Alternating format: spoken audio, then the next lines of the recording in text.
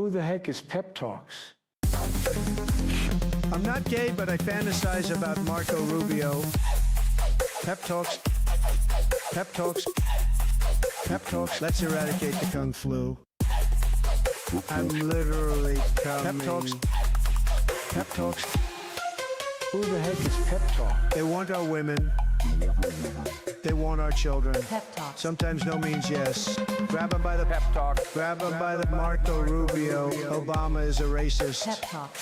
I'm literally coming. I'm Pep literally coming. Pep talks. We found weapons of mass Pep talks. destruction. My fellow Americans, it has been confirmed today from Pep Talks that we are indeed all high on politics. Yes, we are. Welcome to the Friday edition of High on Politics. I'm your host, Pep. Nice to see you guys. Nice to have everybody here. So yes, I missed the show yesterday. Had some personal stuff going on. Hey, Zayrox 619, how you been? I will go through that right now. We had to do some medical appointment kind of stuff, so that took priority. Also, yeah, it was just one of those, wanted to spend some time. Spend some time with my wife, you know. But she's doing pretty good today. We're having a good day today. We got a lot of information. We got, let's just say we have a lot more of a clear plan. And we also kind of understand where we're at as far as where this journey is going to take us. There is one thing that kind of sucks, though. A possible side effect is that she will not be able to really handle cold, like cold beverages or just cold. They said that there's a side effect that's possible where it could literally be painful for her, and that sucks because my wife loves cold beverages. If you guys know the G Love song, I like cold beverages, that is about her. Which also, dope song. Glad you're doing amazing. Well, what? What? No, I'm talking about how my wife has cancer. I appreciate you. Like, I do. Kind words and all, but that's, no. We're... Life has definitely knocked me down a little bit, so, but, you know what? You prevail, and in this situation, it's about, being strong and just being there, so. Hey, Pinkerbell, how you doing? Hope you're doing well. Also, I mean, Zayrox, I hope that you're doing well. I genuinely do. I hope that everybody has some good shit going on. We got a lot going on in this country. There's no way to mince words about this. It's definitely hitting the average person. The inflation report. This is what's really driving me crazy is we all knew this. At what point? And this is going to kind of sound, a little egotistical, but as a leftist, sometimes it's like, how do you guys deal with it? Where, like, how do we deal with being right so much? Like, what am I supposed to do with just, OMG, my bad. I'm so sorry. I did not hear the cancer part. I missed it. I am truly sorry. Thank you. I appreciate that. Where was he? Sorry, with all due respect. And I mean this with all due respect. I'm not knocking, I try not to knock, anybody who practices religion, but yeah, I'm definitely at that point where okay, if God is so just, why is this even a thing right now? Just I constantly have to go there. So I'm dealing with it by changing my name to Cassandra. Oh, don't do that in are you gonna do that in chat? Wait. Oh no. It will confuse me, but I will get over it. I always find a way. Oh, we were just talking about this.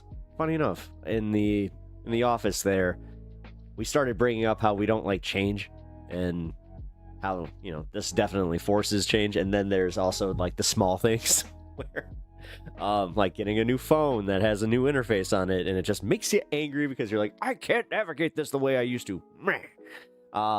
Yeah, I'm definitely at that age. I'm there, so I guess I'm old. Pretty sure that my nephew would say that I'm ancient at this point. Dude, I caught myself doing this the other day. Like, when you see like in the small reflection of your screen, just this looking back at you, and you didn't even think of. Oh man, that was a whole new level of. Oh no, I guess I am falling into my 40s, just head first. I think that I've mentioned this though. I do need new glasses. I've needed new glasses pretty much since I started this stream. I was pretty much a year out from needing glasses, from when I even conceptualized this. So, I'm like, I think 2-3 years out of my prescription. So, I make do, but it definitely explains some of my ocular headaches, which not great when you are susceptible to ocular migraines, which if you don't know what those are, I have this thing where I don't know why, but if you've ever had a cluster headache, it feels a lot like that. That turns into a severe migraine. What causes the cluster headache is it could actually be my ring light some days where, thank God, it is kind of like a roll of the dice every time I turn it on, where I'm just like, all right, is it gonna hurt today? Yeah, but that's what does it, is like a quick flash of a bright light, but it's usually like reflections of the sun off of like a surface. That's where I've gotten most of them that I can even think back to, which I hate to say this because it sounds unsafe, but I've had a lot of ocular headaches start on like my way home from somewhere because like I caught the sun just kind of reflecting off one of these other person's cars, or it's usually that, but it happened off a building once. That's why I'm like, there was the one time that a building did it to me where I looked at the building and just the sun got me and I was like, oh God. It sucks though. I have to like pull over, and then it's a 50-50 shot of whether or not I'll have to like call somebody to get a ride home. I've only had to do that twice though, so thank God. Not a common occurrence. That's also the thing, is it doesn't happen like all the time. It will happen maybe 2 to 3 times a year. But that's also what sucks, is it's like, when's it coming? Who knows? Last year it happened while I was shoveling. That sucked. I was in the middle. I look up. I didn't have my sunglasses on, which again, when you have this problem, I kind of need to just always wear my sunglasses when I'm outside. Funny enough, these would be almost like prescription for me. But yeah, and the difference between an ocular migraine and a normal migraine is that it sits on your ocular nerve, so you can just how do I describe this? It's like the back of your eyes hurt a lot. So, Legend of Sean 2. Yo, hey, what's going on? Why is it showing the ats and not your normal names? It's doing it again. Here for like 5 minutes. Oh, you gotta go to work? Well, it's good to see you, Sean. Yeah. Hey, I might be able to hop on Rivals this weekend, just so you know. I'm gonna have a little bit of a buffer of time where finally might get to sit down and play some video games. Yay! That aren't on the Switch. YouTube be effing up. Yeah, great. The last time this happened, my stream went down, and it wasn't part of my OBS or like my connection issues. It was all on YouTube's side. So let's hope that this clears itself up and nothing bad happens. Good vibes, guys. Good vibes. Let's put out. That's, how it is here. We put out the good vibes. Speaking of, yeah, definitely send good vibes to Uni. I think that she is going to be able to join us for a little bit here. I know that she was upstairs talking to one of our relatives, so we will probably get a... Oh, shoot, though. If this is happening... Well, hold on. I put the GoFundMe out there. At this point, I think that we are... Well, I'm a public figure, and good boy. Didn't really think this one through, but whatever. I will say this much, though. If you guys would like the GoFundMe link, or I should just probably put it up, and you guys can help on that end, or you can donate to stream. I will say this much. When you donate to stream, it kind of skips the whole, the GoFundMe part where they, like, man, dude, they take their cut, that's for sure. What up, Etch? But yeah, we are definitely appreciative of any support. You guys know how it is, though. You guys just being here on stream, helping get the stream out there, and just supporting me in general. I really do appreciate it. But I'm gonna say it right now. Let's get that 100% like to watch ratio. So if you haven't already, hit that like button to help out the stream, and also just make yourself, like I said, good vibes. I will appreciate it. That will be the. I mean, they are literal thumbs up. So we've gotten so used to that. I just kind of thought about this, where it's just like we should appreciate a good thumbs up. I don't care if it's a like here, like on Facebook. If it's got the thumbs up, man.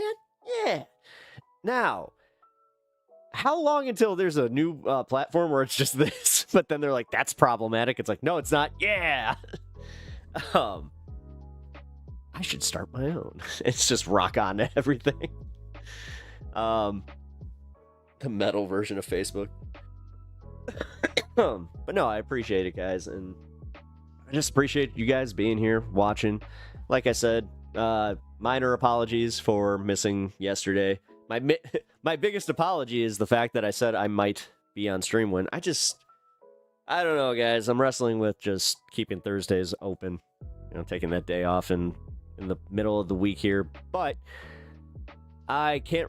This is where I'm wrestling with it, is because I know I'm gonna need to take other days off, and yeah, it's gonna be kind of all over the place with all this stuff going on. Although we are gonna have more of a schedule on that coming up, so just might be a little bit of an adjustment. So, but like I said, thank you for hanging. Thank you for being here. Also, hope you guys were able to catch the coverage over on this space. I wasn't really able to say much. I'm lucky I even got in the room. I'll be completely real. That was crazy. More rest will give us better. Yes, yeah. You know what? I've been honestly thinking about taking a day off in the middle of the week anyway. So this might just push me to do it. But unfortunately, it's just so inconvenient right now where I need to keep that day open. It's taking a Monday off. That sucks, but it's looking like I'll have to do a few Mondays, a few Wednesdays.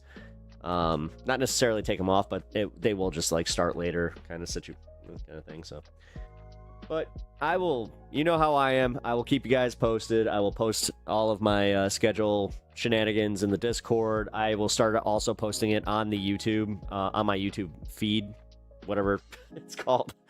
And then over on Twitch, if you guys watch over on Twitch,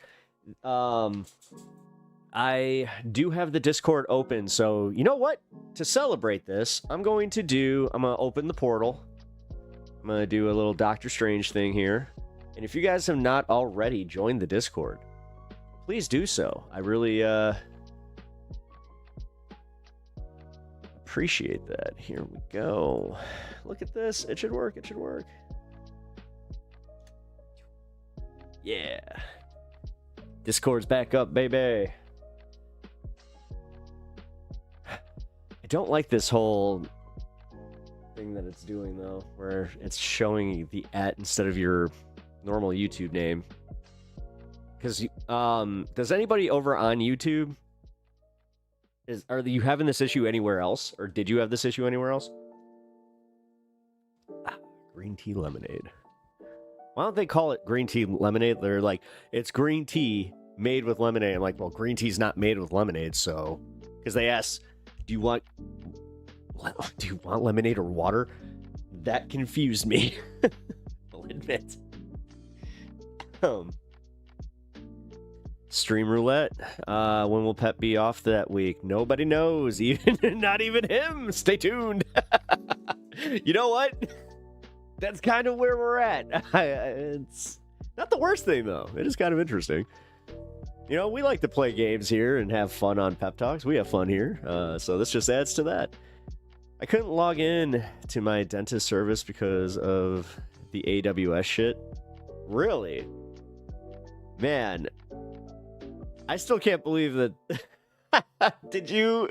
We covered it a little bit here on my last stream, but that was kind of funny hearing the whole, like, people just got trapped in their beds, and then did you hear about the few of them where the heating coil in the bed kept going and it burnt through the fucking padding? Whoa, okay. We need to have a broader conversation about heated beds now. Especially hooked up to the fucking... Okay. I'm having this problem right now. I got one of those stupid thermostats.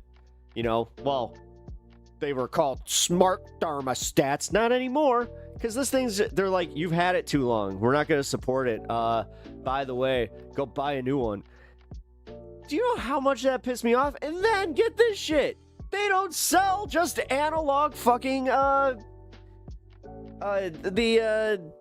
just normal analog thermostats that would work in my house anymore. I have to essentially get a new smart... I was so pissed about that. Ugh. I don't know. Here, actually. I meant to do this earlier. I'll just do it right now. Let's see if I can find an old school one. Maybe I'll just buy one from eBay and just wire it up. Because honestly, man, I don't need this whole internet connectivity BS to a thermostat. It was always annoying because if you have a power outage or if you have an internet outage, your thermostat would go out too, and then you would have to go and bypass it, which not easy. Ugh. Sorry, this is the pet bitches for a minute. These newfangled things are making it harder because they have internet connection. I legitimately, when I was shopping for cars, I wanted to go to like the oldest model that I possibly could where it didn't have a whole bunch of computer crap. Yeah, it's kind of hard to get away from now. Because sure as shit, they're just like, you need to update the navigation system, pay X amount. Get this one. Newer like cars, like I know that Toyotas do it, I know Kias do it, and Teslas obviously do it, but BMWs are probably the most egregious. But they have to you have to sign up for a fucking subscription service to get the features that are already installed on your car. What the actual hell? I remember this where because I was looking at the stats of the car, right? And I'm just like, oh, hey, nice. It's got that remote start. That's cool. That new fangled remote start that makes me feel like Batman. It does. Every time I remote start a car, I'm just like, hey, car, come to me. Shields. All right. I'm only Legend of Sean because of my non-YouTube premium account. Oh. Wait, you have two?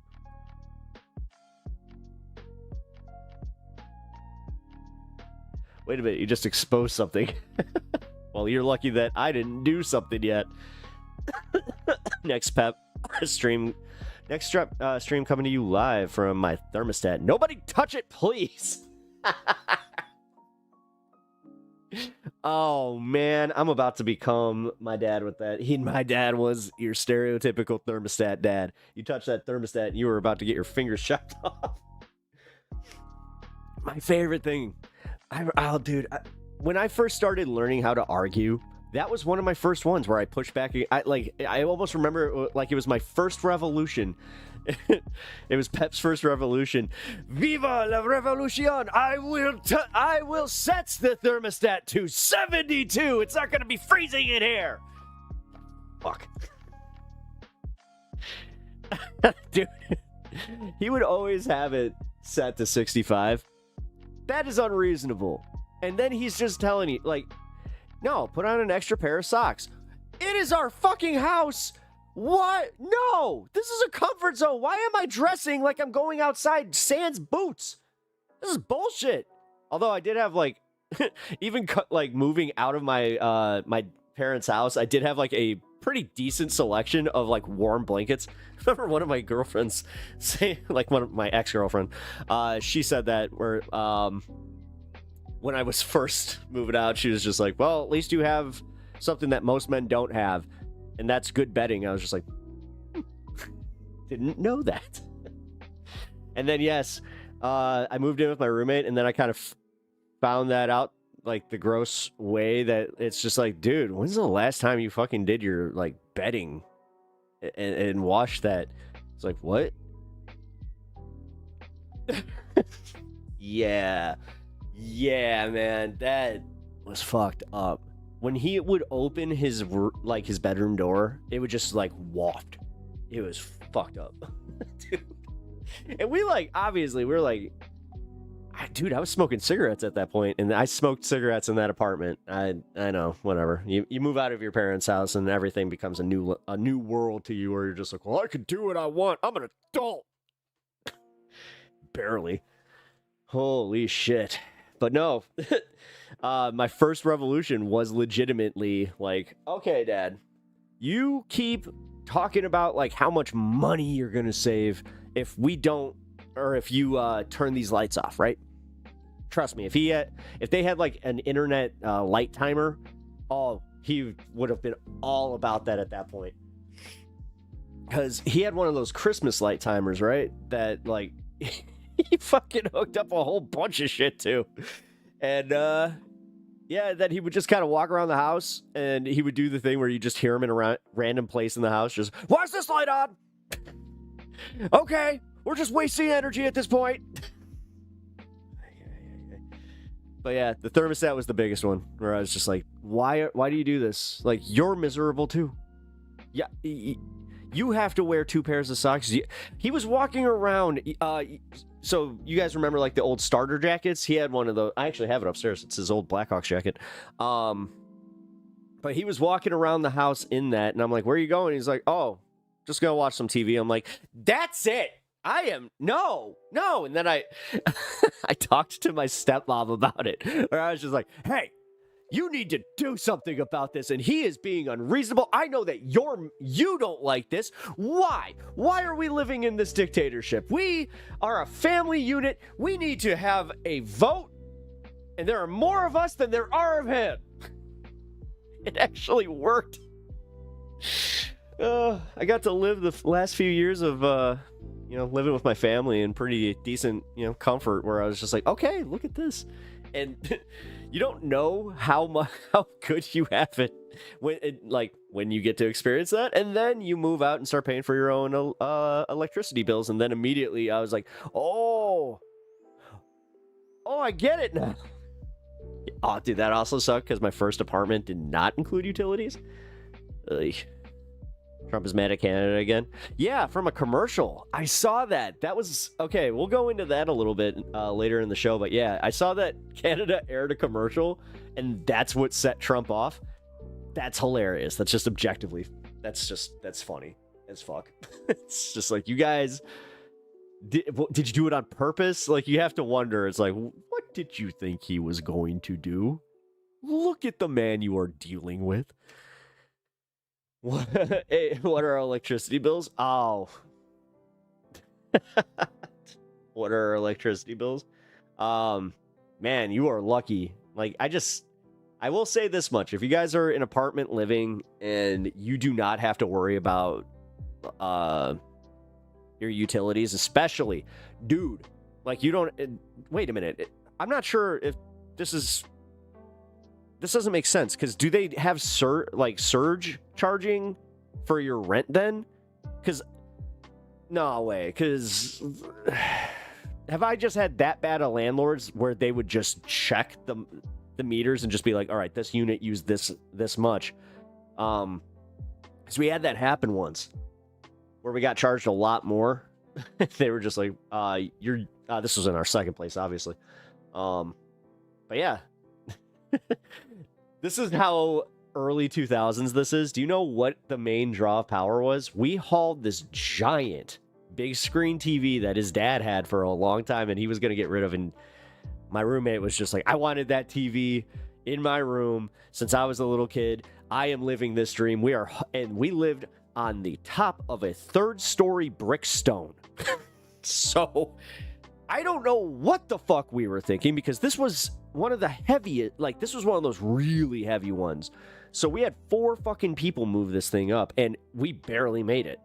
But yeah, that was a significant source of drawing power. Also, it had an original Xbox hooked up to it and an original PS2. And then the Wii. Oh, man. And then we got oh yeah, we also, I think that's when we get, no, I didn't get a PS3 until I moved out of that place. Sorry. It just had like a little, wait a minute, when did I get my PS3? I got to work that release as a GameStop employee. What's a Wii? You just spelled it right. So, I don't know. It kind of proves that you know. Hey, the Wii is awesome. Can we just say that oh, dude, we still play bowling. I'm not even, like, we have the Wii Sports Resort edition, not the original one. Because the original one it's a broken game. Legit. We figured it out, too. You could sit, all you had to do was twist your wrist a little bit like this, wait for it to, like, your character to kind of walk up, and then you had to wait a second and just, you spun like this, and it would just straight every single time. You know how I found that out? My buddy, for the longest time, we were convinced that he might have just been like the best Wii bowling person on the planet Earth, because he would sit there ripping a cigarette, just getting strikes, and we're all doing the thing where we're like, you know, full bowling in our we were the reason that you had the wrist strap on your controller, trust me, because we were those guys just like and then trying to do like a little twist, all that crap. Nah, didn't matter. This guy's just sitting there, strike, losers. And we're just, what the fuck? Yeah, he just figured it out early. But yeah, they fixed that with Wii Sports Resort 2, or whatever it's called. It had like the expansion on it. It was cool. Wii Bowling is the best college dorm council. I mean, yeah, council. You're starting to age now. See, you're starting to call the council the thing, or the game the council. That's what, you know. I always had that where I'm like, okay, once I start calling every game council your Nintendo, because that was my mom. My mom. I just absolutely love the fact that my mom was that mom, where I'd be playing my Sega, and she'd just be like, when you kids are done playing your Nintendo, it's like, it's a Sega, Mom. It's a Nintendo. It's like, I guess she was wrong. She was just blatantly wrong. Same thing with PlayStation. God. I just realized how adorable my mom was. You are? Well, I mean, then careful with yourself here in chat. You know how it goes. PS2 racing games. Yes! Need for Speed, Hot Pursuit 2 is one of the best racing games ever created. Forza Horizon, I actually have to say, not PlayStation, obviously, but ew. Nah, because Hot Pursuit had the damage, kind of like Burnout a little. Oh, wait a minute, what am I talking about? No, it's Burnout 2. Actually, no, Burnout Paradise was better. So Burnout Paradise, Need for Speed 2, and then Forza. At the end of the day, are we all just Nintendo? Yes. Oh my god. That we're gonna have that moment where it's like Macho Man, where it's the Macho Man think piece, which you've all seen it, even if you haven't like seen the actual clips. It's him in all denim, sitting pondering on a rock, and you see like the fade of him in the background. That was from an actual shot of a WWE vignette. Macho Man isn't always about macho madness, yeah. Sometimes he's about macho calmness, collection, yeah. Finding yourself, uh-huh. Little bit of self-reflection goes a long way, yeah. Oh, dude. I would have given anything to hear him just do that as a full-blown character where it's just reformed Macho Man. No more macho madness, yeah. Properly medicated, uh-huh. Anyone been playing Sonic Crossroads? No, I have not. I want to. I have no reason not to. Yeah, shit. I mean, how much is it? Is it a full If it's a full price game, then maybe I have every right not to right now. God damn it. I'm gonna sound so old right now, but these newfangled games, they used to be $60, and that was a lot. I would go in and I'd see $49.99 on a game, brand new. And then I thought to myself, that's a good deal, that's good enough, you know? But then they made it 60. Oh my god, did you see the fucking price increases on all the streaming services? How's that affecting your guy? Like you guys, what are you guys gonna do? Are you guys gonna start jumping off some of them? If you obviously even have them, but yeah, I saw that there are a few of them that are doing it, and I'm just like,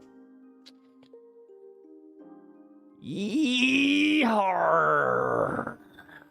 I feel the tides are changing. Yeehaw! Video games are different now. They're so addictive, it's dangerous. Yes. Dude. All right. Oh, okay. Switch. I've been playing my Switch. My Switch 2. Not trying to brag or anything. But yes, I was playing Pokemon ZA, and that game it's got that addicting quality to it where I think I brought this up it was either the last stream or stream before, but I was playing it before I started, and I legit started thinking, I'm like, well, maybe I don't need to cover politics. Maybe I can just play this on stream today and then I'm like, no, stop. What are you doing?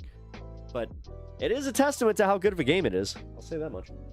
It is very good. If you guys have ever been on the fence about trying out a Pokemon video game, this is the one I would highly recommend. It's very, very fun.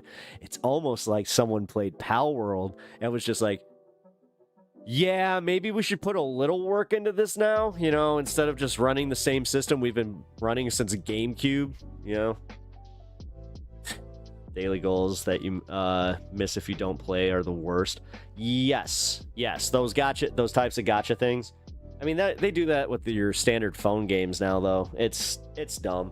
I get it, though. Like, if you're really, really into a game and you've put a lot of time into it, there's something disappointing when you get to that point. Because it's almost like you're like, I'm growing up.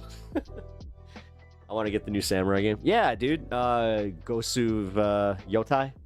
Yeah, I want to play that one. I 100%ed Ghost of Tsushima, so I'm toying with whether I just get that on Steam or on PS5. I'm thinking Steam might be better because then I can play it here. You know? But there's this thing about, like, when I game, I don't necessarily want to stream. Like, I like streaming this. I like talking and doing happy birthday to Zach's dad, by the way. For real. Shout out to Zach's dad, Mr. Johnson. Oh, well. Hey, your name's up there, so I don't know what to tell you. But Mr. Johnson, Big 4-0. Oh, God, I hope you're kidding. Really? No way. If that's the case, then, damn. I'll be there in not too long. Fuck. I'm older than your pops. Oof. You're just like, oof. DoorDashed him a cake. He was 19. I mean, that makes sense. I got plenty of, yeah. I have a friend that had her first kid when she was 17. Yeah. It's weird. Her oldest just turned, I think, 20 or 21. No, he turned 21. Oh my God, that's right. Oh, I'm so old. Fuck. Someone I know that is my age has a 17-year-old kid. That's fucking... Okay. I'm gonna shut up because obviously there's other people in this audience that are just like, yeah, that's how aging works. It's just like, yeah, but this is how it works when you also catch up and you're just like, oh, where'd all the time go? And you don't have kids, I guess. It's just, it all kind of blends together. What? Okay. Anyway. Yeah, the one thing about video games, I want to sum this up real fast, is I'm glad that loot boxes got called out the way that they have been. Hey, what up, Outsmoke? Hey, good to see you on stream, dude. Hey, bro, hope everything's going okay with everything going on. Yeah. As good as it can be. No, for real, though, I need to be honest here, and I should accept the good out of this. So, yes... She was dealt a real bad hand here. But that doesn't mean that, like, we're not seeing improvements and we have, like, you know, better hands, and we're seeing our path to victory in this. So they kept saying cure today, and using terms like that. Lots of positivity. Also, the plan, I have to say, is... It's kind of weird when the anxiety is like so tied to just the unknown that when you do even just get a few things, you know, laid out for you, how your brain just immediately calms down and is just like, oh, okay. And I needed that. I'll be honest. My anxiety with all this stuff is obviously at an all-time high. But yeah, man, like we're all about just positive outlook right now. Also, she's been really cool about... Usually we would have more privacy in these types of situations if, you know, I think we did have kids or something like that, but I don't know. After my mom died, I do have like this very life is short attitude, and like, you guys knowing this doesn't really change anything. And it also, it's what's going on in my life. Like, I decided to be a public figure.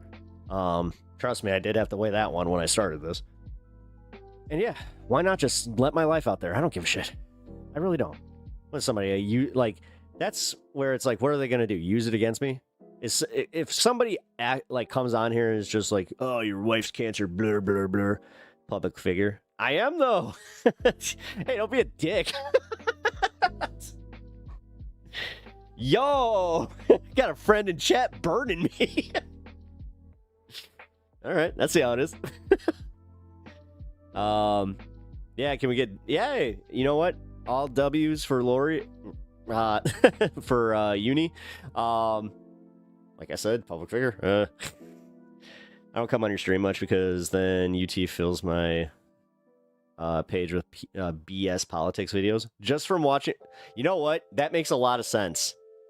That makes a lot of sense because Uni was watching some of her YouTube stuff on my account, and now I have a bunch of Swoop videos, which, not bad. I actually like Swoop. I just haven't watched any of her content in a long time. So I was scrolling, and just everything that was on my For You page was Swoop, Swoop 2, and then like it would mix in like New York Times or New York Post. I've been getting a lot of New York Post lately. I don't know what the fuck is going on with that. And then like my Kyle Kalinske. Also, Breaking Points has been... I think it's because they put out like 5 videos per day. They're doing the Midas Touch thing. I'm telling you, like, they're taking over the frickin' the algorithm. Because Midas Touch, I've noticed, has slowed down a little bit. not just on my own personal algorithm. I've been talking to some of my friends that have the same thing happening to them, where they're just like, no, I haven't watched their videos because they're too clickbaity. And I just end up getting mad at the fact that they got me to click this video, and then they never covered what the actual clickbait title was, or they just at the end go, yeah, you know what, we'll see what happens. It's like, wait a minute, the title is the end of, we just saw this with Kyle Kalinske, and I had to call it out, where he's like, end of democracy. Like, not even a question mark, dude. So I get that. But I appreciate you checking out. Man, I'm talking like freaking an old ass gangster. I appreciate you being here. Thanks. I appreciate the supports. But for real, dude, I do. Oh, also thanks for hanging. You'd be proud. Actually, I need to hit you up after stream at some point here, because yeah, you'd be proud of me. I figured out some computer stuff by ye ol' self. I'm getting better at this. I covered this when I started my stream, by the way, guys. I am not the most technically inept person, or I am technically inept. Whatever. Technically impaired, more so. But anyway, what I was saying about just putting my personal life out there, and yeah, I already had I kind of mapped out what's going to really piss me off. Sorry, I was collecting my thoughts there. And that would be the COVID people. I now have a special hatred for these assholes that are saying that cancers are now being caused by the vaccines, which, funny enough, no. All of like modern science, well, all of modern science, I'm not going to be that broad, but there's new studies from a bunch of pharmaceutical companies and also just other nations, and they're all coming to the same conclusion that there are some cancer-killing properties in the vaccines. So this is where I get really upset, because you have a bunch of people that would, like, they yell and scream about how that can't be true, but, you know, horse paste or whatever the fuck they talk about, or just, you got cancer because you took the vaccine. Meanwhile, I know someone in my life, right? Didn't want to take the vaccine. He has long COVID, and he's going to, it seems like it's going to be permanent. And from everything that I have been told, it has made his life a living hell. He's technically a kid. Like, he's in his mid-20s, and he can barely walk up a fucking flight of stairs. And trust me, he was an all-star baseball player in, well, when I say all-star, like high school all-star. But he was still good. He was very, very good. But MAGA's anti-science agenda is one of the most cynical and deadly of all their policies. Yes. Yes. And I also think that it's like they're doing it on purpose, because who amongst the uninformed is really, like, think about this. Who's gonna get the sickest from all this? Like, going back to even when this started. Because my favorite part is they ignore the fact that Trump has gotten the latest vaccine. But meanwhile, his policies are making it so it's harder for us to get them. We can't get them through insurance anymore. We have to go through all these fucking hoops. And then he's just like, you know what? Why don't you give me a little pat on the back? I deserve one. I talked to Pfizer. We got Trump care. We got Trump care coming.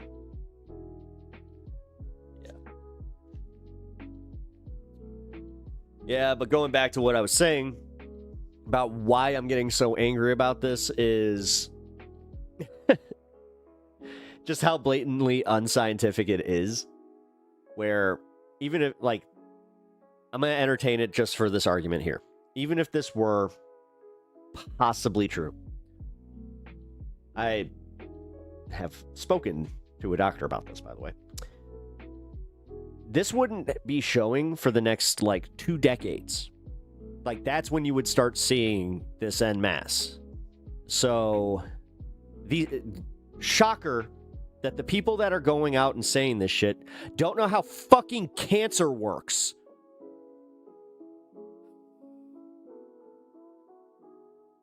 God, that one got me. And that was someone in chat here, and I had somebody in my real life fucking start pulling that bullshit, and I unfriended them, and I'm not doing that. I'm sorry.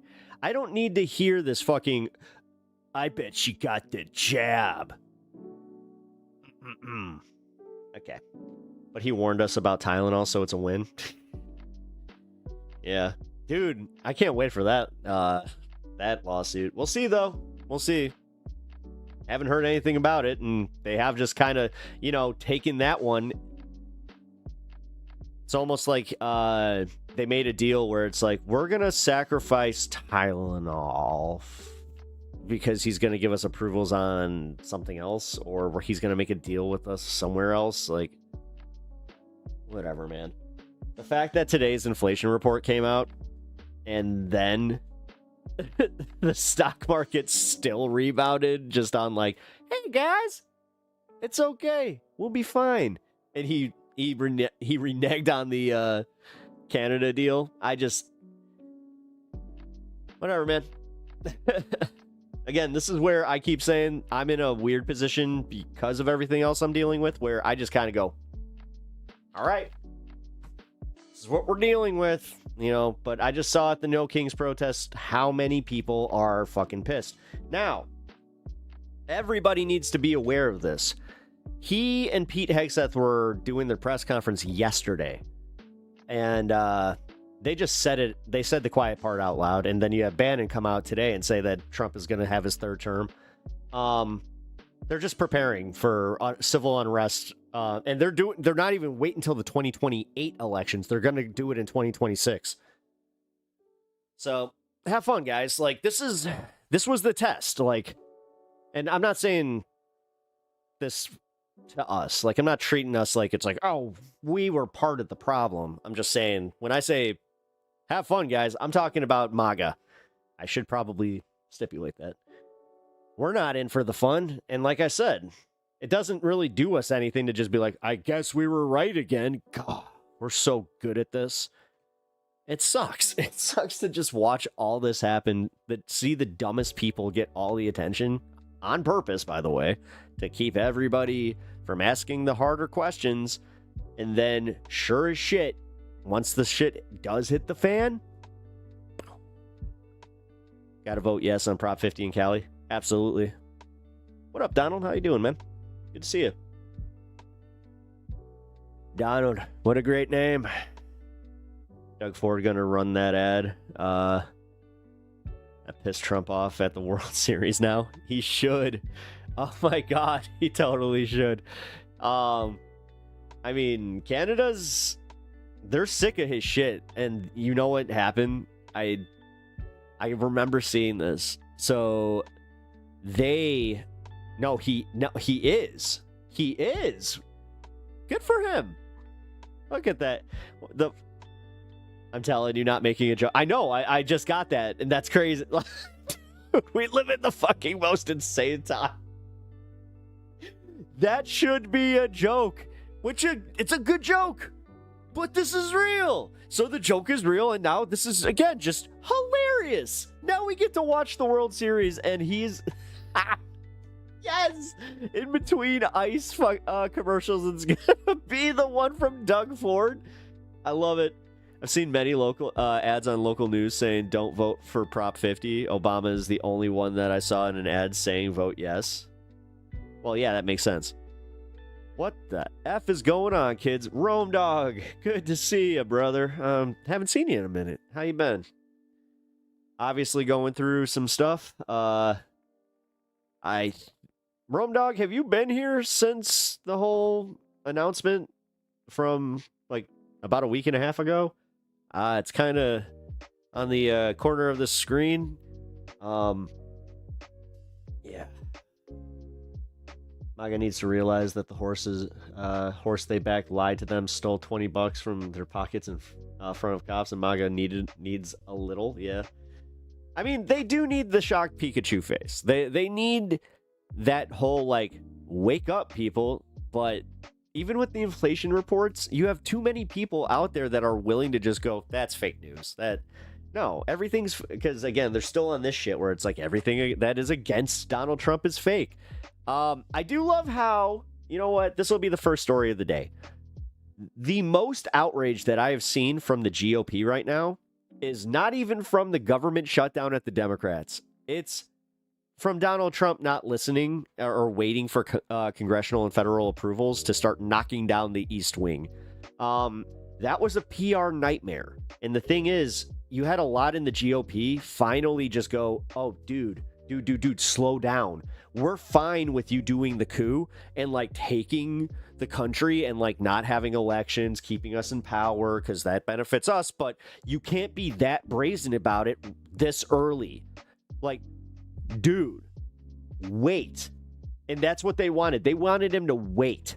But he is an idiot. He's an impulsive fucking child who's getting worse, by the way. Like, the narrative that, like, IHIP and the, the liberal media, for lack of a better term, that keeps putting out his health shit, it is real. Like, there's definitely something there.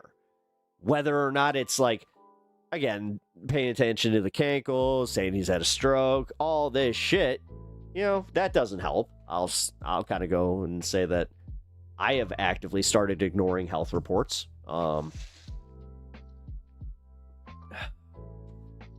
getting worse. He is showing his true colors.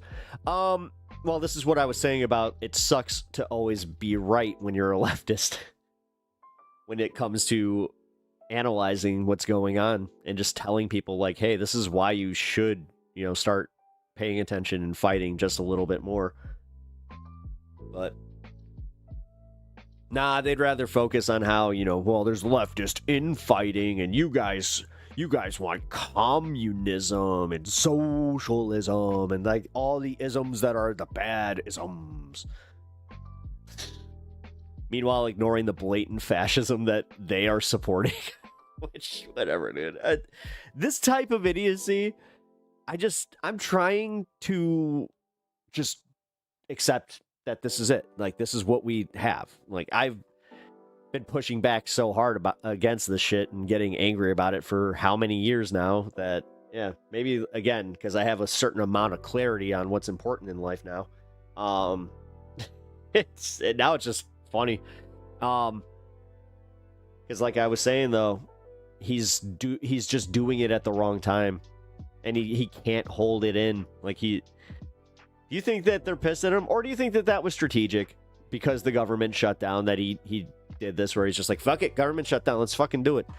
But now it's so obvious. And like for Bannon to just come out and say, yeah, he's gonna totally do a third term. It's just like, dude, why are you guys so comfortable subverting democracy and acting like nothing's gonna fucking come of this? Like, you guys might see what's happening with ICE and just be like, yeah, they're gonna squash it. No. You try to take away democracy, that's gonna be a big fucking problem. For a lot of people. You're gonna have a lot of right-wingers, a lot of fucking independents, even some MAGA heads go, what? Because the second that, SNAP benefits have been delayed, they're not going to get their SNAP benefits. The last time this happened, do you know who came out on TikTok? Who was bitching about the fucking SNAP benefits and the economy? Yeah, a bunch of fucking right-wingers. GOP Congress real quick to support him when the end game is none of them have jobs. Well, it's not about them not having jobs, dude. Like, he promised everybody there that they would have permanent positions and that, like, the current status quo would continue and they would only get more Republicans because the gerrymandering would come in. And it's like, not only will you have your seat, you will have some new buddies to play with, and they will be from blue areas, and we can just keep, making decisions for these blue areas that you know what? It's going to affect them poorly. Too bad. I don't know. I think things will be so bad by 28 that he wouldn't win anyway. Well, that's the thing. They know that. They totally know that. That's why they're more than comfortable subverting democracy by, dude, the shit that they're doing with the voting machines, everything that they have ever railed against is just them telling on themselves and giving us the exact plot of the new story that they are going to be telling. But no, too many people just, there was a blue donkey there, and I just got to say, you know, Biden this, Biden that. It was Biden's fault. Like, Indiana also told him that they don't have the vote to gerrymander for him, so they won't be. Yeah. It's almost funny how a lot of people, they realize that this is, like, not good for them. Also, it kind of is funny. He can keep going out there telling everybody how great the economy is while it's still shit. And they know that. When they see that they can't make their car payments as easily. I mean, even the richer people in this country cannot fucking ignore it. Like, dude, do you know how much debt just, like, is accruing right now? It's fucking crazy. Oh, there you go.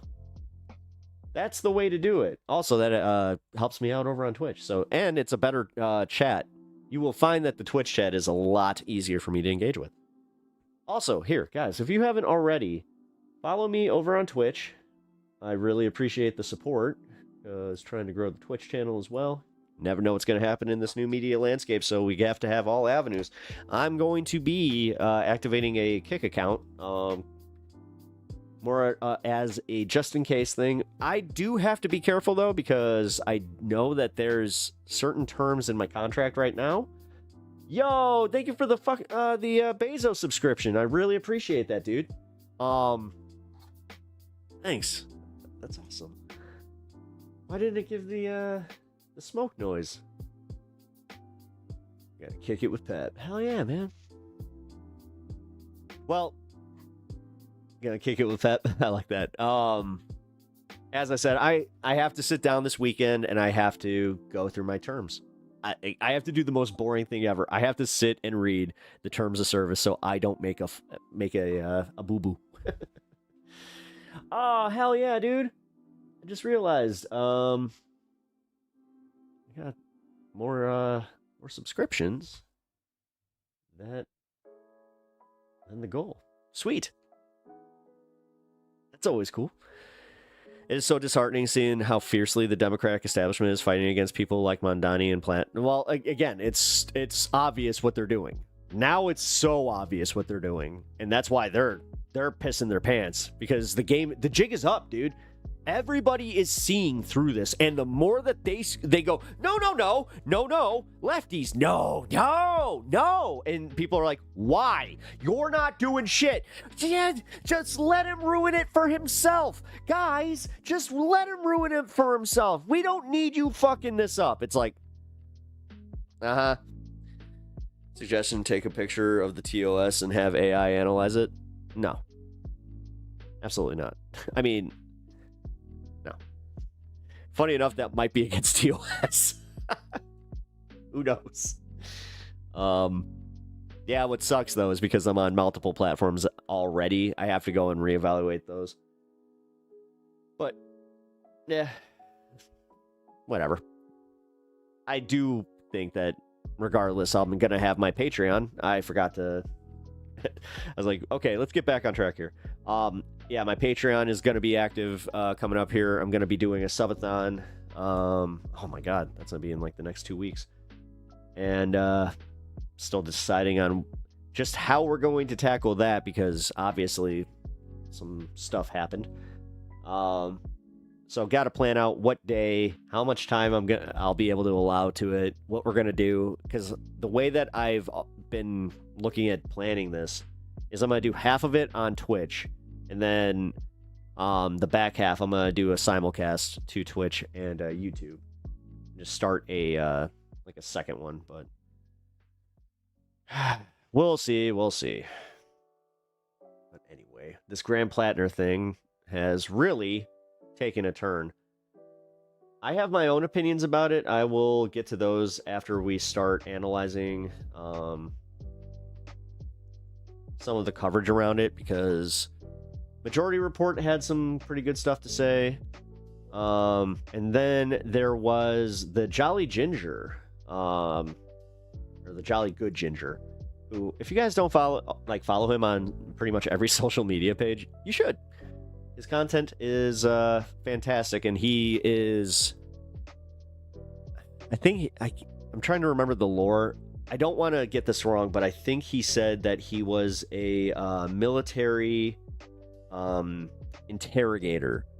So he has a specialty in like combat psychology and just overall, like, you know, the psychology of being a soldier. So he had some pretty good coverage on it. But like, I saw that the Majority Report, dude, they were getting cooked in their comments yesterday. So do you think, like, I'm trying to be careful here. Do you think those were bots? Because there were a few mods that were accusing all of the negative comments coming in being bots. I'm like, that doesn't seem like, how would that work? Do they just wait for one disagreeable topic all of a sudden and they're just like, nope, mass botting on this topic?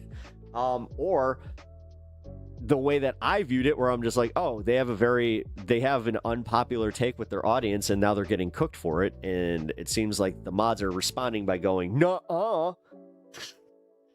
So, I mean, the tattoo is a bad look, but in the context of the infantryman from Maine with no other career prospects who essentially grew up in the woods, I'm not worried at all, especially if Susan effing Collins is the alternative. Yeah, but you have Susan Collins has won her election over and over again for a reason, because she has a lot of milquetoast motherfuckers that they don't look at this stuff and think, oh yeah, you know what we need? The guy from the working class to come and fight for us. Trust me, do you know how many people are still gonna fight against that, even though he's just like, no, here, open your mouth for the airplane has free healthcare. Why won't you open your mouth? Don't you want healthcare? No, I don't want to ruin the point that I got from this here. You know what? We'll watch this, and then we'll watch the Majority Report thing, and we will get my takes on it after that. So here's the Jolly Good Ginger. Let me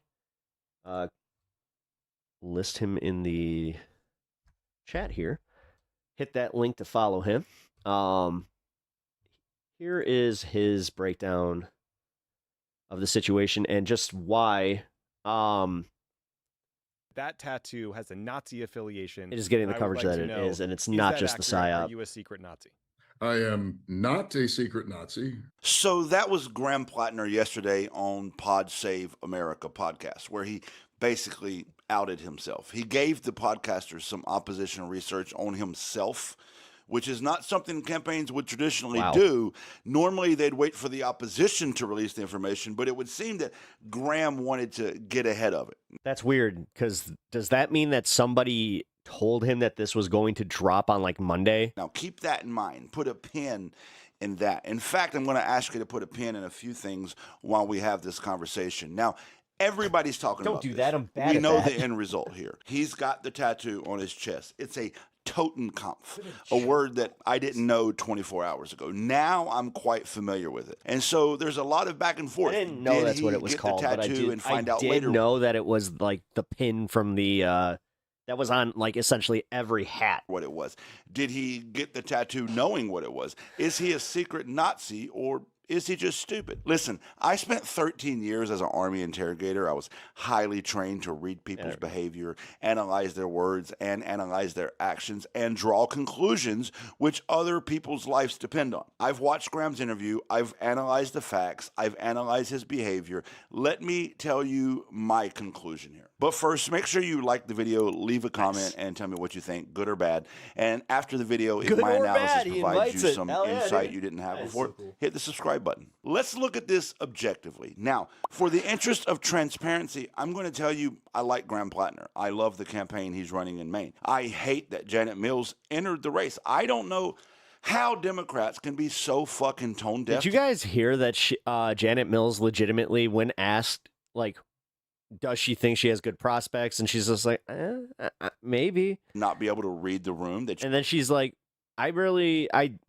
I guess I'm just here because somebody else is running in the primary because I think when she said, I think Susan Collins is doing a good job, it was just like, what? you got a guy in Graham Plattner who's destroying his Republican opponent, but they have to enter the senior This is the bro version of body language interpreter. Democrat in the race simply because he's too progressive and what would seem Hey, like man. too young, but that's another conversation. We're not having that conversation here, but I think it's important that you know my thoughts on that before I give you my analysis of Graham. I was a Graham fan. I like his policies. I like what he's advocating for. He said was I'm now. on the same side as him on most issues, but I'm going to analyze this topic objectively. First of all, he says he got the tattoo in 2007 while in the military in a foreign country, drunk in the Marine Corps. As an Army combat veteran, that shit checks out. All of that shit checks out. I literally have a tattoo on my chest I got while I was drunk on R&R from Iraq. It happens all the time. Then he says he You're not supposed to get tattoos while you're drunk, by the way, guys. didn't know what it was. It just looked like a cool skull and crossbones or something along those lines. Sure, okay, fine. That was 2007. So now it's been 18 years. 18 years. Oh, sorry. It reminded me of the song. Anytime I hear the word 18 years, it reminds me of the song. And he didn't know what it was until this opposition research came out. So there's multiple things to discuss here. On one side of the coin, I myself could not have readily identified a Interesting. Totenkopf 24 hours ago. I myself Tell him, man, I'll take it. I'll read your had comment no here after idea this. that was Nazi symbology. I'm also admittedly not super educated or well read on Nazi symbology. It's a very niche subject that I have not spent a lot of time studying, so I wouldn't know. So is it quite reasonable that he didn't know? Sure. Also, there were several polls that were done kind of unofficially across the internet yesterday of people asking their audience this question: did you know what it was? And the common turnout was damn near 50-50. Some were 60-40, others 55-45, damn near 50-50. So it's reasonable to say that 40 to 50% of people didn't know what a Totenkopf The new South was. Park So episode. is it reasonable to say that Graham did? Wait, wouldn't you say that it's maybe 6 to 70%? No, sure, that's reasonable. That's what we call a reasonable person standard. So I think it's reasonable in and of itself for a person to not know what it is. However, comma, pause for effect. After learning what it was, I did what reasonable people would do, and I researched it. And I've learned some things that, quite frankly, blow my mind. Did you know that the Totenkopf, was the common symbol found on Yes. Nazi hats? Once you Yes. see it, you can't unsee Yes, it. I Look did. at this from Google. Just Yes, this is literally on almost every hat. Google Totenkopf Nazi hat. It's on every goddamn one of them. Yeah. I didn't know that, or I had at least never noticed it. Did you know that amongst Nazi symbology, the Totenkopf is considered one of the 3 or 4 most common symbols? I didn't know that. Now, the first few you see on these charts, I would have known those are Nazi symbols, pretty well known. But I didn't know that one of the most common is the Totenkopf. Did you know that? Now, you're going to say to me, wait a minute, Jolly, that contradicts what you just said. Even if it is the 3rd most common piece of symbology, you just said 40 to 50% of people didn't know it. You just said you yourself didn't know it. You said it was pretty reasonable for people not to know. Yar, boys. We lost the skull and crossbones. Yeah, I did. So now let's talk psychology, because that's what I'm good at. Oi, what happened? Let's talk human behavior, because Yar, they called us Nazis. We're not Nazis. that's what I'm good at. You ever bought a car and then you notice everybody else driving the same car? We've all done it. A few years ago, about 6 years ago, I traded my Toyota Camry in for a Mercedes-Benz, and suddenly everybody I saw was driving a Mercedes. Those people were Good for you. already driving those Mercedes, but I Also, waste of money. hadn't noticed it until I got one. You ever notice somebody's got The Camry actually would have just been a better investment long term, but the okay. same shirt on as you? You didn't notice everybody else's shirts, but you noticed the guy who was wearing the same shirt you have on. It's a psychological phenomenon where we identify things in other people that we associate with ourselves. You ever notice that when somebody does something that annoys you, You mean like put a mic charm on and all of a sudden then Hassan has a mic charm and freaking Natosi has a mic charm? the truth Everybody's getting a mic charm. is that you also do that thing and you hate that you do it. The people we dislike the most are the people who have qualities that we dislike in ourselves. We notice them more because we do them. It's psychology. So, This is going to lead to a bigger issue with the culture of the military, I think. It should. I'm sorry. With that, I'll say I will say that because on paper they're supposed to like weed that out before it even enters the military. But just from the people that I know in the military, the people who have gone into the military, hell, I know a guy that got a fucking dishonorable discharge, which he legitimately had some questionable tattoos going in. So it's like, wait a minute, he made it through boot camp, all this stuff, and he didn't get kicked out for the tattoos, by the way. But if I had a tattoo on my chest, and for the record, I don't, like, Graham okay. Plattner does. But if I had a tattoo on my chest for 18 years of a Totenkopf, then I would have noticed it appearing through those 18 years. Take, for example, 2013, there was a TV series called Mitchell and Webb. I've never seen it, and maybe Graham Plattner's never seen it, but watch this clip. Have you noticed that our caps have actually got little pictures of skulls on them? I don't. Hans, are we the baddies? See, it's being talked about. Even in this clip, they make jokes. You ever notice the skull and bones on Are we the baddies? our hat? Maybe we're the bad guys. It's being talked about. There's other movies from World War II about the Holocaust, about Nazi Germany, that I am absolutely certain this Totenkopf appears in them. And if you and I were watching those movies, That's the way. Have you ever noticed the we probably wouldn't even notice it, which is why, going back to my original point, 40 to 50% of the people didn't know what the fuck it was, which is why a reasonable person might not know what it was. But I assure you, from a psychological standpoint, if it was tattooed on my goddamn chest and I saw it in a film, I would immediately notice it. That's true. You'd be like, what the So what? I'm sorry. It's a Yeah. tough one for me to. Yeah, because Kyle Kulinski pointed out that it's like he saw a tattoo that looked cool, and it turned out to be a Metallica symbol. believe. And he's like, no, that is totally a Metallica symbol. Whoa. But Jolly, are you saying he's lying? No. But that's, when he saw that, immediately he recognized A good it. So it's kind of like he's making a good point here. Interrogator never says you're lying. A good interrogator just identifies deception.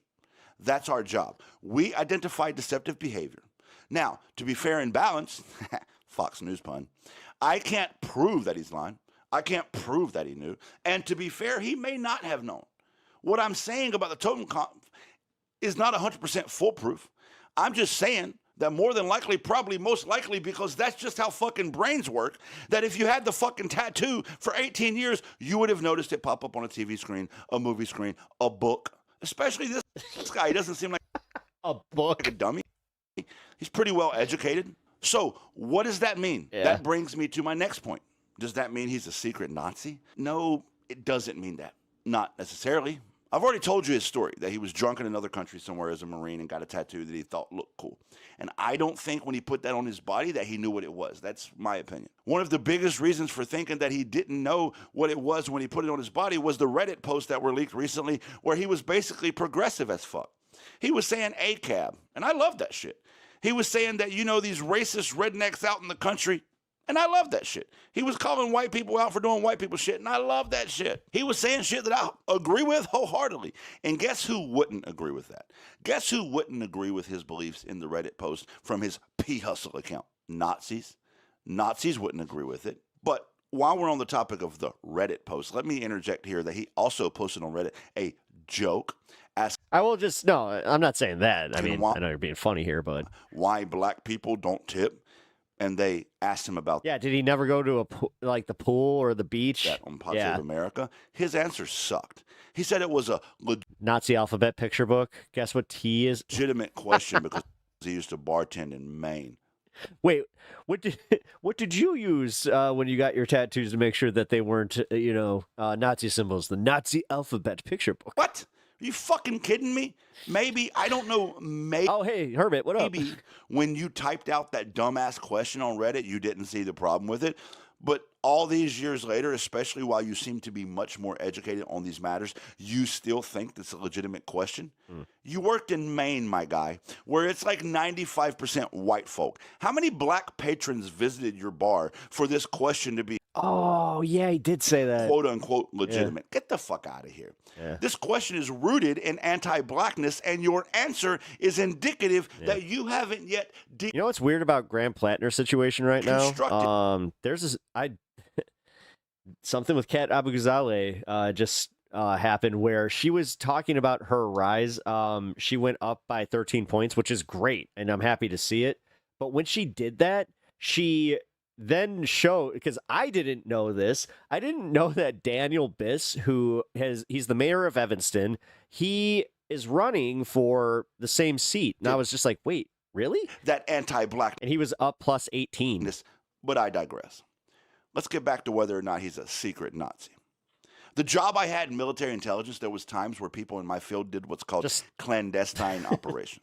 I was like, that's a weird way. Like, she could have just isolated that plus 13. She didn't need to show the whole pool. Where you assume another identity. Now, I have some understanding of how that works. This guy seems jolly. If this guy was a secret jolly. Nazi looking to infiltrate our government and get you to elect him, I don't think the fucking guy is going to put the third most common Nazi symbol known to fucking Nazi Germany tattooed. What are Kat's odds looking like? Right now, she is still under 20% on his chest. Goddamn, he's either the dumbest secret fucking Nazi to ever. It's looking like it's going to be between Daniel Biss and Laura Fine. For a secret Nazi, or he's not a secret Nazi. So is Graham Plattner a secret Nazi? I don't know. I think because right now, like I've been saying this, guys, and I advocate for Kat. Here's her here. Scan the QR code to check out her campaign, and I plan on voting for her in the primary. But this is one of those, I didn't know that was what she was up against. I just kind of assumed that she was actually the most popular one in the entire primary race. I think Stephen Miller is. I think Stephen Bannon is. And I'm being pretty loose and liberal with the word secret here. They're actual fucking Nazis. But here's what I think. Not so secret. This is the conclusion I come when it comes to Steve Bannon, he's not so secret about it. After watching this play out, after researching the Totenkampf, looking at his leaked Reddit posts, knowing his policy positions since he's been running for Senate in Maine, my conclusion is this. 2007 was drunken Marine shit. I believe that somewhere along the way, he learned what it was. And in an amazing display of white privilege and bad decisions, he didn't cover it up. That's stupid. Man. That's dumb. That needs to be addressed. That needs to be explained. I know how white people make arguments. White people always lean on, well, it wasn't my intention. But I think it's very important that we bring up impact over intent right now in this conversation. As soon as this guy learned what that was, should have been covered up. Yeah. And I just don't think that he learned about it this week. Sorry. I find it wild for him to have even entered the Senate race without covering it up, because I feel like he probably knew what it was. But again, to be fair, the fact that he did enter the main Senate race and not have it covered up does leave the door open. Maybe he didn't know. Maybe. I don't know. I'm just analyzing the data here. I just find it funny that giving him the benefit of the doubt is literally just being like, maybe he's an idiot. That's my job. I don't know his intentions. I don't know his heart. I only know what. Oh no. I mean, she's definitely opening the door. I know that she's been talking about how no matter what, any of her campaign funds that are left over, she's going to be contributing to the progressive causes, possibly even the front runner. I think her and Daniel Biss they're not too far apart. But I know about Graham as far as their much politics. As anybody else does, and that's what's publicly available for research. And through my lens of my training as an Army interrogator, that's it. That's all I know. I agree with his policy. Actually, I can just say I voted for Daniel Biss in the gubernatorial primary over J.B. Pritzker. I like where he stands on issues. I like that he's not 77 years old. I like that he's not afraid to go against the grain. I hate that he hasn't addressed his anti-blackness. I hate that he's probably lying about not knowing what the goddamn tattoo was. But let me be abundantly fucking clear here. This is not my place to discuss how much damage is done here, because I'm not the affected community. The Jewish community is directly affected by this symbology. Now, Graham Plattner has been openly against anti-Semitism. He's made his position. I live in New Hampshire. It does not surprise me that a career soldier from Maine has a Totenkopf and is ignorant to its meaning. On that clear. See, no, and that's fair. And as silly as he's trying to make that sound, I kind of do give that benefit of the doubt. He's against anti-Semitism. But I just feel along the way he had to have seen this symbol somewhere, should have known it. I mean, that's where he has a good point here. 18 years. You've had it for 18 years. You've watched I'm sure he's watched a lot of, Inglourious Bastards or anything in media. Because again, every hat had it on it. So you would have just gone, No, that can't be the same. Oh, that looks really fucking similar. Should have covered it up. So the harm done to the Jewish community here should be addressed, and their voices should be heard.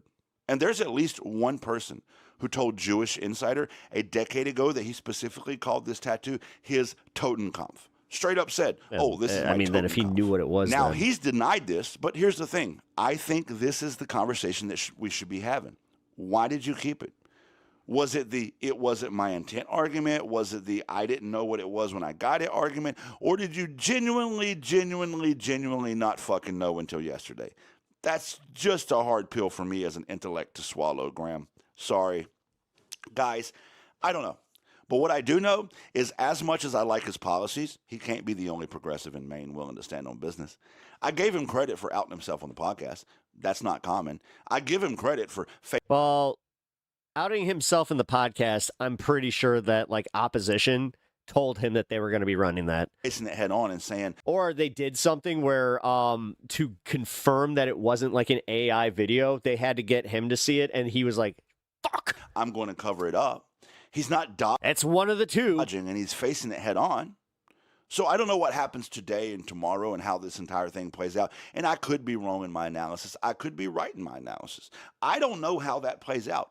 But let me tell you what I do know for a fact. Let's end this video. if it was a Jolly Roger, it'd be different. Fact. Well, that's the thing. There's a ton of skull and crossbones that you could get. Janet Mills The fact I mean, somebody said it though. Croatia was known to be kind of, a little sympathetic towards that. So is not the candidate for this first Senate. But also due diligence. Like your whole squadron got that and was just like, yeah, what's the problem? Position in Maine. The Democratic Party thinks that 70-plus-year-old people who are career Democrats deserve. Put it on him. Think about that. Oh, it's definitely it's his opposition. It's either Susan Collins' opposition, the Trump team. Every seat. Like, it's and somebody. That the 40-something-year-olds are supposed. The thing this is what would suck. If it was, somebody on the left, I could see that too, because I have been seeing more and more people coming out just blatantly saying how, you know what? No, he was a soldier. Can't be. No. To be playing second fiddle until the people holding the position die. Wow. I do know that that's exactly how we got to where the fuck we are now, because the Democratic Party can't get their shit together. And I do know that the policies and the type of candidate Graham Plattner has been is the type of candidate that we need prior to his anti-blackness and his Nazi tattoo. If we do like another this space panel, this would be a good topic to bring up. It's the type of candidate progressives need, and it is the type of candidate that needs to start filling the ranks of the Democratic Party. I do know that. Oh no, the tattoo. Working class people and progressives. My bad, man. Across this country are forming a giant coalition because we are all fucking tired of establishment Democrat status. He knows what's up. Oh, his politics are awesome. That's why it's kind of like. At first, I saw a clip of this. He released a short kind of promoting this, which very smart of him to do, by the way, because I went right to the long form video. I was just like, yeah, man, I appreciate your take on this, because he kind of cut it up where he was like, I was in the military for X amount of time. I studied, psychology specifically in the military. So or of the military. Bullshit. So I don't know if Graham Plattner. Oh shit! I missed 420. I don't know if he just found out this was a Nazi symbol. I don't know if he's a secret Nazi racist. I don't know if he'll just end up being another John Fetterman. I just know that no matter what happens to Graham Plattner, we cannot let establishment Democrats have the W here. We cannot let the status quo be the way out of this. We cannot let progressivism die with the scandal. We need somebody to take his place who's a hard-charging progressive that doesn't have a Nazi tattoo and open anti-blackness. Who will that be? I don't know. Oops, was playing Hello Kitty game on my phone. But I do know I still wouldn't vote for fucking it's a good Janet reason. Mills. All right, so his take on that was pretty good. Now, let's go to the majority report part where they got kind of hammered on this. We do 16, 17 or no? Yes. Okay. So Plattner, the latest in the Plattner saga, and we should say, like, I said this is obviously Oppo research. It was dumped. I think there's two or three things as the meta story. Well, is he going to bring up that he released it himself? Oh, by the way, this is the other videos that I have been watching, and look, notice how it's at the top of my feed. I've been watching a lot of the Ocean Liners channel, where it's just like debunking myths about the Titanic. Around it is important to note.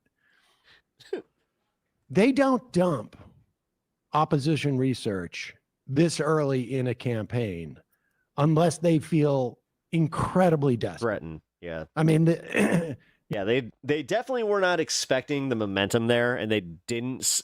They're seeing that Zoran is like that. That whole excitement of Zoran is spreading across the country, and with guys like him, it's easier. Where most Americans responded to Donald Trump the way they did because they saw him as an outsider and one of us, which, again, one of the dumbest fucking ways of thinking and convincing yourself of some just blatantly out there shit.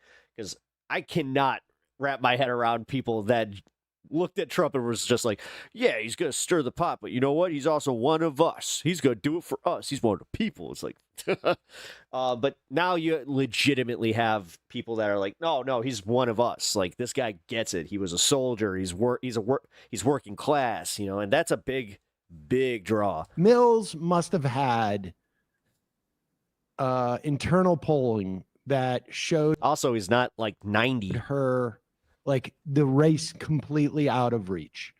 We don't really fully need that much internal polling because there was a poll that came out this morning, and yes, this is like the day after or on the day in terms of when the samples doesn't include any of the so-called scandal stuff. Well, it includes, I think, the Reddit stuff, but not maybe the tattoo piece that has developed over the last 72 hours. But it shows him with an over 30-point lead on her, with a policy set that is 30 points. That 30 points, not like 3 point. Holy fucking hell. You guys do know that in an election, that's a landslide. Straightforward. That's crazy. Against the genocide in Gaza and is oriented towards working class people. And I imagine also we need more Dems in the Senate. Yeah, his age, Frank. No, this is where I'm not gonna say too much because I do want to save my opinion for after this. But the other candidates in the race that didn't catch fire. So Plattner addresses the issue of his tattoo, which is the Totenkopf. Totenkopf. Totenkopf. Totenkopf. We all said it wrong. I personally have never heard of it. I added something else. But at least I spiced mine up a little bit. And he's had this tattoo for 18 years, I guess. You gonna do the Kanye thing? You're gonna do the Kanye thing? He's not gonna do the Kanye thing. Don't do the Kanye thing. Again, this is Learn better songs. Piece of evidence that one could say, like, trying to get a sense of like who the guy actually is. Oh wait, that's Gold Digger. Oh, hold on. Wait, I'm on record literally saying that Kanye, like, one of the good Kanye songs is actually Gold Digger. But we also have access to all of these posts that he made on Reddit for the past 10 years in this, sort of like a comment dump. And dude, Donald Trump would look at the room behind Sam and just be like, who is this guy and why does he have such kick-ass fashion sense? You know what? I want to hire him as my interior decorator. Look at that. All the gold. And then he put the yellow flowers. I look at yellow flowers and I see gold. There's nothing that would substantiate he's fucking any gold member. He really is. I love gold. Except of being a Nazi. To the extent that we can make an assessment of any of that stuff and characterize it within that is the vast majority of his anti-Nazi stuff. Anti-fascist. That might be a fun Discord movie night to watch the Austin Powers trilogy. Fascist explicitly, and even his Blackwater stint. See how well they hold up. A little bit I haven't seen him in a long time. Is this not common, Brian, with people who don't have, are like trying to find work after being in the military? Specifically the infantry. I mean, what you got to understand is that you don't have much of a job skill when you leave the infantry. And so if you're trying to make money and you're getting at that's such an easy pipeline because, like, what else are you going to do? And he quit after 6 months and spoke about it as something that radicalized him. So Bernie Sanders does very well in Maine. The more populist, anti-establishment type politics do really well in Maine, and that's why Bernie Sanders is standing by Graham Plattner so aggressively, and I agree with his decision. Did Bernie comment after this? Because I know that his endorsement came before the tattoo revelation. And I think that dude, this explanation from Plattner makes total sense. What month is it? October, November, December, March. Okay, so we're about 5 months out from the primaries. Hey everyone, Graham Plattner here. I want to talk to you about something. In 2007, when I was a young infantry sergeant in the Marine Corps, myself and some machine gunners I served in Fallujah and Ramadi with were on our 3rd deployment. We were in a naval vessel and we pulled in for a Liberty port in Split, Croatia. We went ashore to do the thing that young Marines do, which tends to be carousing and sometimes getting tattoos. We wanted to get something that represented our That explains the golden shower fetish and why he's orange. jobs, our service, fighting in Fallujah and It's technically transfer. You know what? I tried so hard. Ramadi as machine gunners. We went ashore, we found a tattoo. Oh my God, do you think he would? Legit, not even being funny. Do you think that he would make his skin gold if he could? Parlor after a fair amount of heavy carousing, and we found a tattoo. I could see him trying to make that like a trend. On the wall. I saw this thing with colloidal silver. I saw this this Papa Smurf looking guy back in the 80s, and I was like, wow, maybe I can do that with gold. A piece of flash that looked like... Let's just make him say gold the same way. A terrifying skull and crossbones. Huh? We thought it looked cool, and so we got it. I have had this tattoo for the last 18 years. I re-enlisted into the United States Army with this tattoo, where I was screened for hate and gang. Was the King Midas fable literally written about Trump? I don't know how he managed to be like two fable characters, the Emperor who wears no clothes and King Midas. What in the actual fuck? We don't like that. He is literally like out of a fairy tale, but not a good way. He's literally the worst part of the fairy tale. Tattoos. He hired the big bad. Oh my God! It's the Justice League of Fairy Tales. Like we live in Shrek. We don't even live in Idiocracy. We live in Shrek. What the fuck, Lord Farquaad? Worked for the State Department as a contractor. I've got to reevaluate everything that I've been thinking for the past like 20 years. Full physical, which included screening my tattoos. I've gone through life with this thing, taking my shirt off, having photographs taken, videos taken. I've been very, very open in my life with the fact I had a skull and crossbones on my chest, because that's what I thought it was. It's come to my attention that it has a stark resemblance to... It's not just a stark resemblance, my man. A symbol that is... It's literally the same thing. Used by neo-Nazis. And I want to... Listen, as someone with a little bit of a graphic design background, I can tell you right now, just look at the way that on his chest, the cheekbone has a little bit of a... that was not the intent totally at all. Cough. And the idea that I've been going around with something like that utterly horrifies me. I know that symbols like this can be incredibly damaging to people, and the idea that I've had it all these years and it could have been read like that is incredibly troubling. I have lived a life dedicated to anti-fascism, anti-racism, and anti-Nazism. I think that racism and anti-Semitism are a long scourge on our society and a long scourge on our politics, and I think it has no place in our world. For that reason, I have gone and gotten it covered up. Last night, I went to a tattoo parlor, and I got this to cover up the skull and crossbones. Wait, is that Fenris? Or Fenrir? It's a Celtic knot. Fenris. I just called him the fucking Marvel. With some imagery around dogs, because my wife... God damn it. Amy and I have two wonderful dogs that we love a lot. So, I mean, that looks a lot like Fenrir and the whole sun and moon. Oh, dude, come on. This far more... Fucking A. This is why I hate dudes that have tattoos. I'm sorry, man. I know that a lot of you guys probably do. And like I don't have any ink on me because I've always had people just be like, "Come on, man, you draw some cool stuff." I've drawn tattoos for my family. I have so my art is on people's bodies, and this is my problem is that there's such a lack of meaning there. Just the amount of people that go on up to a tattoo wall and they're like, they point to it. It's like that. I have no connection with it. And like, I got this because I got, dogs. It's like, okay, so you're not aware that is Fenrir, the Nordic myth of the giant wolfhound represents who protects the underworld. I am now than even the Skull and Crossbones did, which I thought that it was. This has come up because the establishment is trying to throw everything it can at me. It is terrified of what we are trying to build here. Every second we spend talking about a tattoo I got in the Marine Corps is a second we don't talk about medical. Well, also, can we, the way that they fade, I just said. Care for all. It's a second that we don't talk about raising taxes on the wealthy.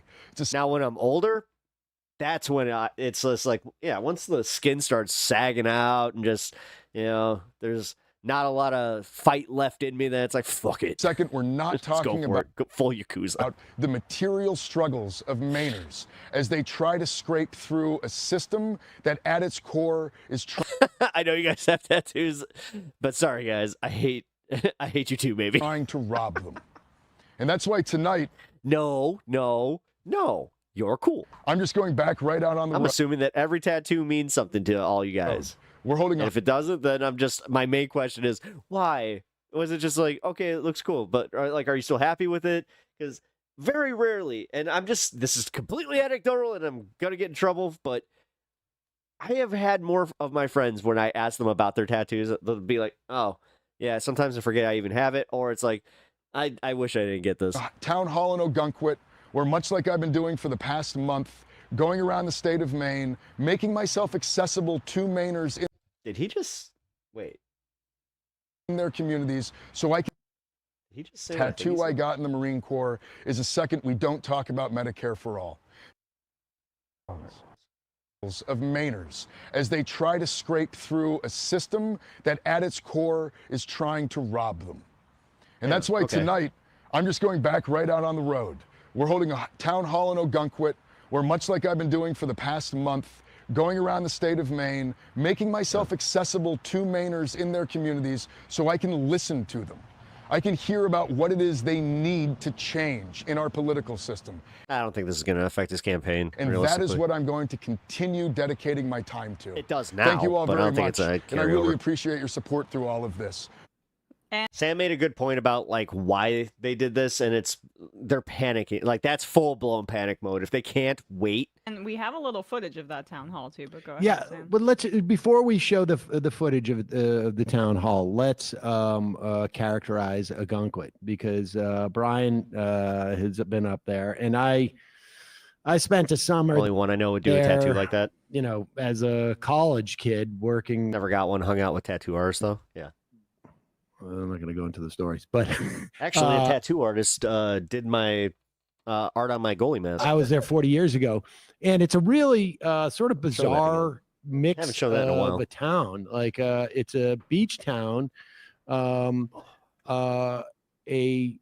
Darth Maul. The summer population, I'm sure, is sort of like a little bit different, but like it was a big mix of like French Canadian tourists. There's a strong gay population in Maine. I mean, I should say Ogunquit. Thing's made of.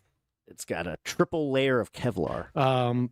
Just like international tourists. That's what sold me on it. One of the test videos is them taking a bunch of rounds of a pump action shotgun, just going pa pa pa. It's just like, and then they hold it up and it has nothing on it. I was like, during that year, but wear it. Oh, fuck it. The town itself, 1,400 people. It's gonna stink, but fuck it. So it's not that large. No. And I don't have a sense of where it is economically. At the time, it was just down the road from Kennebunkport, which is a much more sort of like ritzy old money town. Ogunquit is, I don't know, working class. Like the medium income is somewhere around like 60, 70,000, I think. I just realized how big this makes my head. And this is, so with that context, what, 1,400 people live? Smell like? Honestly, most of my hockey smells out of the town, you said? Yeah, around 1,400. How many people are at this rally of his? 600, according to them. Tell you right now. 600 people. Almost It's half just the. Yeah. In its prime. Crazy. Ugh. Ready for zombies? I mean, technically I am. I do have like all my goalie gear still, so.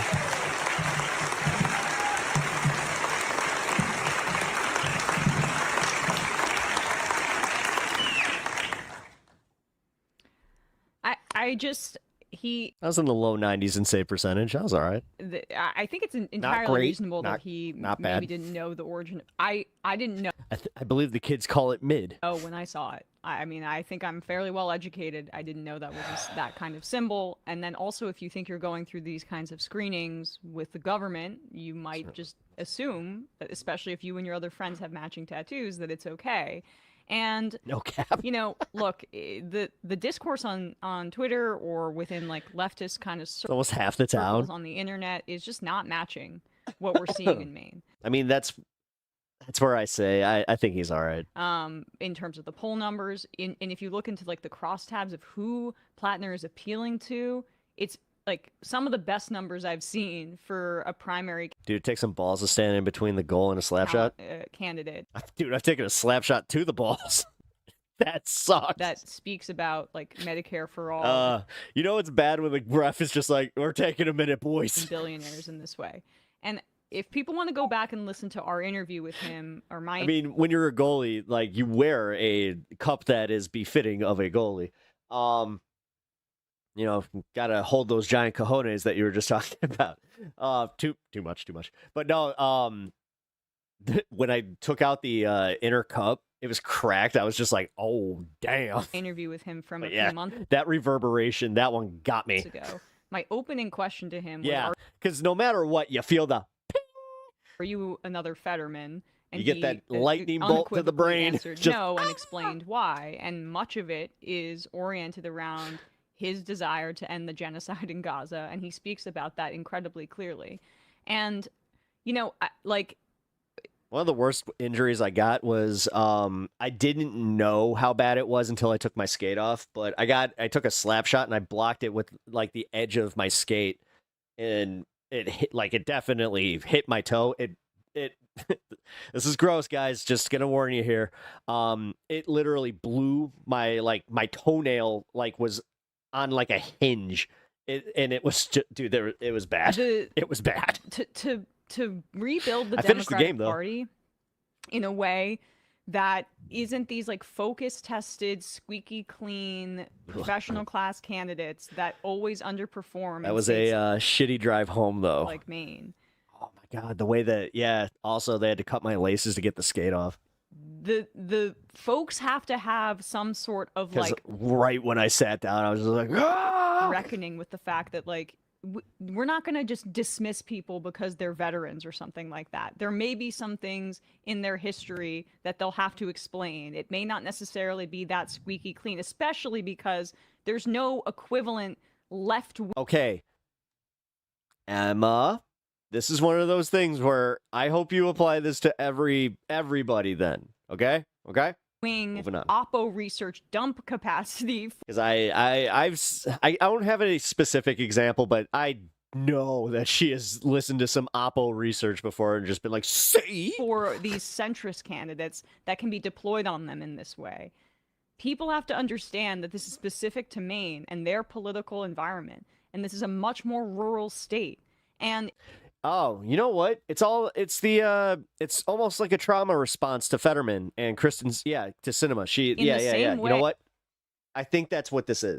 That's where a lot of like the mistrust and like the just wanting to abandon him. Like, don't even fuck with this now. I don't even want to like possibly put him there if he is another John Fetterman. a lot of liberals and I get that. get upset that Bernie Sanders is a little more Second Amendment than That makes Hillary Clinton was in 2016. Sense psychologically. Plattner is going to be more of a Maine kind of rural Democrat, and folks should probably try to accept that because we're trying to elect the Well, people. again, if we're talking about people in the like national media, it doesn't necessarily matter if this translates to the local public of Maine. I mean, I don't know why this is not talked about more in the context of these elections. we're not talking to a bunch of people in the locality of these elections. Most of it is national platform bullshit. This is where somebody accused Kat of like playing the politician game, and they're just like, yeah, she's actually like. They made a case that she is not necessarily trying to win. She just wants to. This is like the jumpstart of her career, and then this will, make it so she can run for other positions and just have her name out there. And I was like, oh God, I hope it's not that cynical. Well, are most likely to vote to end the genocide. I personally don't feel that way about her. I've met her, and she seems genuine, but I don't know. In Gaza, to vote to raise taxes on billionaires, and to make this country more livable for everybody. And I just, I want us to be more strategic here. And thank you. Holy shit, Emma. Thank you. This type of language. In our coalition thank you. understanding. Wow. That a Democrat like Zoran. Uh-oh. I just realized, is this where they got cooked? Oh, no. Crap. Politics aren't going to look exactly the same as Plattner's and his platform, but the important fundamental foundation is what's key, which are the things I just mentioned. Going after, taxing the rich aggressively and reorienting our foreign policy in a way so that we're not committing genocide. And I am convinced that he is by far the I wish these politicians would stop talking like politicians, enter Donald best Trump. candidate still in that race to do that. Anyway, the attack is now that he joined a socialist paramilitary group. So I would also. Well, that's honestly, people were getting pissed off at Zoran Mondani during his first debate for talking too much like a politician. But here's also the other. There's one other argument. It is extremely important in this election for the Democrats to make ground, if not take the Senate as well. And yes. I'm sorry. I heard a high-pitched whistle that I couldn't associate with my nose. That was weird. There are two options in Maine in this primary race, and it's Plattner and it's medical issue. And the idea that Janet Mills could beat Susan Collins is absurd. It's patently absurd. I understand she's won governor 2 times in a row. She's older than Collins. I think it's absurd because she's not offering anything that differentiates her from her. No, she literally, dude, the one clip I saw of her, she was just like, I kind of agree with everything Susan Collins has been doing. And, win or lose, we have a good representative in Maine if it comes between us. I was like, that sounds like you're trying to just keep her in the office. And then you kind of find out it's like, yeah, she didn't really want to run. It's like, hold the what? Hold on. Are you doing this like it's that obvious? Tom said that she's doing a good job. Like, what is the point? You got a hole in your nose too, usually. Her campaign. We know that she was reluctantly. Occasionally, I only have one because I have a deviated septum. She was recruited, and she was thanks genetics. Reluctant to, and also, had a broken nose. Run. So even if you are looking at this from a Democratic, moderate, centrist, whatever you want to call it, perspective, the bottom line is that seat needs to be taken, and Plattner has caught on fire. Let me read a couple IMs because I think we get all different perspectives. Yeah. See, but this is what puts a hole in that argument is we could have said the same thing about Fetterman and probably did. I can't think back to his campaign because he was definitely a different person during his campaign. Kind of literally, too, because he had his stroke and all of a sudden, and that's kind of what happens with strokes sometimes. So, on here. Future, be careful with this. Reactionary. His inability to get a job is literally the story of Rambo. DSA. Israel and Schumer desperate to sabotage the Democratic Party by running Mills. Well, and I think this is where they overestimate their the APEC funding and the power of their platforms. They don't have it. In Atlanta, very disappointed of MR Crew defending Plattner. You can't really plan for brain damage. Right. He's a war criminal and a baby killer. 4 tours in Blackwater. All the normal guys get out after 1 tour. Whoa. Okay. So, this is where it started getting heated. Did 4, dude. Emma's getting pissed. I don't think that's What factually are you accurate. talking about? During the war, a lot of people weren't even allowed to be discharged. They were kept on hold and redeployed over and over and over again. That's you don't true. know what you're talking about. That's very true. Cole from and the when he worked Fair. as a contractor, I don't know if it was for Blackwater or who, but he DSA Aaron in Atlanta, very disappointed of MR Crew defending Plattner. He's a war criminal and a baby killer. 4 tours in. Okay, right there is very much the same language that they used when the soldiers came back from Vietnam. Blackwater. All the normal guys get out after 1 tour. He did 4. Dude is a I don't think that's idiot. factually What are you accurate. talking about? During the war, you weren't. A lot of people weren't even allowed to be discharged. They were kept on hold and redeployed over and over and over again. You don't know what you're talking about. Cole from and the when he worked as a contractor, I don't know if it was for Blackwater or who, but he was working as a guard for the State Department. But let's throw veterans under the bus as a political movement. That seems really smart. I mean, did we forget about the 60s? Did anybody read up on the 60s at all? That's how we. Rambo was kind of like no. We do a 50-state Democratic Party now as we throw. I'm trying to process this. I thought this was common knowledge.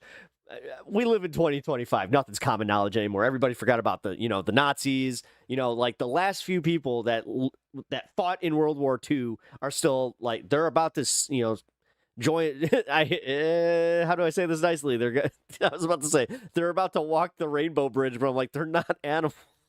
Veterans under the bus. But that's like insinuating that they're riding into Valhalla. They were warriors. They solidified their position in Valhalla. Technically, Apparently. Not really, because technically, to get into Valhalla, the whole rule is like, you need to die in battle. There's nothing more dishonorable in Nordic culture than growing old and just dying. Pat from Michigan. Fucked up. I feel like your defense of Plattner is too focused on what's in his heart. One of bigger issues, it will be easy for the GOP to explain away the Nazis. It's time for people to come to the left. No more compromises. Well, this is where I think Plattner is. If he's true to his politics, then he's perfectly fine. In their midst, when they can just say, why can the Dems forgive and forget? We can't. We might know because that argument is not making watermelon jokes. Sorry. Yes, listen, again. It's weird that Matt's on this. I thought that he would be taking the opposite stance, though. I said this the other day about Hegseth. Really interesting. If the only thing about Pete Hegseth that was fascistic was his tattoo, we would be in much better shape. But if you look at his associations, if you look at what he has said, if you look at what he has done in his career, that the tattoo just becomes one piece of a body of evidence that this guy's a fascist. Yeah, it's just a tag for it. And I'm sorry, but the Fetterman thing too is important. Fetterman was taking big donor Israel money, courting the AIPAC lobby. Graham Plattner is running on a platform of small dollar contributions. Do we suddenly not care about that? Another thing, do we suddenly not care about the fact that you have... So they're making some decent points here because, again, he's the one running. So in this position, I think a lot of people do this where they're just like, no, but we should have this candidate doing this. It's like, what, this magic fantasy candidate that you just wrote up in a D&D campaign? It's not a real person unless you're putting another person on the ballot to, be like, hey, he's actually a better candidate. Then I don't want to hear these fucking arguments. I'm kind of with them on that one. These publications running with this right-wing, that magazine that had that anonymous Jewish quote by Insider. him, Jewish. Yeah, the Republicans have let Epstein's best friend become the president, and we're like, look at his tattoo. Insider. Some people on the left will never be happy. This is coming from Zionists in many ways. I would not be shocked. It's at the very least coming from moneyed interests, but it's not a coincidence that these attacks are ramping up as he's been so unequivocal about the ending the genocide in Gaza. Wait, I get the pragmatic decision is he has to win, but the message needs to be sent the next guy not even try? I don't understand what you're saying, Ed. We have to be more disciplined as a movement and not fall for this kind of stuff immediately. It's crazy to me. It's crazy to see this reaction. Future reactionary. I feel underreported story is what does it say about the military's rigorous screening process? Yeah, indeed. I definitely think that he must have been under the assumption that if the tattoo was problematic, he would have I'll read some been of the comments called after out this. by the military. Ryan the Mainer, I still support Platner. Yeah, his tattoo isn't great, but sending Mills to Washington or sending Collins back is far worse. Well, this is where I'm kind of with Jolly. I'm giving the benefit of the doubt that he could just be that stupid. It's I hate to say it. From my point of view, it really does kind of seem like he's that stupid. I mean, at least that's the story that he's sticking with. I mean, I think that's ultimately. But the fact that you had another piece come out and he like quoted him as saying, you know, this is my Totenkopf, talking about his tattoo. It's like, well, then that's a fucking problem. Like, that's ultimately because like what they're talking about, the redemption thing. That's fine, but you kind of have to own the shittiness. Like, you have to literally be like, no, you know what? I believed in some pretty crappy some really bad shit. Like, this is where Hassan and Michael Brooks and myself even, I feel like we're all in the, I'm willing to, and I can speak for myself on this one. That's why I brought myself here into it. I at least can give people the benefit of the doubt to change because, like I have said specific, and I've heard Angry Ginger talk about this, where it's like, I wasn't a perfect person, and I had some pretty bad politics. You know, I was more, I wasn't conservative or anything like that, but I was more like, you know, in line with the libertarian movement and, you know, conspiracy theories and shit like that. And thank God I didn't have Twitter. I didn't put this shit on social media, so it's not like a lot of that, but I just admit where it's like, no, I was a 20-year-old shithead.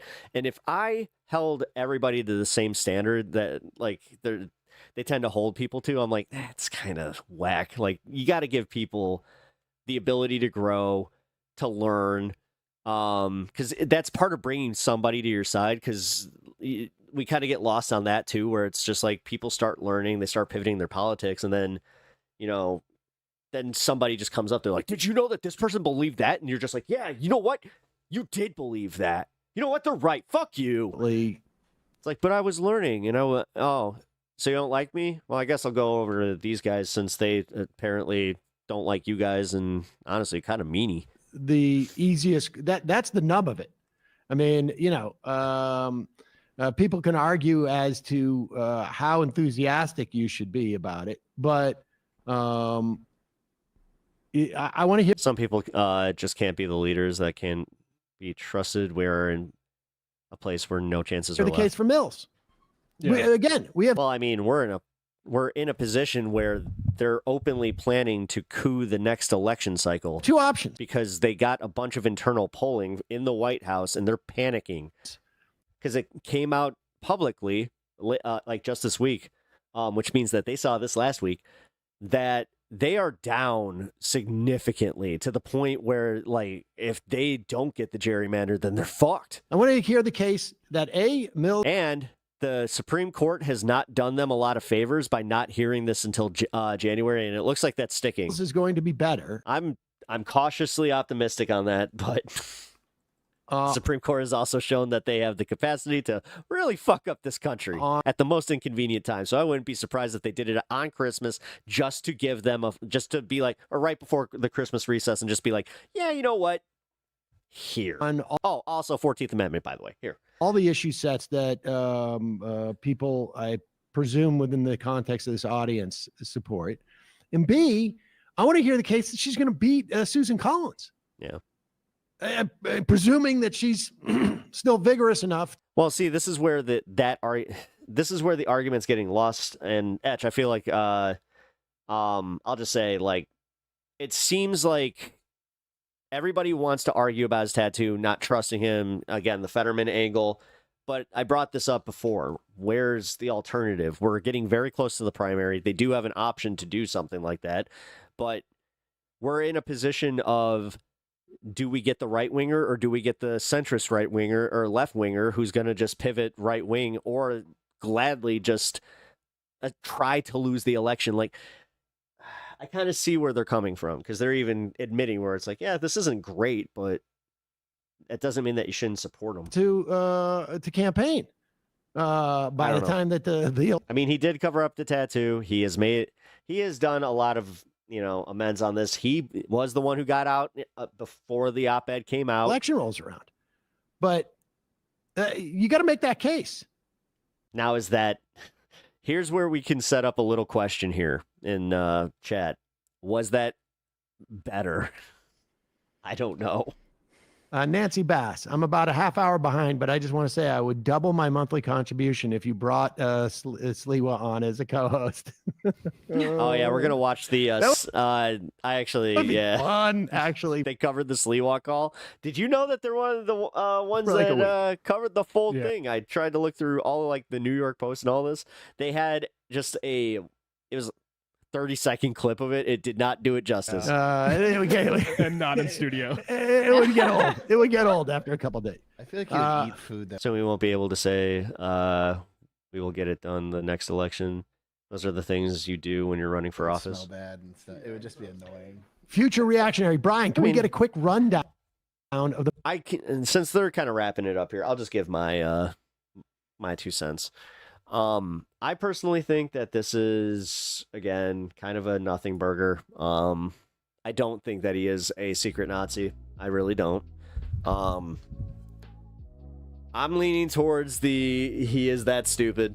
I'm going to give him the benefit of the doubt on that one. And his politics, and his the policies that he is, trying to push for.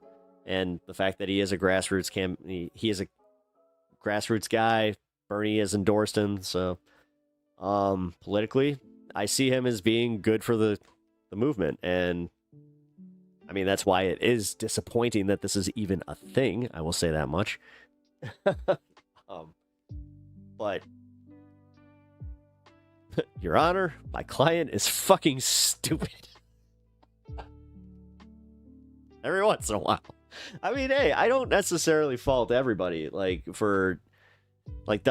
is that a great look? And yeah, does that kind of call into question? It's like, all right, but that's not a great argument because saying he's stupid means that you shouldn't vote for him because he is stupid. It's like, I see where you're going with that. The fact that the Dem establishment hates him so much is a strong endorsement. And that's kind of, that's where I'm at. The fact that everybody, from the AIPAC side of things and the conservatives, they all hate this guy. So that tells me, no, it's why you should support him. But I don't live in Maine.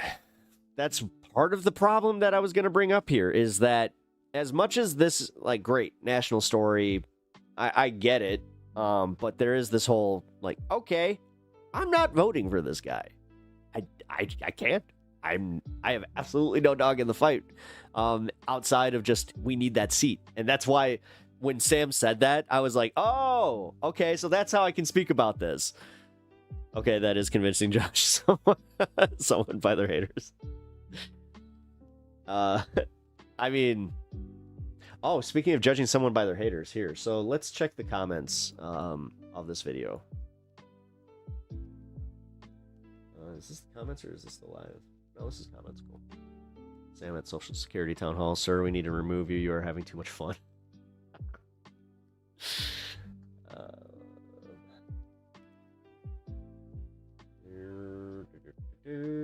Anybody talking about the Plattner stuff? It doesn't really look like it.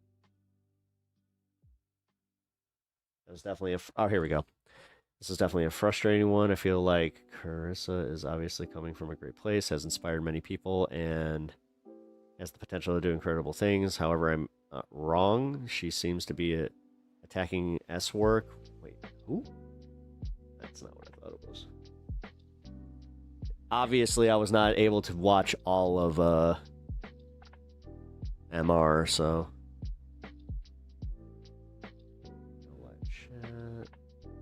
Really? Did you go to... Did this guy just go to the comment section? Wait, what is going on here? Oh, wait. Massive props for the level-headed Plattner responses from the MR crew. Left is best. The idea that military vets, yes, even ex-Blackwater, cannot evolve to become leftists is delusional. Marine veterans Philip Tottenham of Ohio, Morales Rivera of New York, and Kay Clotfer of Illinois. Oh, actually, another one. Jessica K. Clotfer, or Clot Elfer an Army veteran, Susan Jernstead of West Virginia. Oh, also add Tammy Duckworth, Texas, among 424. Even effing Pat Tillman quoted Chomsky. So this guy is arguing that it's like stupid to attack from the position of just being like him being a veteran, which I agree with. I think that, like, if you're on the left and you're shitting on vets, like, especially ones that have come out as leftist, I feel, again, like, what are we doing? We will never be able to grow a movement if all we do is just gatekeep all the fucking time and virtue signal and just do all this shit that, number one, just as a leftist, it's annoying. It's annoying, man. Like, occasionally, I'm willing to just go, oh, see what happens. That's where I'm at with Greg Plattner. It's like, yo, see what happens. But, like I was saying about the whole being burned by Fetterman, that really broke a lot of people's brains. Just like it, his brain is broken. That's the point. Somebody even said it in chat earlier about how it's like, yeah, you can't plan for brain damage. It's like, see? Although, didn't he have his stroke before he was elected? Yeah, but then that's doing the other uncool thing where it's just assuming that everybody who has a stroke, has a huge change like that, which that's fucked up. Also, as a non-believer in karma, I'll say this much. That's one that's like, well, then if you have a stroke and then it turns out that it's like, you're, okay, might want to be fair. Oh, Etch, damn, I wish I would have left a comment. Yeah, I might have gotten read here on Pep Talks. A comment by Etch would have been read on Pep Talks. Whoa! I love you guys. Here, this one's definitely a lot more fun to watch. It's the Curtis Sliwa and his co-host from WABC fighting, and then Curtis he quits WABC. So, as an old school radio guy who loves good radio wars and just good radio beefs, nothing is funnier than hearing two co-hosts finally go at it. Because here's a little secret: most people who are on the radio that have a co-host hate their co-host. So, hope I'm not, breaking too many minds here with that. Slila should become a content creator. He is perfect. I think he already was, though, Dave. Like, did you not know? Like, just look up Curtis Sliwa and the Guardian Angels, and there's so much out there, man. I remember my first exposure to him was, I was a little kid. Like, this was pre 9/11, when the Gotti family tried to kill him in a yellow cab. Even brought that up during. He's like, "Yeah, you know what? I don't take yellow cab anymore. The Gotti family and the Gambinos, they tried to off me in a yellow cab, so I don't really trust the yellow cabs anymore." I was just like, Jesus Christ. The owner of, is it you know who I want to have the medallions? The yellow cabs. ABC that he's on, I think, which has classically been, and the simulation, the right-wing AM talk dead inside. Holy shit, I haven't seen you in a while. Radio network. At one point, Hannity and Limbaugh and all of them were on WABC. Then they moved WABC to RKO. You don't need not WNBC to know about the radio stuff, but just to give you a sense of that, we just heard Sid Rosenberg, who's also on that network, on that channel. Sliwa apparently has been getting pressure from his boss to drop out of the race. It's so here is Curtis Sliwa talking about that. You didn't. No, you didn't. I spoke to you yesterday, and you said to me, okay, I thought that this was Mike Francesa for a minute. I was like, wait, his boss is Mike Francesa? It was Mike and Curtis? Good advice. I knew that Francesco was a right winger, but I didn't know that he was like doing a show on WNBC. Good idea. Or WABC. Maybe form a coalition. Maybe the two of. Sorry, do right-wing New Yorkers? Man, he's a real-life soprano. He is. He literally is. I'm pretty sure that they based a character on This him. isn't a time machine. It's amazing. I'm sorry, but like, my husband's family, they're always playing New York sports talk radio, like in the cars, in the house, and this is just like, this is the most New York kind of story ever. But we should say it's Sid Rosenberg arguing with Curtis Lewa, and they don't put him in a time machine. These guys have been, I would say these guys have probably been on the radio for 60 years. Yeah, 30 years for Sliwa, for sure. And I would say Sid Rosenberg, I mean, you can Google it, but I mean, if it's less than 40 years, I'd be shocked. You didn't. No, you didn't. I spoke to you yesterday, and you said to me, good advice. Good idea. Cat Maybe is upstairs being a butthead. Maybe the two of you. No, I never said that shit. Just knocked. I just heard a loud thud over me. I was like, what the fuck was that? Don't put words in my mouth. You didn't say good advice to me? Let me tell you. Curtis, you didn't say good advice to me? No, let me tell you straight up, Sid. Right out of The Godfather. Right out of The Godfather. Whoever. I love how these guys are talking like, seriously, they're sitting, yay, bring us some gabagool. We're about to have an Italian argument here. The hands are going to be thrown. Not actually thrown, just all over the place. Hey. Approaches you with a meaning. Yeah. You know what the story is.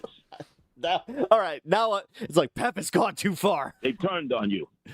WABC has turned on me. This is not about ABC. It's about Sid. Forget about ABC. No. This is about WABC. No, okay, Curtis, you made your point. You made your point about the station. So somebody told.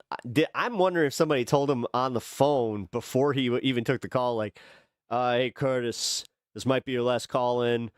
We're gonna arrange some things, but we got to talk to your, your.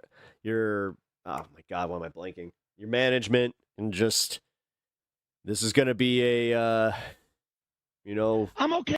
We wish you the best. Stay with it. Fine. You got it. Now it's Sid and Curtis. Hey, what's the matter with you? Trying to have an adult conversation. The way you're running your campaign right now, you're going to lose and lose badly. You two guys need to figure something out. You mentioned Cuomo for 12 minutes. You're still not talking about Mamdani. You're talking about WABC and Cuomo. That's not going to win you this goddamn race. Sid, did you ever mention the story about Imam Siraj Wahaj, that the embracer of terrorists was seen in a picture earlier this week, Johan Mandami? Did you ever talk about who stood up to him? No, who did? This is hilarious. Oh, Sid. I love this. Who did? Again, I have heard some radio breakups. Like Opie and Anthony's radio breakup was just chef's kiss. Because that was a long time coming. Everybody kind of knew they hated each other. But man, the fact that it happened over grapes. Curtis Sliwa, the only one. So why when you great? That's great. So why do you wait 13 minutes to tell me that? 13 minutes. Well, wait a second, Sid. Did you bring it up? I didn't know about it. I didn't know. Come on, stop it. I swear to God. All you got to do is go. All right. Now Curtis has him back. I swear to God. I'm just as mad at you because you know what? I thought you was going to do the whole work. The guy sued me for $5 million in court. Yeah, I was the only one to take on this terrorist. I give you. Is that true, Sid? It is true. And I give you this forum to talk about all this stuff, and you waste 13 minutes talking about Cuomo and WABC. I honestly, I can't listen to that. New York maxing, dude. Absolutely. That's just like, who is from New York? I'm from New York. No, I'm from New York. I'm from New York. For hours on it. That argument is fantastic. But here's this is a deleted scene from The Sopranos, I swear. Point. The owner of WABC, is he own Gristedes too? Is that right? Yes. Mm-hmm. Okay. He would own a place named Gristedes, which is a supermarket chain in. Man, the Italian slander tonight. I'm sorry. In New York City. I don't know Not that a he very feels, good one. I don't know that he feels threatened by the idea of Mamdani having 5 city-run supermarkets, where incidentally you'll have to pay for food.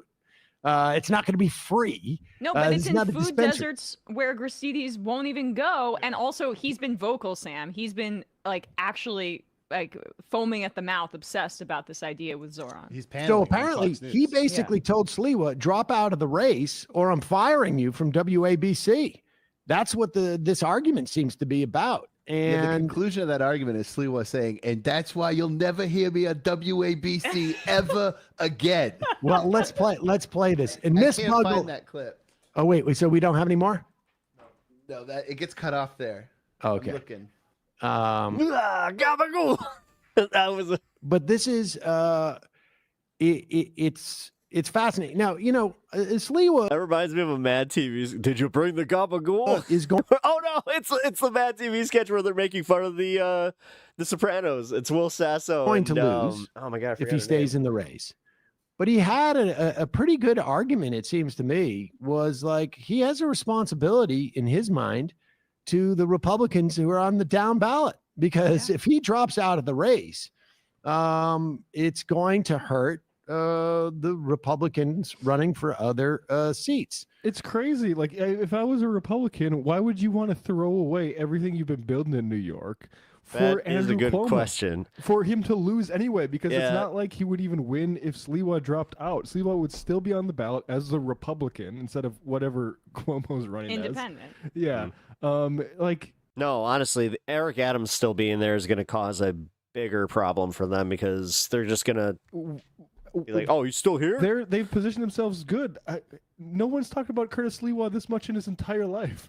Oh No, my and gosh. this is the thing. He's gonna walk over to maybe RKO or maybe some other station and get paid twice as much. Like, he should be out there going, "Thank you for releasing me from my contract." Yeah, he's building Honestly, his own little I- constituency. right now, he's at the peak of his popularity. He has national popularity now. He saw a 15% increase in support after his first debate performance, so that's not nothing.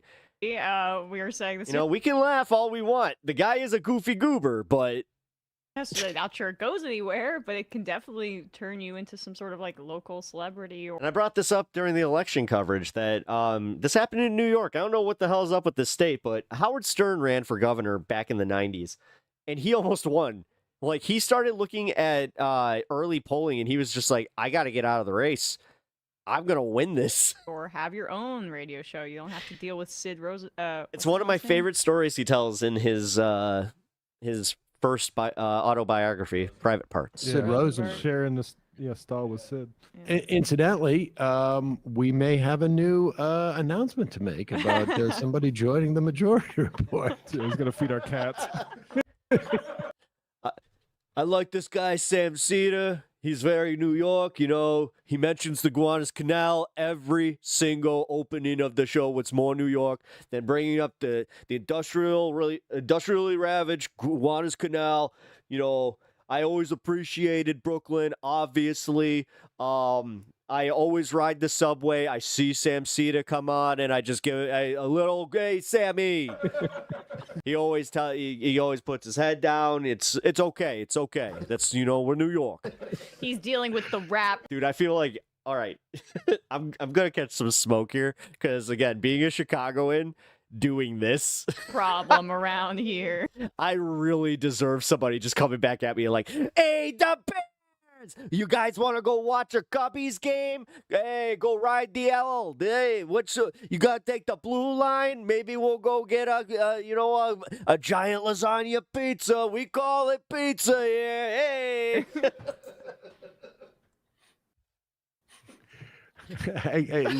I'm single-handedly gonna start the fucking New York versus Chicago comedy and political beef. Honestly, I got something to say to you, Matt Binder. Good you're New York. Hey, Curtis.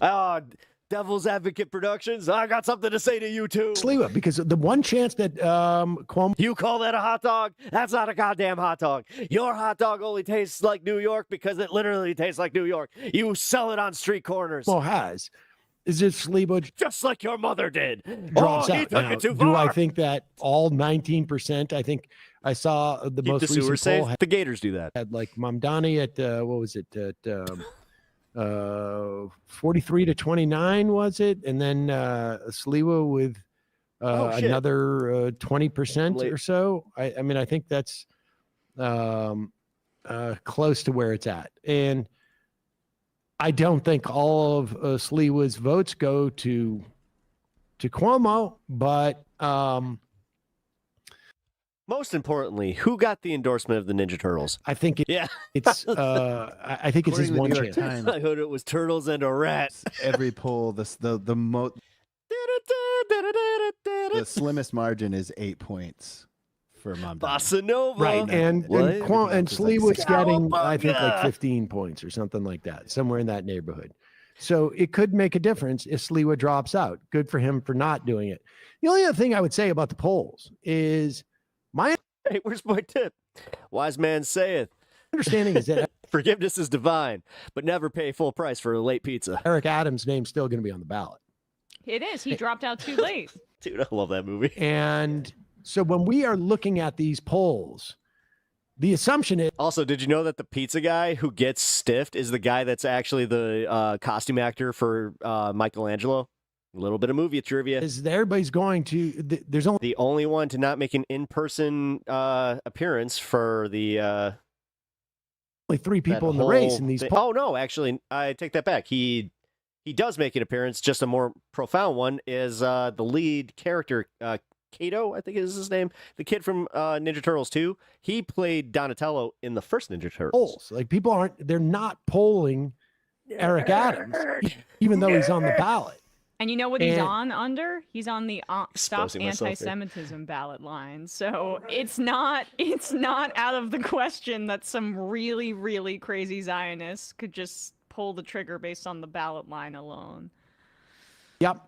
And so, if I mean, let's put it this way: if you put out a poll with Mamdani and Cuomo, Did you know that Corey Feldman was only hired on as the voice of Donatello because he was in between stints with the Screen Actors Guild, and that one wasn't part of the union? and Eric Adams and Sliwa, The more you know.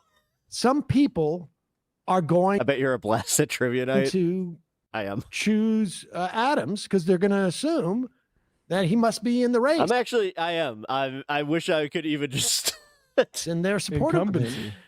And He was a scab. Actually, most of Ninja Turtles was technically scabbing. they're going to be the ballot's really no different, is it? Like, there's not going to be someone there who's going to say, like, here's your ballot. Incidentally, It's also why they had to film in Virginia. Adams is not in the race anymore. God, I know way too much about this. So There's 7 different polling sources right now that show Eric Adams getting a minimum of 8% of the vote.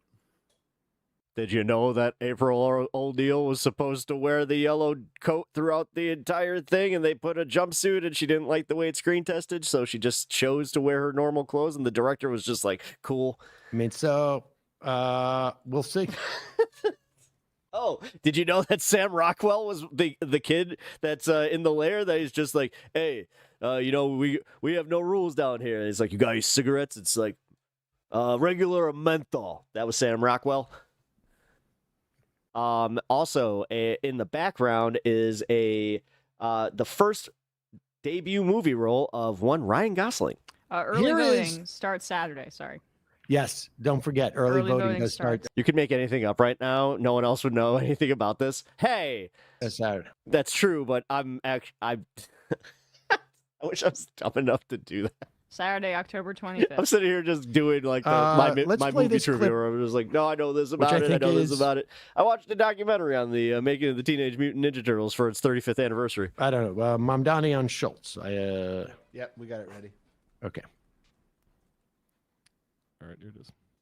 Whatever you want, dude. Like, I also think this idea that like New Yorkers are going to flee because of a 2% increase. It's like I've been I everywhere. kind of else. want to watch this You're not whole interview, going anywhere. Come on. but it's annoying that Schultz is doing the thing where he's just like, yeah, let's pretend that I haven't completely been against everything that you stand for right up until this podcast. It's not going nowhere. I need to try and branch out and bring in a new audience. So you are going to help me. He's going to be in the Hamptons all fucking summer. In New York, we call this a quid pro quo. Place to write those tweets. That's it. New York City. Exactly. Every character you want. AC Nice. goes out in July in Miami. You sweating writing tweets? There's He's no way. spending more money against me than I would even tax him. I have to find the picture of me as Michelangelo in my little Michelangelo jammies. It's like $1 million. It's like $1 million. I'm like, Habibi, I don't even want that. You're going above and beyond. Okay. We just took it the other day. But so I don't think any Dude, you guys. anybody's moving, and I I honestly feel just that way. realized, I'm like, oh, wait a minute. I wore a Charizard onesie already here on stream. Yeah, And you like- guys would just be like, yep, that tracks. I'm You were Michelangelo too? in the tax market, Cowabunga. we're going to tax more. Like, dude, if you're going to deliver all this shit for 2%, give it. I'm 100% Guy. supportive if it makes life easier for New Yorkers. This is my Actually- one identity in my entire life is Yeah, a New did Yorker. you guys It's the not thing see I this? care the most about. But what I will say is that favorite I pieces think that that I there are have. going to be people in government that are going to try to restrict you from doing that, and I know that you're aware of that. So I'm like, how? Literally, it's the mold is from the old turtle line. How- Like, as far as like the And there are people that might disagree on before they economic put, like, the, policy. We you can know, have like details a on. philosophical discussion about like what economic policy works. But I don't even know if I think that's like a waste of time. I'm What the showing fuck do how you much of a do dork I really when am. Special interest groups are going to be lobbying like crazy. They're going to say, "I want to build 200,000 units," and then the second you try, they're going to be like, "Well, not in my neighborhood. I don't." Yeah. I mean, you have How to. do you do that? You have to be ready to take on these fights.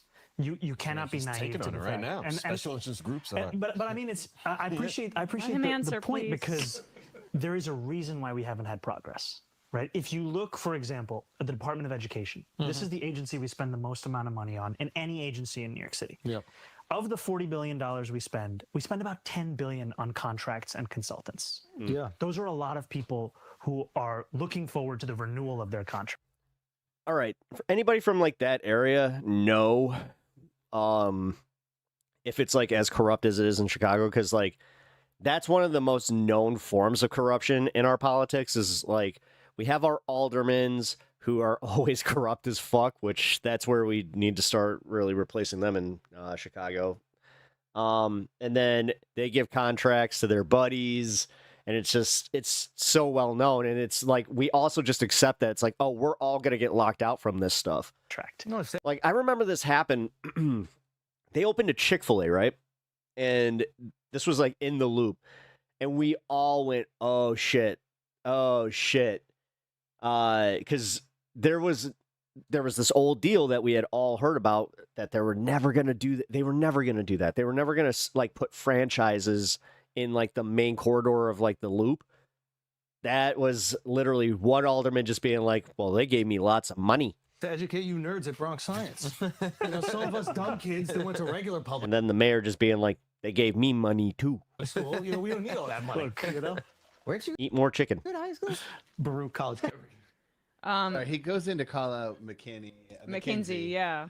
Where, like how they brought in McKinsey to consult on how to design a trash can, and he's like, "Of course they're gonna fight me when we tell them they're no longer needed." I mean, he's just so personable, yeah, and good at this, but he also is able to go into any room, and he has the courage of his convictions, and Andrew Schultz seems like a guy who finds meaning in buzzwords. doesn't treat voters like people that need to be manipulated and What, lefty and idiot? changing everything he's saying based on who He's a lefty politician. The other guy's an idiot podcaster. the audience is, or throwing Together they make Zoran and Andrew. one issue over one group of people under the bus to create some sort of like perfect message for what's perceived as like a right-wing podcast or it leans right or whatever. He just goes in there and he was like joking about bench pressing and making these guys laugh so hard. He's very talented, but it's also just like make your argument and these guys will follow. People are looking for something in terms of Yeah, but did you see that like guys like Joe Rogan are now they're making more excuses going like, well, so what? He went on Andrew Schultz. Like, what am I? Nah, I'm good. I'm good. I don't need to do that. Just like a strength of vision right now. Why? Here's the Is it just because you're blatantly now just bought and paid for, or Mackenzie bit if we want to just play. Same with Gavin Newsom. He was asked about bringing Gavin Newsom on. He made like this really weird excuse about it. There are people making money off the status quo. And so there will be a lot of interest in retaining that status quo. Yeah. Right now, the city of New York will pay McKinsey a few $1 million to design a trash can. McKinsey's not going to be happy when I say we don't need you to design that anymore. Right, we can right. actually design that ourselves. Michelangelo's best turtle. The Second Avenue subway, which I love my community. is the most recent extension. Okay, but What does he say about the Second Avenue subway? Schultz completely derails him because, course. yeah, they get into some locality argument about how I guess people from Manhattan don't like the Second Avenue subway. Okay, well, regardless, like it's just, I mean, I wonder why that might be. right. That Where, first where does line, the Second Avenue subway go? It's kind of like, my favorite quote that I use for inspiration. Just do it. but that, I mean, Yes, that I do Zoran's this. been making that point, and good for him for This is my power move. not backing off of it. But like that first line about how he's spending more against me than I would tax him, I hope other Democrats are. Shia LaBeouf was just on a huge bender and he took some peyote or something, and it was just like, oh yeah, Nike, just do it. Listening to that. He made a video and then released it. It's a very, very Eat fresh. As the potent one, I think. He's given a playbook. Yep, he should. I would also say, the idea of cap eating good in the neighborhood. Yeah, that's how it should be. capital flight from New York City because of a 2% tax is completely absurd. It is completely absurd. He starts going with obscure commercial references. Hey guys, know what I'm having? Chicken tonight. What are you guys having? You having chicken tonight? First of all, they instituted a millionaire tax in all of Massachusetts. And the only thing that has happened, there was two things that happened. One is it raised billions of dollars, billions of extra dollars for the state. And the other thing that happened is they got something like, 200 more millionaires in the state from after implementation. I'm not saying it's because of that, that they got 200 more millionaires. All right.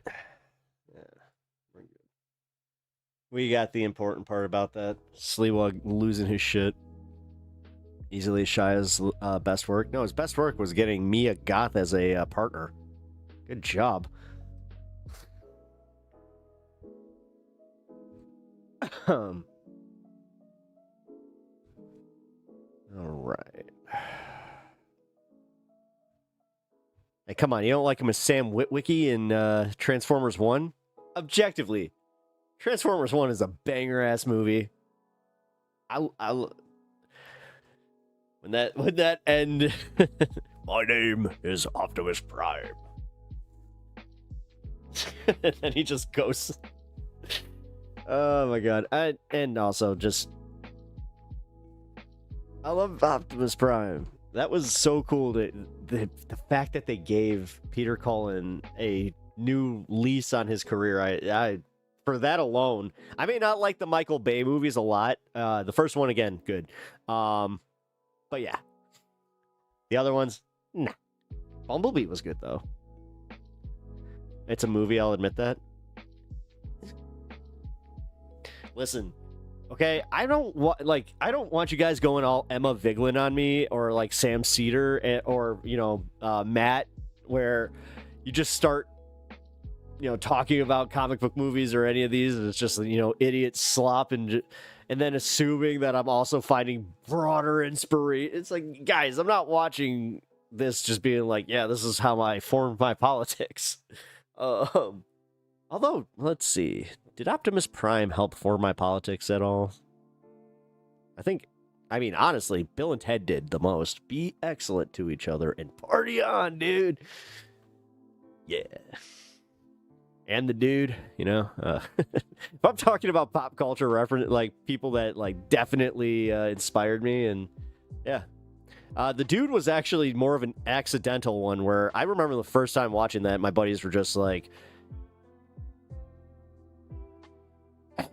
I'm like, I don't drink White Russians. They're just like, dude, you are wearing your bathrobe. Yeah? You are at my house. Yeah? It's like, you drove here. It's like, yeah. It's like, I thought you accepted me as I was. I thought we were buds. But apparently you're a judgmental person. Guess I will not be wearing my my nighttime robe out to my friend's house. I turned into Mitch Hedberg there. And Megan Fox. Yeah, again. Yeah. When there's a peak situation, it's just like, oh my god. I will not say anymore. Facts, Pepe. Yes. You're out of your element, Donnie.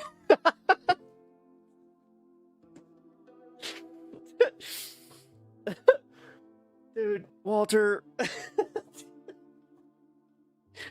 All right.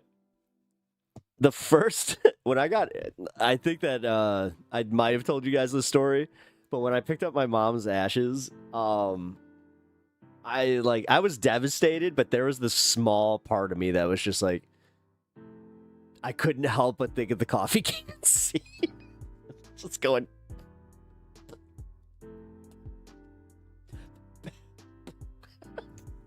Fucking hilarious. And the fact that it lasts like a full minute. Cinematic, that is just... It's some of the best out there, folks.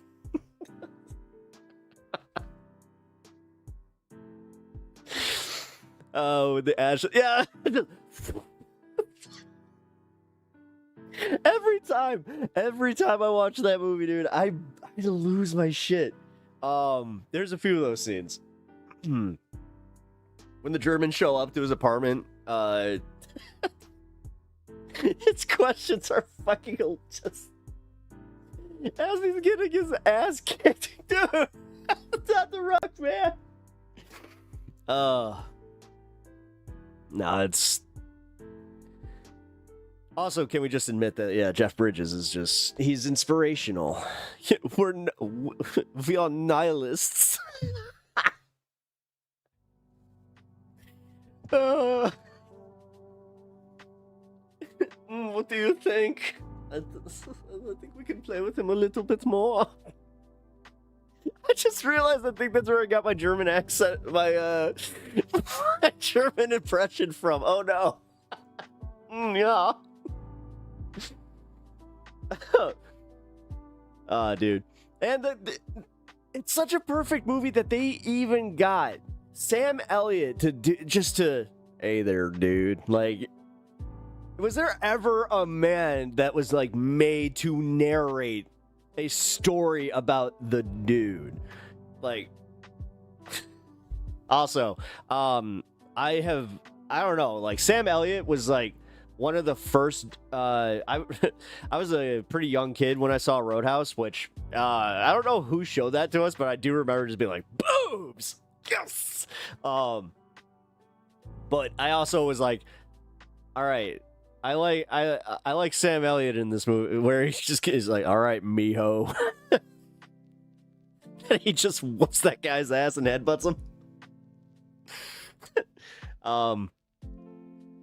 Also leading to one of the funniest Family Guy jokes, like, to this day. Again, it's never got old. The Roadhouse!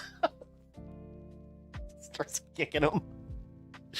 Anyway, now I'm just kind of like going off about shit that makes me laugh, which, before I wrap that up, then the new South Park was Prime, guys. I don't want to ruin it.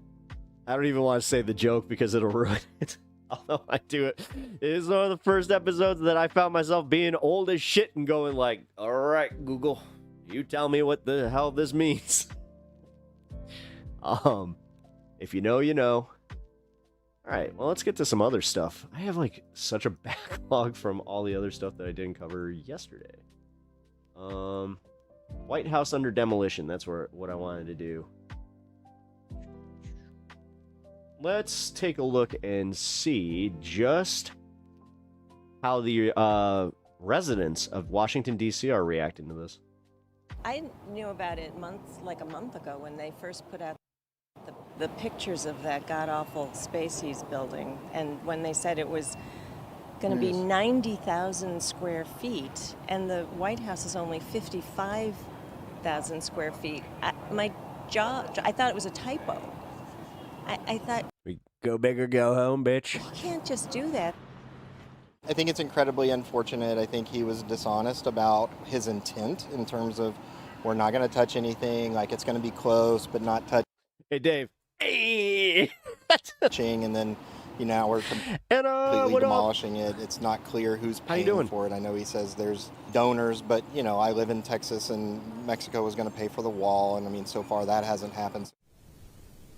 I guess in this climate, I'm really not surprised with anything that he does. Like, it seems like there's no... I think that was the point. Really I checks really and do. balances to what sort of decisions On the road to ATL. Hell yeah, be safe. that he can make. And, the ballroom... ATL traffic is a bitch. Sad to say, it's one of the least things that I'm worried about. So it just happened, and it's like, okay, well, I guess that's happening. So no, I'm not surprised.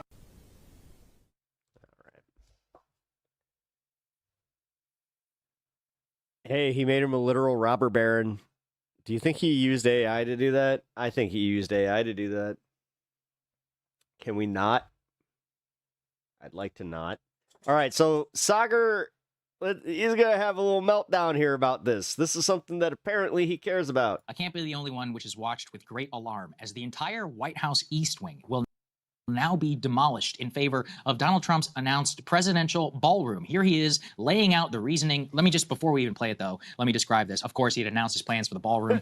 Actually, hold on. I can do this. I can just be like, oh, Sagar, are you sad about this? That's unfortunate. Whatever. Yeah. It's almost like I'm a bit of a nihilist myself. Okay, so he's going to build this new ballroom on the White House campus. However, that's the slurping sound of success. What actually comes out now, I get to enjoy it, is that in order to build said ballroom, you have to demolish the entire historical part. I also waste not, want not. Of the East Wing. Demolition pictures began to leak online. They eventually told them, hey, stop taking pictures of it if you work in the government and leaking it to the press. Then they said, oh, only the facade itself will be destroyed. No, now they're coming for the whole thing. I am unfortunately out of my beverage. Trump laying it out. Damn. In order to do it properly, we had to take down. My brain just got up. The existing structure. All right, who's behind the way it was shown, it looked like me? we were touching the White House. We don't touch the White House. Yes, that's a bridge, Atlantis Bridge, going from the White House to the yes, ballroom. Mr. President. Then you get into the lobby of the ballroom, and then you go into the magnificent, the main room. And it's something that has gotten incredible reviews. Something that's gotten incredible reviews. Let's review it. We'll all review it together. Let's play it. Let's put it up here on the screen. Yep, here's the video. That's the East Wing. That's a bulldozer. They're taking it down. Nice suit, right? This is from above the fence. Again, this is the historic East Wing part of the White House where millions of tourists have gone. Hey, isn't that where Chelsea Clinton threw Butthead out of? I've walked this halls a lot of times. It's really nice. Hey, baby. I see you have braces. I have braces too. You ever, had the ability to go to the Christmas tour or anything like that? That's Did I just score? That's it. All right there in favor of this, whatever the fuck this is, this gigantic new footprint, the East Wing, the ballroom. God, look at that. Look at that. I'm sorry. Yeah, I don't even have words. It's like the tackiest shit I've ever seen in my entire life. I mean, just look at some. Yeah, did you just catch up to this? Did you just catch up that this guy's not going to be leaving that space? Some of these renderings. On the left, good job, Sagar. You can see the tiny little West Wing where the colonnade, the Rose Garden, which by the way is already destroyed the Rose Garden as well. On top of what you can see for the West Wing, the Oval Office, the magisterium of like the understated part of the Oval Office in favor of a Gilded Age breaker style mansion of a ballroom. This is you definitely contributed. You voted for this. Oh, look, he's got his Diet Coke. Which will be used for... Good boy, Sagar. Good little boy. Make sure that you show that Diet Coke. Show the drink that Daddy loves. How many times in a year? It's grotesque. Yeah, he's a Trump. Yeah. The one benefit... Yes, he supported Trump. He has supported the GOP efforts of what they are doing, and he has also put on the blinders in certain situations. But this is my favorite part is... even like everything that Trump has done in the last like 4 months, even Sagar's just like, I can't really, oh man, I can't really stand up for this. Damn it. It is that nobody. And then he's like doing the convenient, like, hey, I'm a libertarian. What do you want from me? Yeah, it's not like I really support the guy. Like nobody's paying for it, like in terms of the taxpayers. Yeah. Apparently it's going to be some $300 billion, but even that, it's being sponsored by some major corporation. I mean, the thing. But what about the bunker under it? Yes, they built the bunker under the East Wing during World War II. That just galls me. Well, I heard about like somebody also making the argument that like Harry Truman had to like demolish parts of the White House. It's like, yeah, but it was falling apart. About this is the taste. This is a little different. It's so disconnected from American public history, architecture, anything that even remotely calls back to our reverence. You had a libertarian in your chat today? Oh, no shit. History. What up, LT? How you doing? And of course, their cope is Hope you had a good stream. Well, Harry Truman remodel. Yeah, it's not the same. Okay. It's yeah. By the way, that one actually. That one is going like that is the main thing that I keep hearing like from right wingers in all these spaces. It was in conjunction with the White House Historical Truman Association. Probably got permits too. He had he more than had the permits. He cleared it with Congress. Was falling apart, not because we need a fucking ballroom so that you can entertain more than 900 guests.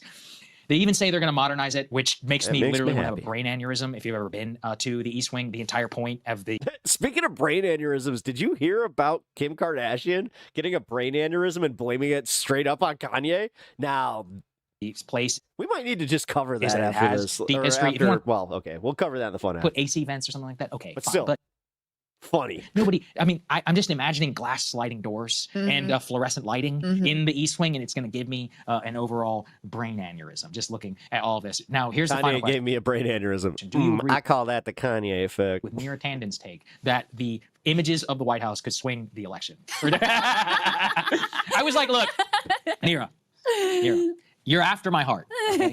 I am one of those people. I am a White House swing voter. But even I am not naive enough to say that people give a shit about the East Wing or the West Wing. Yeah. I only, honestly, let's be honest, it's kind of an insider thing to even care because the 99% of the U.S. population has never even been inside of the East Wing. I've probably been there 10 or 15 times. The Blue Room, the Red Room, all of these gorgeous places. Even the photos don't really capture it. When I go in this place, I'm like, wow, FDR did a fireside chat here. Oh, this is where the famous George W. Bush interview and all that happened. I guess Americans just don't care. Trump certainly doesn't care at all. But I don't know.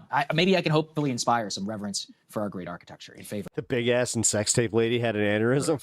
Yep. It makes me feel very conservative. Good. I Glad. feel I'm glad really, to have you. I mean, I do Glad feel to have it. you. I don't know if listen, I don't know. Maybe Nira's right. Who knows, right? What lands with people. And there is something, clearly Trump finds it to be somewhat of a political problem because number one, he lied and said that the East Wing wouldn't be touched. Yeah. Well, it wouldn't be touched at all. There would be no Actually, I just realized I should probably talk to Annie. demolition. It'll just go up alongside of it, like no demolition whatsoever. Which I was concerned. Definitely talk to her about her running for office, but also I got some questions just from the but I was like, okay, whatever. Maybe. Yeah, he's a builder, maybe. Right. Other point so of view. Number one, he felt the need to lie about it and continues to lie about it. Number two, he felt the need to cover up the pictures and demand that no one take a picture of this so he certainly has some sense that this is at least not a great political look. Is it going to swing the next election? I guess we'll never know. We'll have to do some sophisticated, political regression analysis to figure out if this was the factor. Maybe we'll see his approval rating fall off a cliff and be able to point to this. She need to have her hair touched up, or is this the new look?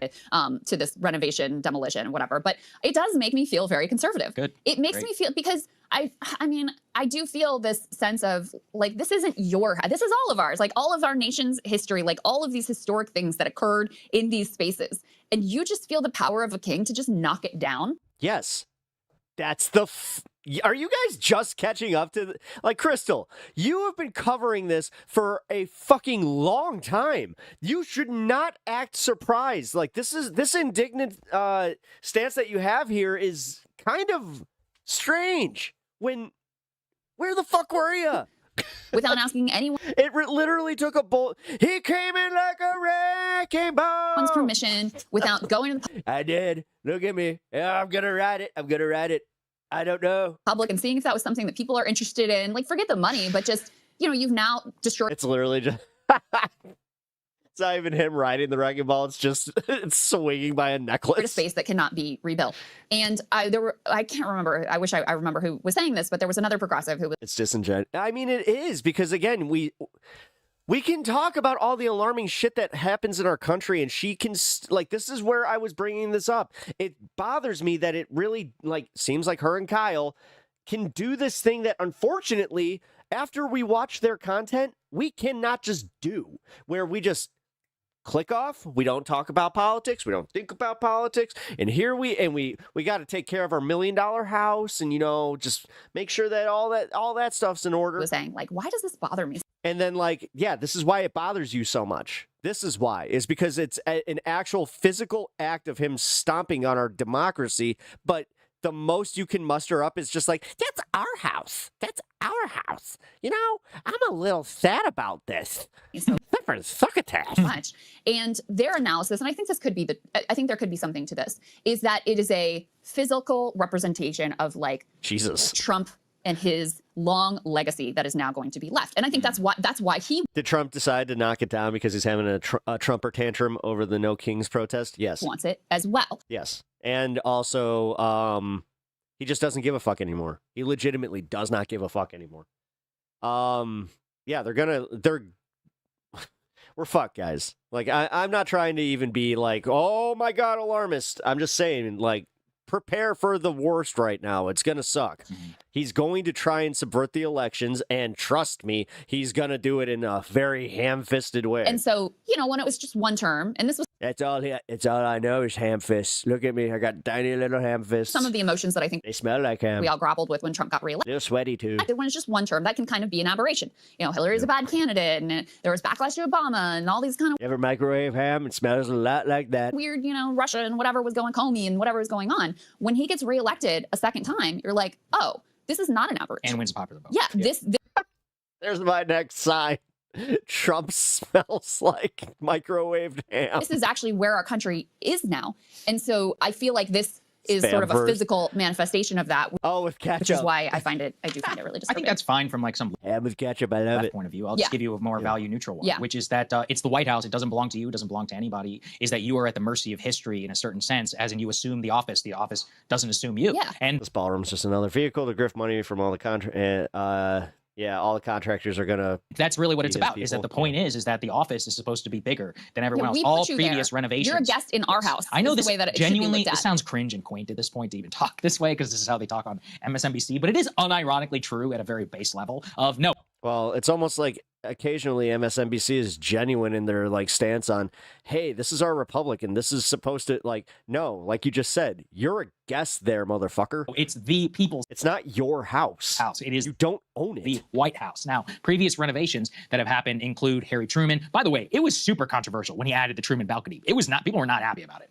They basically added it for the pleasure of the president. I guess it's been 60, 70 years, so we could get over it at this point. Well, I mean, that's what they're going to say about this stupid fucking ballroom. I'm still not over it. But it's one of those where the whole point is, if you've ever been there, it's not that nice. And that's actually, I used to hate it whenever I would work there. But I have come to appreciate the charm of the fact that it is kind of a dilapidated office building. I don't know if you saw this. There's this viral photo of Nick Saban, who was the coach at Alabama. And he had this beautiful wooden office with all of these books and things behind him. And it just looked so vintage, as if a place where a person works. And then his successor, I think his name is Kalen DeBoer, came in and turned it into like a glass T-Mobile store. And by the way, the team isn't doing as well under the new but there was something about that which was just so physically jarring, for many people. And that's kind of how I feel about this entire thing, is just looking at it. It seems disconnected. And actually, frankly, even that ballroom is just so reminiscent of, like, the worst architectural design of it's called the Kremlin. U.S. history. It's literally like, look at the Kremlin, look at that, and go, oh. But if we are living in a second Gilded Age, maybe it makes sense. It does fit with that. And I think that's the other part. How could you say that with such a shit-eating grin?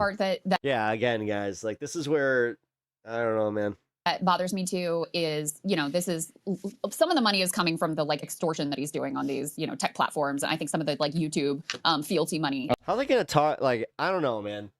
She has a lot of big talk for being a lefty, but then has some of, like, she has even more milquetoast coverage than MSNBC. Is going to the ballroom? Like, for real. Things that I saw. Yeah, I think so. Double check. And her attitude with this shit. Like, the kids' gloves she wears with fucking Sagar. And what is his time and focus and attention going to?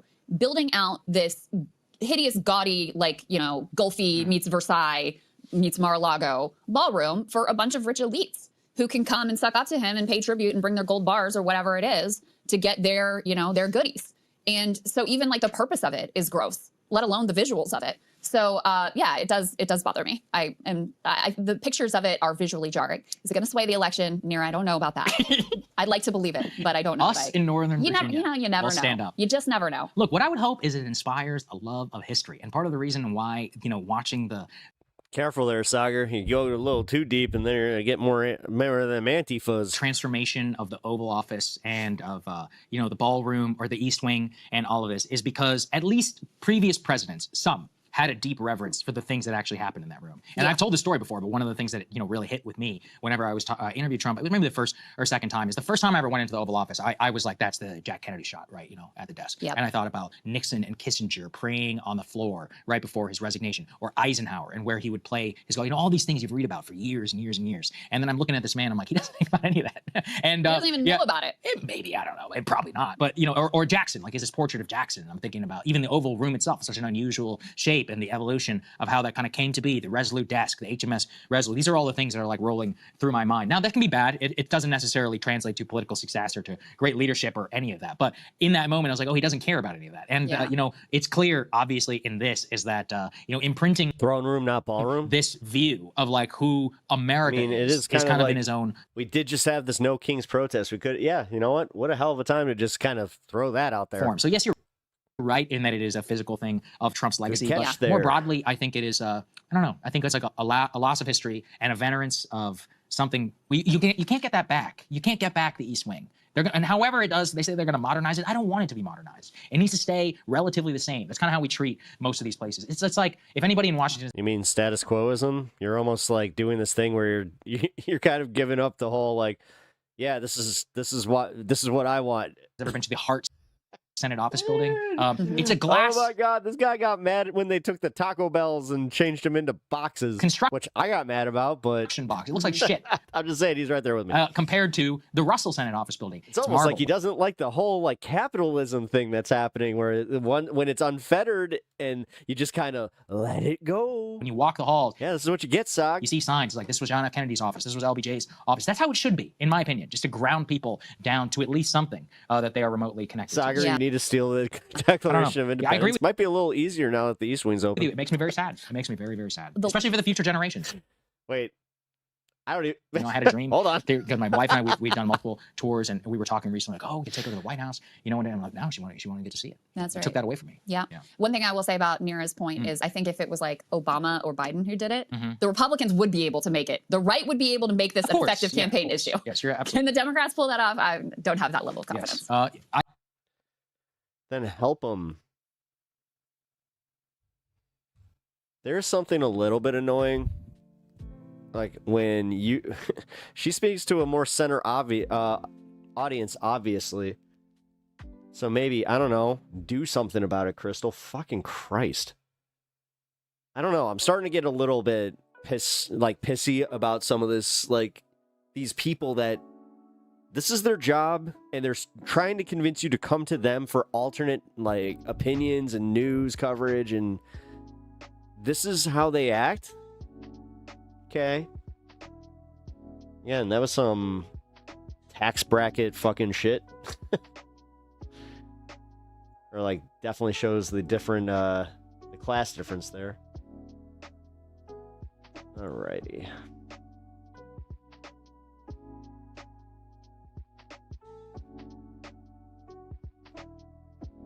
Alright, I wanted to watch this with you guys. I know we're going a little video heavy today, but you know what? I had a backlog. Uh-oh. Come on, Pep. Why silence my... Hey, you go to horny jail. As I said, I don't like... I'll leave that to you. Let that go out there in the chat. I don't need people clipping what I say and then sending it to Kyle Kulinski and being like, look at what this guy Pep said about your wife. Although, you could probably just take the clip that I just said, and he'll be like, you want to fight about it? Oh, boy. Trump just pardoned CZ, the founder of Binance. Bro, I am so cooked. My career is over. Worst time to be involved in fraud catching in the world, bro.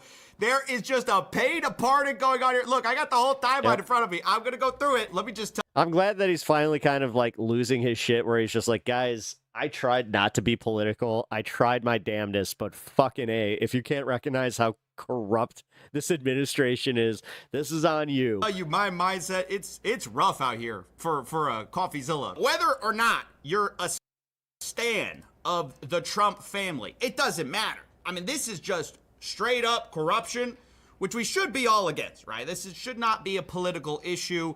Unfortunately, increasingly, politicians are involved in these huge crypto dealing deals, but I am not injecting politics into this, okay? It just so happens that they happen to be in positions of power, but don't worry about that, right? Just look at the facts, please, for a moment. It all starts November 21st, 2023, okay? Binance and Changpeng Zhao. Hey, if you guys just got a notification from my post yesterday, that's kind of wild. I just got a notification about my post going live. Guilty in a historic that's great. $4 billion plea deal where basically they admitted they didn't really have anti-money laundering controls, and they kind of willfully looked the other way, specifically in regards to people they probably should have not allowed them to use their platform, such as, according to the charges, terrorists, cyber criminals, and child abusers, which, you probably should block those people from using your platform. Now, on April 30th, 2024, Zhao is officially sentenced. He's so angry he doesn't even know that his set's on fire. And of course, a few months later, Donald Trump takes office, wins the presidency, okay? And while he's winning the presidency, he also announces the launch of something called World Liberty Financial, which is kind of their big crypto project guys, entry. come on. And this will become important in a moment. But before we get to that, People let's are just surprised by the grifter in chief. talk about something that happens on March 12th, 2025. This is about We didn't think you'd just be that brazen with it. a year after. Dude, he did a crypto grift or a crypto scam walking into office. He gets sentenced to prison. What the fuck? All of a sudden, you have a big investor come in and put tons of money into Binance. It's a company called MGX, and they invest a $2 billion stake into Binance. And specifically, they say they're going to do it in crypto. What kind of crypto is not announced. Now, the next day, it's reported by the Wall Street Journal that Binance has been reaching out to allies of Trump since the year before in talks to strike a business deal with the family as part of a return of the exiled company to the U.S. It says the possibilities include the Trumps taking a stake in Binance or the deal going through World Liberty Financial. MAGA's argument in favor of everything Trump does, but Biden. Already, you're hearing little Free Sam Bankman-Fried. rumblings that, okay, maybe they're trying to do a special deal with Binance. And pretty soon we're going to hear talks of the pardon come up. But while that's happening, March 25th, 2025, World Liberty Financial announces a stablecoin. Now, if you don't know, stablecoins He more than likely will be. are like this incredible business. But Hunter Biden. Because you just farm a bunch of yield. I don't know, man. There's a bunch of normie Americans. Like, I got my biases, but there are a bunch of normie Americans out here that are just like, what? Fuck you. No, like, you know, the part that the people that are just like both sides suck, they do see through this shit. Treasury bills. Now, they probably don't know about any of this shit because it's not really widely reported on. That's why I do appreciate when guys like Coffee and Philip DeFranco just call this shit out. Well, people use because then you're getting the normies to go like, oh, that's kind of fucked up. Stablecoins. The major players are USDT and USDC. It's important to note it's incredibly hard to launch a stablecoin. People don't like using new stablecoins. And so when they launched, a lot of people thought, well, how are they going to get off the ground from nothing? I mean, yes, it's the president's stablecoin, but what are they going to do to really make a splash? Well, we got the answer on May 1st, 2025, because it turns out that Abu Dhabi investment into Binance, that $2 billion deal, it was all done through USD1. Now, there's no reason to do it in this currency. You could have done it in BNB. What else happened in May in Abu Dhabi? Put it in Binance's own crypto coin. No, the only reason you would do it in USD1 is to really help out one person or one player, which is World Liberty Financial, which is Trump's crypto project. Because, of course, as we said, these stablecoins are backed by treasuries.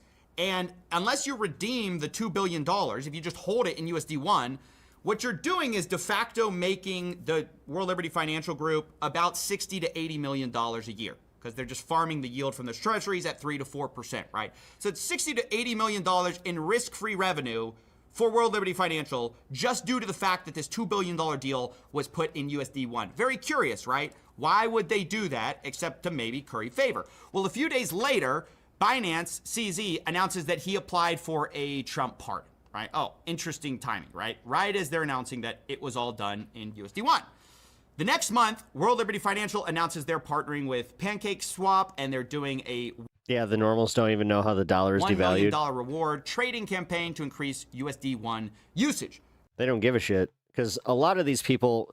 I actually heard this argument where it's just like, yeah, this is why I've been buying gold ever since, you know, the early, the mid 2000s. Now, of course, mid 2000s. That's when you know what? And I've been sitting on that investment, and I'm pretty happy about that. It's just like, oh no, but you do know what happens when gold prices start spiking, right? There's no historical precedent there. What do you mean? It's all once again associated with Binance.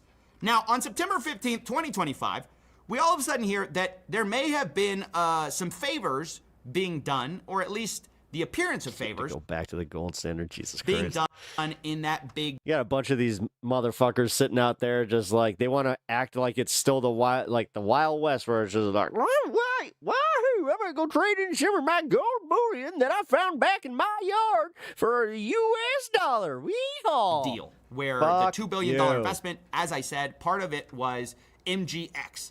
You guys, like, everybody accepted crypto, but then they were just like, yeah, you know what a big problem is? The Federal Reserve. It's just like, hold on.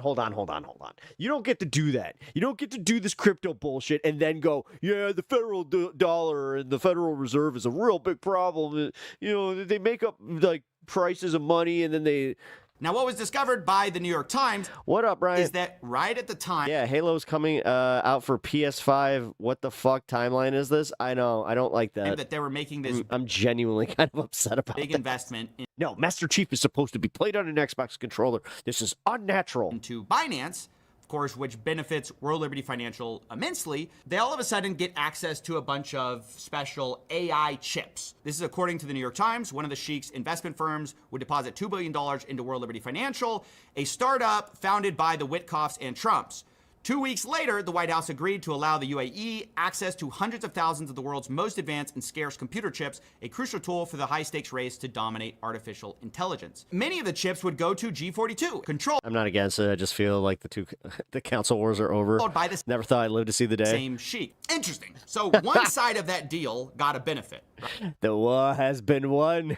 Right. PlayStation sits victorious. Yes. GX. Now, of course, we knew this day would come. Yes. there are a bunch of We all told you that the PlayStation was a far superior console, disclaimers and now you have learned. in this The nihilists have won. piece that everybody's saying Enjoy your controller now. that there was no conflict of interest. This just All sort right, of German characters, stick around. I'm happened to enjoying work it. out. The official quote is that the deal was totally unrelated to any government business. But now we know one side of the deal, MGX, got something. And now the question is, what does Binance get Now we can have the true red versus blue, out of holding this as long as it's cross-platform. See, USD1, right? Why don't they see, just redeem it for cash? Why don't they just I am the Spanish-speaking German. put ¿Qué pasó? the money into stablecoins themselves, farm the yield themselves, that $60 to $80 million we were talking about? Use it. It's gonna become it's actually gonna be even worse. It's gonna become Fortnite, where it's crash ban. Now you didn't think Halo would ever be on PS5. You know who didn't also? For something. Well, oh my God. On October 11th, remember we had that hyper-liquid whale that we were saying, maybe insider trading with the whole Too sexy. timing of German accent. Too sexy. Oh. We're going to keep talking about that trust deficit. It was the Trump tweet. Well, interestingly, they are linked to a Polymarket account called Big Winner 01. And a couple weeks ago, they started betting on will Trump pardon Changpeng Zhao in 2025, which was a really kind of like wild Xbox really won because the marketplace is everyone. All your marketplace all belong to us. bet at the time. All your base. Like by the end of All your 2025. base. Because there were only a couple months left, right? But then, all of a sudden, of course, October 23rd, 2025, we get the last leg of this deal. Trump, of course, pardons convicted Binance founder. And it's important to note, once again, just like the MGX deal, the White House is, of course, denying that it had anything to do with some of these crypto deals. Instead, White House Press Secretary Caroline Leavitt says that Trump exercised his constitutional authority in issuing a pardon, who is prosecuted by the Biden administration and their war on cryptocurrency. The Biden administration's war on crypto is over. But again, what we saw is that the actual... Yeah, it's called See, this is the thing. They're trying to frame regulation as a war on that. This is why they're going to try and like purge the FDIC. Dude, seriously, they're just trying to take the safeguards away. And I don't know about you guys. When they got rid of this Consumer Financial Protection Bureau, also known as the CFPB, every American should have been alarmed about that. But nope. Charges had not. You know what? Go Doge. And then you have a bunch of people shit shocked that all of a sudden their credit is dipping for reasons. Maybe they didn't even miss a payment. And then everything's getting more expensive. Their insurance premiums are about to quadruple. Nothing to do with like... But guess what? The guardrails are off. So we can't, like, say you want to sue anybody? Can't. Like, too bad. Politics. Should have paid attention there, jackass. Instead, all the charges... Oh, did your bank go over? Well, too bad they didn't have insurance. You know what? We'll give them money, but that doesn't go back to your account. You're fucked there, mister. Should have planned better. Related to anti-money laundering and allowing money to go to basically criminals. They had chats from the chief compliance officer of Binance noting that they should probably not allow money to Iran, North Korea, Syria, Cuba, and Crimea. So, yeah, they kind of had him dead to rights. That is why it was such a big deal. And now, basically, that's being kind of wiped away here. The Wall Street Journal first reported on the pardon, says it will likely pave the way for Binance, the world's largest crypto exchange, to return to the U.S. after the company pled They're going to give you guilty. And Trump really, coin. my problem here is, okay, if you want to say, look, we're trying to do less of the crypto, like, enforcement stuff, we're just trying to loosen controls, that's one thing. But to make the president's family such an obvious beneficiary is so crazy to me. I mean, it's like, even if you're a supporter of Trump, and that's fine, you got to call balls and strikes here. This is insane. It's an insane, corrupt move where it clearly benefits. See, he's really trying to kid's glove this one. Fits the president. But I wonder, does that change your opinion, mister? And it clearly is just like to make them even more money. It's just gross. I don't know what to say. Yeah, they took the guardrails off chemicals so companies can pollute too. Pro-cancer, yay. Yeah, but they took the dyes out of the food, Robin. Come on. You got to be fair. I didn't even... Honestly, that's like the one thing to come out of all of this where I was like, why weren't you doing that before? I don't want to cover it. How come Skittles were made with sunscreen? Answer yourself, Skittles, because I haven't eaten Skittles since I found that out, and honestly, I liked some Skittles. Apparently like the taste of sunscreen, but not anymore. Because once again, it's like, it's politicians are involved, and I hate talking about that stuff, but it is... Yeah, of course you do, but welcome to the fucking party, pal! I'm so glad I get to say this as much as I do, but fucking A!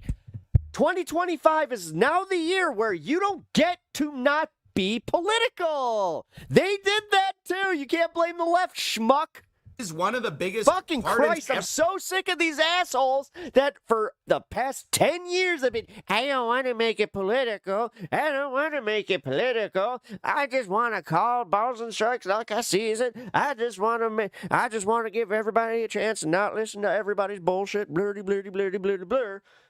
Of one of the biggest cases against one of the most important crypto. Yeah, you made a career out of like speculation with money. You don't do this with fucking politics. That's the only difference, is it's social speculation. And the left is usually like, this is what drives me nuts. The left is usually right about calling where it's going, but they can never guide it. They can never they can never steer away from it. It's almost like the Democrats in power have always been steering with it because they're just like, yeah, it benefits us too. People, and yeah, it just seems so... Being apolitical tells me you have privilege? Yes. Blatantly corrupt? Absolutely. It's always a fucking... I'm gonna make a pretty broad statement, but it's not about skin color. It's about how much money you make. It's not just privilege that you're pardoning. Making the same point you were just making. You know what? I was trying to make that sound smart. CZ, Damn it. It's that leading up to it, you're having I'll be real, I deals had to a brain make fart, money. and I was like, I had a point.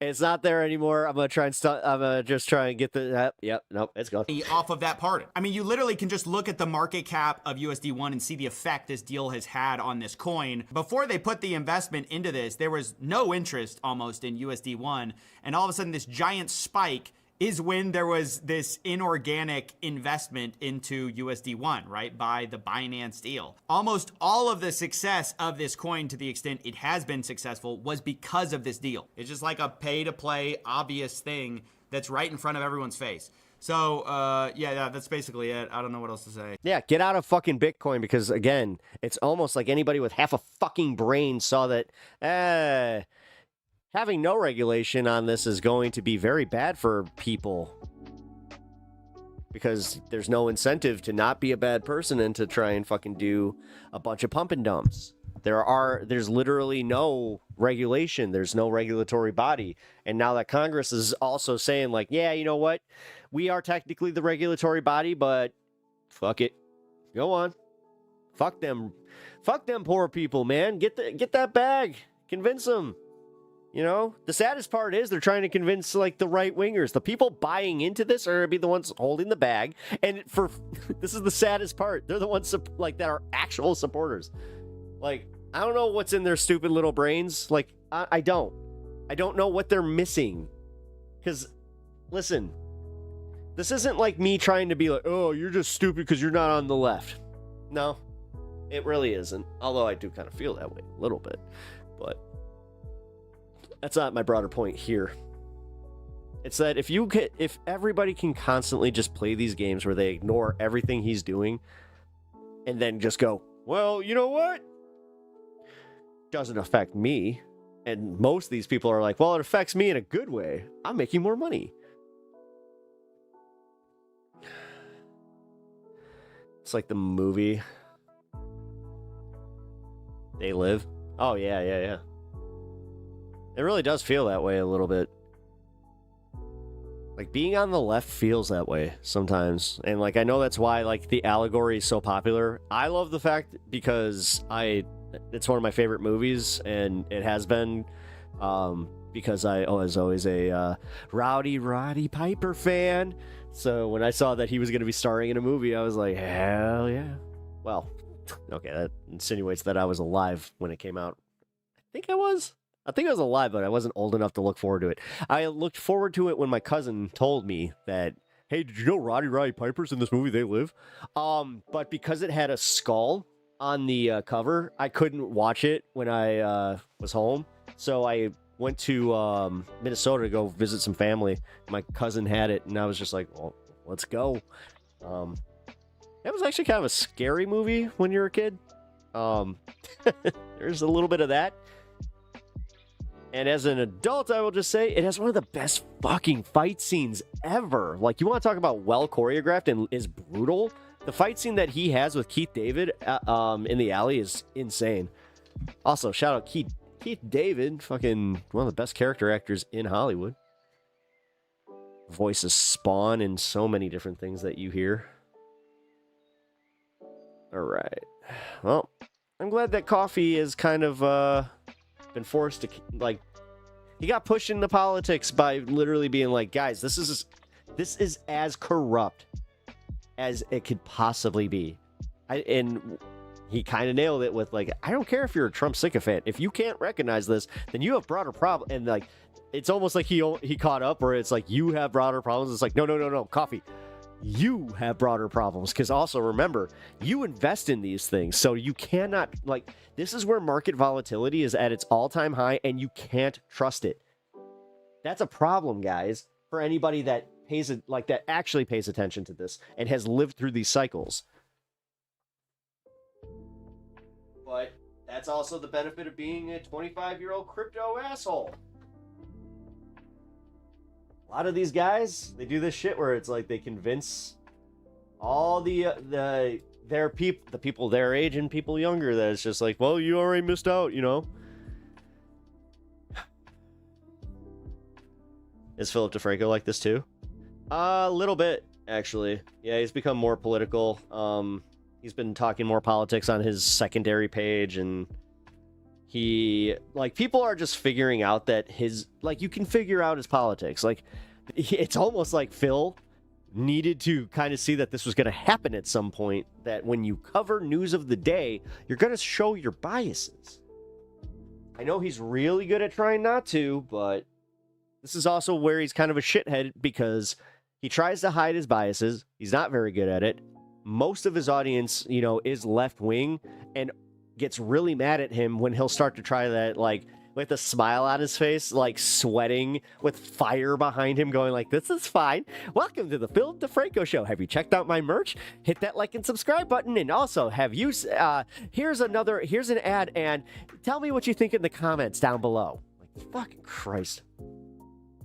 Sad part is I'm a fan of him, but this is the shit that annoys me about him, where I'm like, oh, you come off as like super disingenuous, and just like you don't give a shit. You want to talk about inauthentic people online? He comes across as super inauthentic.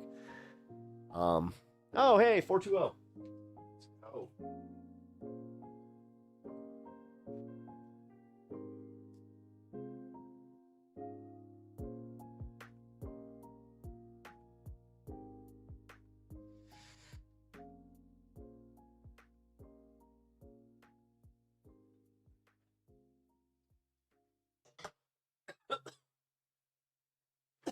All right. Your DeFranco's good. Oh, thank you. Oh, I forgot to call you welcome, you beautiful bastards. He's been on YouTube for what, 18 plus years? That's why, yeah, he's one of the OGs. God, I haven't been with him for like the 18 years, but I've been watching him for over 10. So I'd say that's a pretty good a good run there. And that's where I can say with confidence where I've seen his shift there. And during Trump 1, he tried to play that game even harder. Then COVID happened and he just couldn't ignore it. I remember it really came to pass when they started talking about like trans issues and stuff like that, and make like the GOP itself, not even just Trump. And then he was like getting kind of into the whole, I'm all inclusive and, those people buy stuff, so I should probably market to them. And that's what sucks, is like, I don't know if his if his, liberal or like left wingism, I'm trying to find the word, if it's even genuine, or is he just trying to sell shit because he lives in California and he knows that like the left actually sell or buy shit. He deleted his old edgy videos. Really? Interesting. I wonder if that was before or after YouTube did the thing where you could still keep the money and views and still delete videos. No, I'm not trying to find a reason to hate the guy. I'm really not. I still watch his content. I'm trying to explain that, yeah, I watch it with a little bit of a grain of salt, where I'm just like, maybe he actually cares, maybe he doesn't, who knows? All right, so real quick, I hate to say it, this is one of the more boring stories of the day, but it's important because, to quote Vosh, politics is stupid, but very important. And sometimes, occasionally, it gets a little boring, where it's like, yes, we are 24 days into the government shutdown with no end in sight, and the Senate Democrats just blocked more legislation to open the government. I think that this is the first time that I agree with what the Democrats are doing, and that the Democratic leadership surprised me by sticking this out. I thought that they were going to capitulate. Now they're kind of in the position of power here, because the Republicans are starting to see a polling shift where people are figuring out, it's like, dude, you're in power. Like, you have the president, you have Congress, you have the Senate. What are you doing? You even have the judiciary. Keep saying this.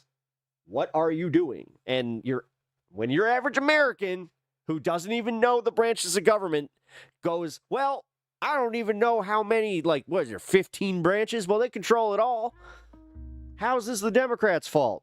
We're also this is where he's going to have to deal with this. We're that far removed from Biden that Trump touting all his successes and all this shit has now kind of come back to bite him in the ass, because now people are literally looking at him and being like, listen there, Haas, you're the one who's sitting in the big chair. Where is the cheaper eggs? Why is inflation getting? It's not. Yeah, it is. No, it's not. No, it's not. Fake news. And it's like, brother, my bank account's not fake news. Yes, it is. It's fake news. It's this is a microcosm. Like, this is a just little like micro look into the actual shit that's going to happen to your average Trumper. Now, was it more of a skit? Yes. Democratic Senator Jean Shaheen. But it's going to happen. Of New Hampshire. Senator, I want to start on the shutdown. Thank you for coming on, because you've been part of many of these. Why is she dressed like hotel curtains from like the 90s? More quiet bipartisan huddles throughout the last 3 weeks. It's almost like they legitimately recycled curtains from like the Hilton, not even the Hilton, Hampton Inn. Weeks that we pay attention to. Oh, ew.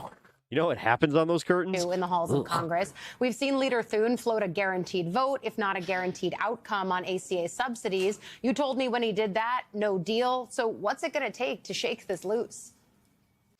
You know who my favorite little rascal is? Spanky. Well, I continue to believe that we can Hey, Richard. keep the government open and make sure that we're not raising health Or casino carpet. insurance Yeah, casino carpet. prices for millions of Americans, about 20 million Americans. She's skinned an old grandma's couch. She's oh my God. You like putting plastic on couches, do ya? Well, thank you for saving the fabric. Taking 4 million Americans off of their health insurance because they She did it like Dexter, where she just spread the plastic out. It's just like, I must make a fine incision here. And she's got her sewing machine. can't afford the high Oh my God. JD Vance just sitting there. cost. My wife doesn't even do that for me. But the problem is the one that you identified, and that is that there is a trust I love Paisley. deficit. And unfortunately, there aren't Nothing makes me hotter than a any official talks going on right now. The president's flying off today to Asia. He's going to be gone for about a week. He's met once with the leadership of Congress. That was the day before the shutdown. What we need to see is some real leadership. We need the fact that that's our vice president. to see people sit down and talk to each other and negotiate so that we can open up government, so we can address the health care concerns of millions of Americans. Yeah, and you're one of those senators that still is trying to reach across the aisle. It's unclear that Washington. Trumpy the turtle just. Washington rewards that kind of action, but it's the only way that we're going to get out of this shutdown. I can't get over her fucking. I want to talk about the I can't. What the bill that was on the floor yesterday to pay various federal workers, U.S. troops. Of course, it failed. The concern being. I mean, the moral of the story is it looks like she's wearing cheap hotel attire. That it's the government basically picking who feels more or less pain. But there are other bills to ensure. And also, can we address, is Paisley coming back? No. Sure, for example, food assistance programs like SNAP don't fully lapse in a few weeks. A whole new generation of children just being like, during ew, a shutdown. Mom. Should Americans expect that they're just going to feel all of the impacts of this, that Congress isn't going to intervene to help various pockets of people who are hurting? Well, I hope not. I hope saner heads are going I think I thrifted a tie with the to same prevail. But would you because vote in for the New SNAP Hampshire- bill, for example? I want to see us come up with an agreement that can open government for everybody, that can address not just SNAP, but the pay cuts that our air traffic controllers It's kind of weird are for dealing with in New MSNBC to Hampshire. push this hard, That's but gonna at make the same sure time, that this we is have journalism. It's like, women and children who get their benefits Framing on that last because question those was are a going to little run weird, out too. And in order to do that, we need to talk to each other. And as you said, well, yeah, that's kind of what making a deal. I had this conversation today. I was talking to one of my friends, and he leans a little bit right, but he's not fully there. He's what I call, apolitical. But he was talking about it. He's just like, yeah, the Democrats just need to relent. They just need to, dude, just do it. It's like, no, that's not. I thought, and I just said to him, I'm like, I thought that you were like into making deals, right? I thought that that's why you kind of liked Trump, and you insinuated that he's actually, he says he's going to do something and he does it. Well, then why is it a surprise that when a political party that is not in power uses the same exact tactics that the party before was using, and now it's a bridge too far, and the thing that got them out of those moments was the Democrats went, okay, offer us a counter proposal. And then the Democrats were like, all right, fine. We'll get rid of that. Too much pork. But then these Republicans are just like, we will not change a goddamn thing.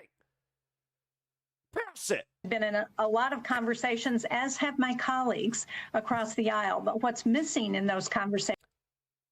You see how that's how to any average American that could possibly go, huh? And that's exactly what he did. His leadership. Did he still stop blaming the Democrats? No. Saying we are going to come to the table. We are going to sit down. And we are going to negotiate. I guess it made him think for a half. Holy neck pussy. Fucking, we need to start blurring that. I know a lot of people are saying that, New but Hampshire, for real. And we had a crisis facing. Damn, that one had the clit was coming out. In the state of New wait Hampshire. a minute. Hold on. I didn't I gotta wait fix my for the bing. speaker to come and see me. I went up to see the Republican speaker. I went to see the Republican He Senate doesn't know how to masturbate, so he was literally flicking, just like. president. We sat down and we negotiated on a daily basis for months in order to solve a crisis. It's like the South Park joke. Hold on. We had on school funding. So that's what we need to see from our leadership, and that's what the American people expect. While Congress has been focused on the shutdown, the president's been focused overseas. That's Israel, one hell of a Russia, bean. you mentioned he's about to do a week-long trip through parts of Asia. We're going to get to that trip, but first, when it comes to Russia, several bills that you authored passed through committee yesterday that would increase pressure on Putin. Do you have any assurances that those are going to get a vote by the full Senate? Increase pressure on Putin? Well, I think they have strong bipartisan support from a I purposely misheard that broad one. range of people on the political spectrum. They went through the Mary Poopin. committee almost unanimously. One would declare Russia a state sponsor of terror. Dude, that legit off stream. I thought about that. I just bust out laughing. My wife was just like, what? I'm like, Mary Poopin. Terrorism for their kidnapping of Ukrainian children.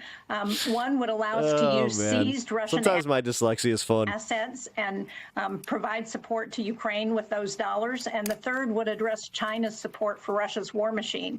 That's the first legislation going after Russia that we've seen this year in the Foreign Relations Committee. It's long overdue. Republicans are banking on the truth not mattering with their base. Yeah. We need to get it to the floor. We need to take action. Russia needs to understand that we are not going to let them continue to get away with killing innocent Ukrainians without some repercussions. These bills are important, and you referenced that they're bipartisan, but there have been other bipartisan sanctions-related bills just kind of sitting and waiting in the Senate. What does Republican leadership say to you that they're waiting for to make moves on this, whether it's now on your bills or, for example, the Graham-Blumenthal bill? Well, what we've heard about the Graham-Blumenthal bill, which would put in place really tough secondary sanctions, and it has over 85 bipartisan sponsors in the Senate. There's nothing that ever gets that many sponsors from both sides of the aisle in the Senate. And unfortunately, what we've heard from Senator Thune, the leader, is that he's not going to move on that bill until he gets a cue from the White House. Well, I think it's time that we take action and not wait for the White House, because what Vladimir Putin has been doing for months now is playing President Trump.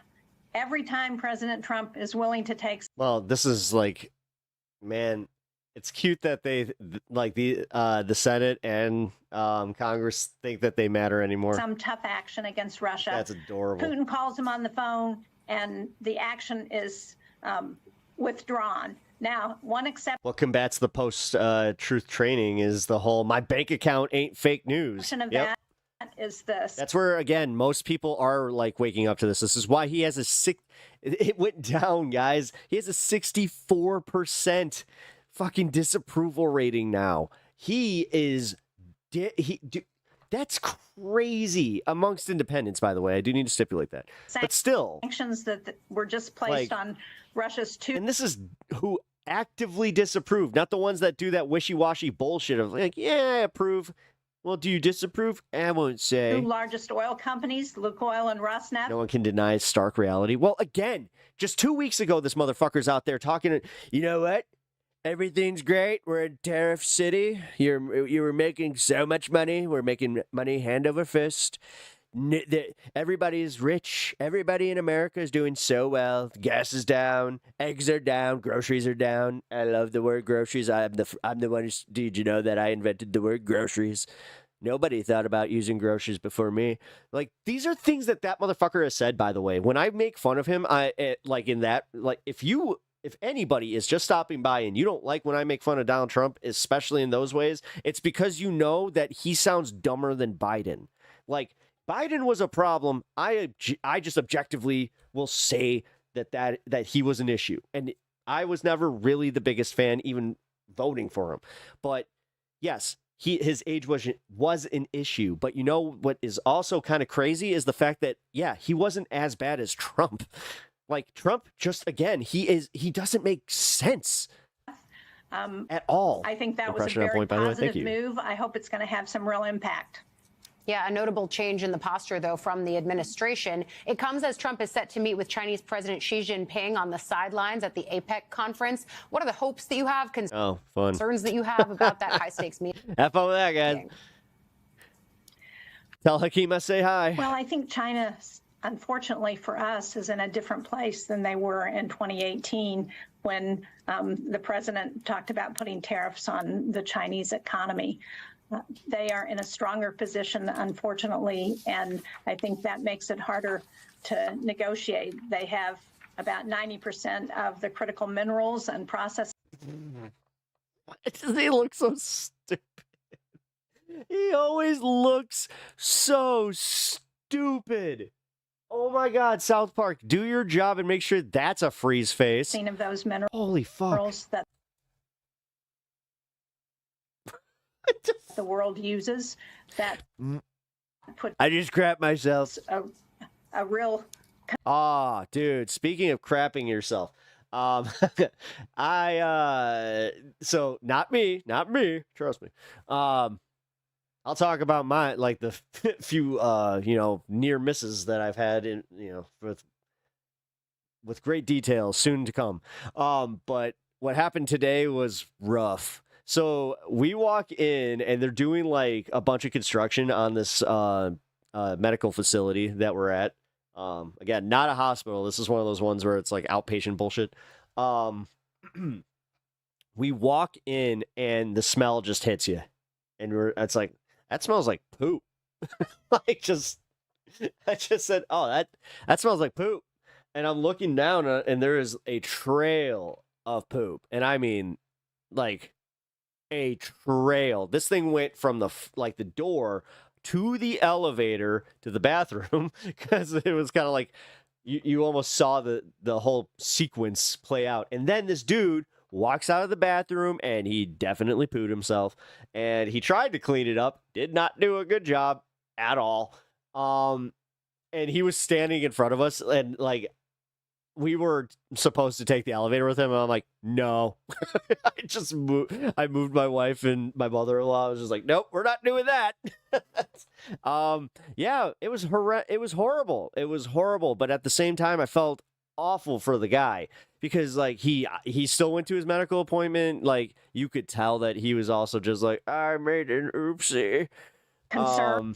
And my mother-in-law was kind of like, oh no. And I mean, there was that awesome part where we're like, oh no, man, come on. Not enough hand sanitizer on the world on the bottom of my shoes is going to fix this. On the part of us as we negotiate with them, if the president's talking about 100. Chick got home, I was like, take your shoes off. I think the number he floated today was over 100% tariffs on China. Yeah, it was rough. What is that going to mean? They cleaned it up, but as I'm walking, I'm like, oh, they missed a spot. So fucking for the United States if they decide they're going to cut off all the critical minerals. You know when your dog like scoots on the carpet after they come inside and they don't clean their butt like, or they didn't like pitch the the piece off quite like enough, and it just leaves that little brown streak on your carpet. Yeah, that are important to everything from our appliances to our missiles that we use in our defense. Dude, it was rough. So I think these are very high stakes. Oh, talks man. that are coming up, and I hope the president is going to have lots of support as he goes into those God, the weird thing is, because we were where we were, it was like the just way that there was this nurse that walked like over it. She's just like, another day. It's like, and really understand where the red lines should be and what we can negotiate and what we can be tough about.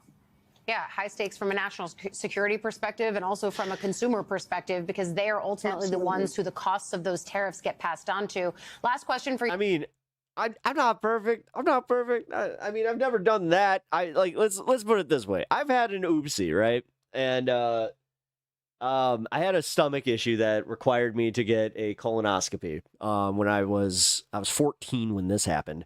So obviously colonoscopies are pretty, they make you like drink all this stuff before you even take it. So you think that you're used to it. You're really not. After said thing, they kind of told me like, I should have taken the diaper. Because they offered, they're just like, hey, you might have a problem. I'm like, no, I'll be fine. I was walking down. I don't know why I did this. I didn't want to wait for the elevator because I just wanted to get to the car. And so I told my dad, I was like, Dad, can we just take the stairs? He's just like, are you sure? I'm like, yes, I just want to get to the car. I got like 2 steps down and I just hear my dad go, oh, buddy. Oh, buddy. I was just like, what? He's just like, tie your pant leg. I was like, oh. For you here, Senator, I wanted to get your reaction to these deadly missile strikes on the secret is to have no shame. Hey, it's cool to shit your pants. Drug boats. The old man's just like, this morning. If it's cool to shit your pants, then I'm Miles Davis. The defense secretary revealed that the U.S. carried out yet another lethal strike. This is the 10th. Listen to what the president said yesterday when he was asked about his authority to conduct these. Listen. And we will hit them very hard when they come in by land. Dude, it was just funny because my dad, legit, he's just, I'm about to get in the car. He's like, all right, here, you're going to have to sit like this. So I had to sit like this. He's like, we're going to Target. It's right down the street. Just do not sit down. I'm like, oh, man. He's just like, don't do it. Just don't sit down. It's like, and they haven't experienced. I was definitely not feeling good that yet, but now we're totally prepared to do that. We'll probably go back to Congress and explain exactly what we're doing. Made me hover for like, dude, we hit a red light. I'm like, I can't do this. When we come to the land, we don't have to do that. And then, he made me stand outside with my butt turned to the car. He's just like, nobody will see that. Just. He's like, but obviously, don't touch the car. I'm like, oh. I think, Marco, I'd like to do that. How concerned are you about the way that Congress has effectively been left in the dark on these strikes? Sorry to young hovering pets. Especially as the president is now talking about moving them to land in some capacity.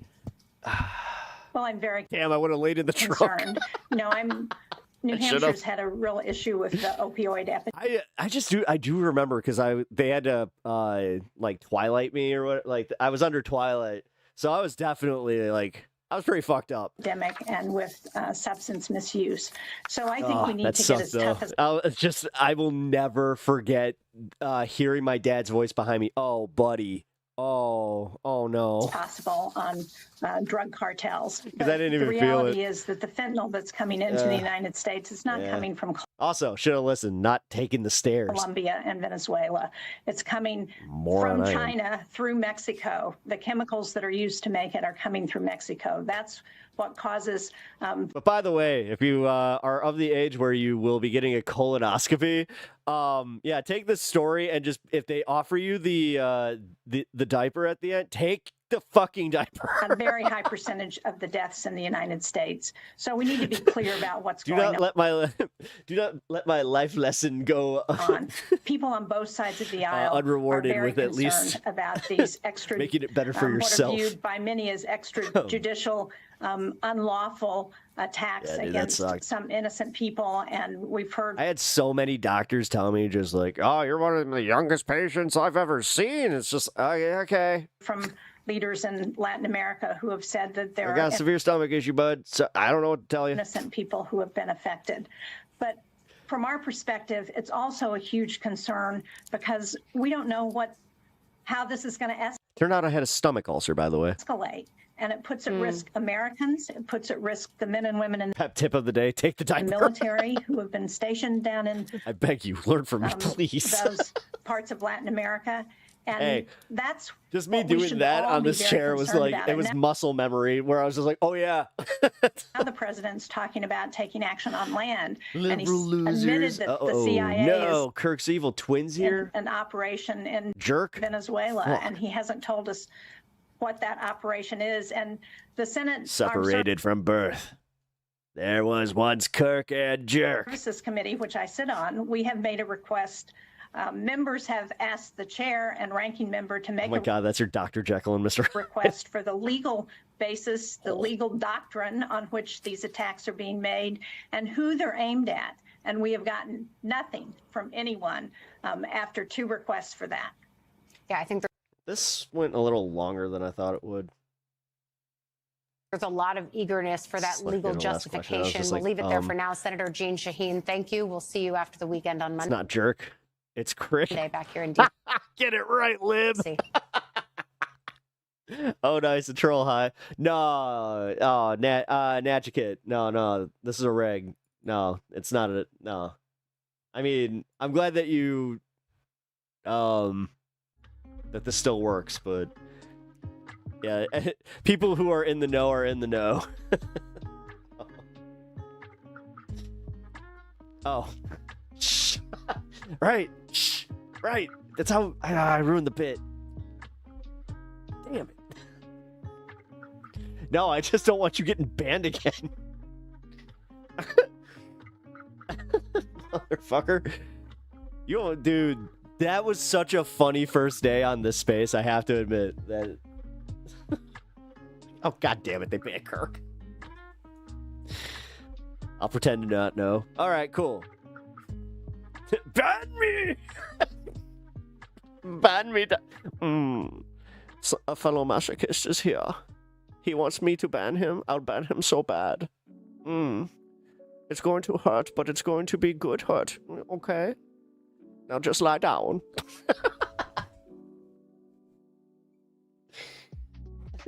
And we're going to time you out for 1 minute. Take that 1 minute. Yeah. Let's get another one in there, shall we? Let's ban you for 60. Oh, let's ban you for 90 sexy seconds. 90 sexy seconds. Yeah. Oh no. I have gotten a little bit ban happy. Kirk, you have been naughty. You need to be timed out. God damn it. All right, the German took over. Why did I didn't get German here? Oh shit, did you miss the beginning? Oh, we had a whole German bit where I was talking about the nihilists from from Big Lebowski, and I kind of figured out, I was like, oh yeah, you know what? I can kind of do that accent a little bit. Yeah. Vroom vroom party starter. Oh, fucking A. I just realized I need to get ready here. We got about 30 minutes until the fun but dude, this show. Oh my god. I did miss that. Oh, you need to go back and watch that when the VOD's up, because that was pretty fucking funny. Yes, there's a new German character that is here to stay, because I really like doing that. Oh, dude, I will totally put a German. All right, yeah, no, it's a good idea. I'm gonna do that. I'm gonna put a bit reward for the German accent. It's perfect.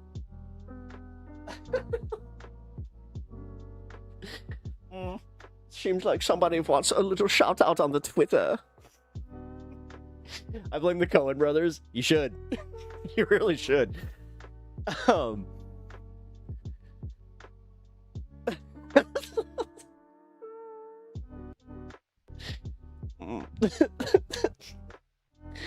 Oh my god, dude. I'm sitting here covering news and politics and I'm doing this is sprockets.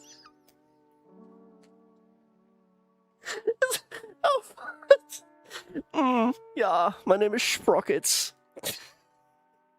That's fucking... Was that it? Or, like, if you just made that up, fucking, I don't know, but that is hilarious, and I love to say it now. Welcome to Sprockets. Where do you want to get your sprockets sprung?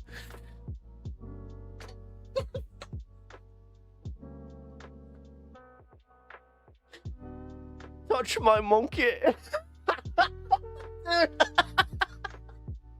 Alright, the show just went off the rails.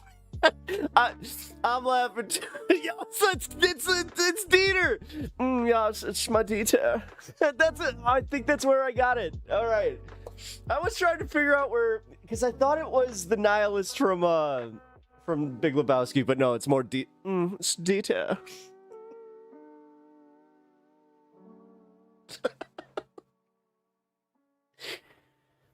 Now we will clear the music. What happened to the slick back hair and the turtleneck? Yeah.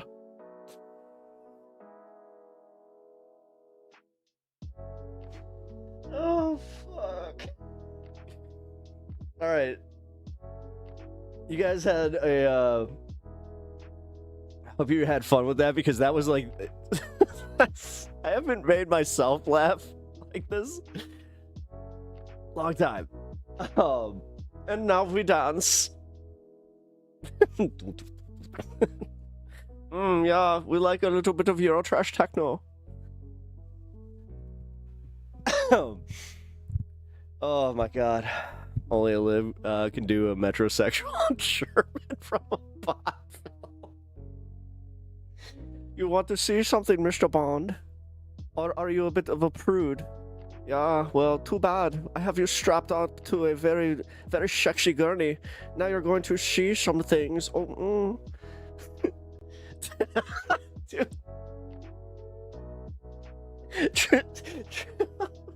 Fucking A. I would have taken the laser over this. Alright, Mr. Bond. Are you ready? Snap. He makes the snap on the glove.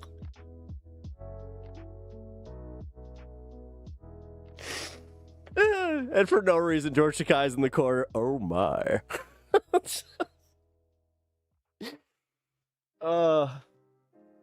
See, that's what I think Dieter McBusiness should sound like.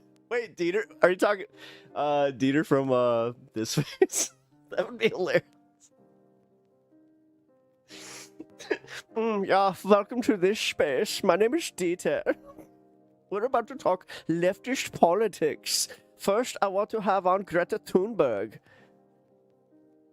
No, she doesn't have the right accent. Yeah.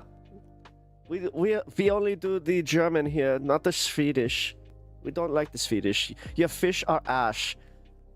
Tasting like a second-rate gummy snack. Who even asked for that? The Swedish fish. I actually like Swedish fish. Full disclosure, the German's wrong. I like Swedish fish. Hey, the Connery wasn't bad at all. Wow, thank you.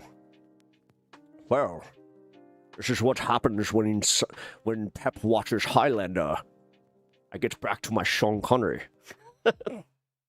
My name was Diego. Did you know that I was an Argentinian in that movie? Not the Scottish man. The movie's set in fucking Scotland, man. That always drove me fucking nuts. Where it's just like, how in the fuck is he some kind of art? You made Sean and you didn't change his accent, so he's just like, "Oi, how are you, Connor? Connor McLeod of Clan McLeod. I sound like a Spaniard, don't I?" It's like, no. A shower and a shave and a mushroom and swish bagger. All right, that last bit literally came from one of my buddies. He on a dare he ordered his Burger King order in Sean Connery's voice. Is pretty funny. The Red Did you know? I'm gonna play Did You Know with Sean Connery. Did you know that I was once on the Red October? Did you know that the movie The Rock once theorized that my character was actually a retired James Bond? I never refuted such a thing. He actually didn't. And by the way, little interesting side bit. We're going back into movie trivia. Did you know? And we're playing organically. That in The Rock, he legitimately was the script was a retired James Bond, and they were going to reveal it in like a post thing or whatever. Where he just like kind of whispers, he's just like, "It was me. I was once known as 007." Instead, they just made it like a whole bunch of vague references. But the biggest one was the fact that his alias, like his name in that film, was a James Bond alias that he used in From Russia with Love. Or not From Russia with Love. That was the video game. Fuck. I forgot which movie, but I tried to sound smarter on that one, see? And somebody had pointed out, they're like, yeah, Pep can totally make up anything. I did like a, did you know about like stuff with the Ninja Turtles? But all that was also true. A brilliant film, yes. Ah, nice factoid. Yeah. It's also, did you know that that's actually a good Michael Bay film? Yeah. That's essentially my Nick Cage. Yeah. Okay. Not the praise. Huh. Sean Connery, what are you doing in this movie? I'm here to get the Declaration of Independence. Mine's more of a face. Oh, fuck. No, it's also just, it's a good movie. But then again, this is coming from somebody that still unironically enjoys Gone in 60 Seconds, knowing that it's kind of a trash-ass movie, but it's good. It's a good movie. It's fun. God. Get the GIMP. Oh, Jesus, I just saw that. Evening, ADV. Hey, just so you guys know, if you want me to call you by your regular name in chat, then yeah, just type it out, because I got most of y'all here, but for some reason it's doing like this weird thing where it's showing the ats and all that. So, which I know that's not all your official names, so. Oh, it's Tony. All right, cool. Thank you. Yeah, it's weird. When you get hyped before the heist. Oh, yeah. The low ride. Let's go. Can we also just like his kid brother is I know he's made to be a shithead, but he's like, oh my god, the level of idiocy that they had to write for him, and it's like it's Giovanni Ribisi, and like at some point during this heist they're just like, yeah, you're still doing this. It's like, why would you do that? Oh shit. Will my PO fit a 12-inch vinyl? Yeah.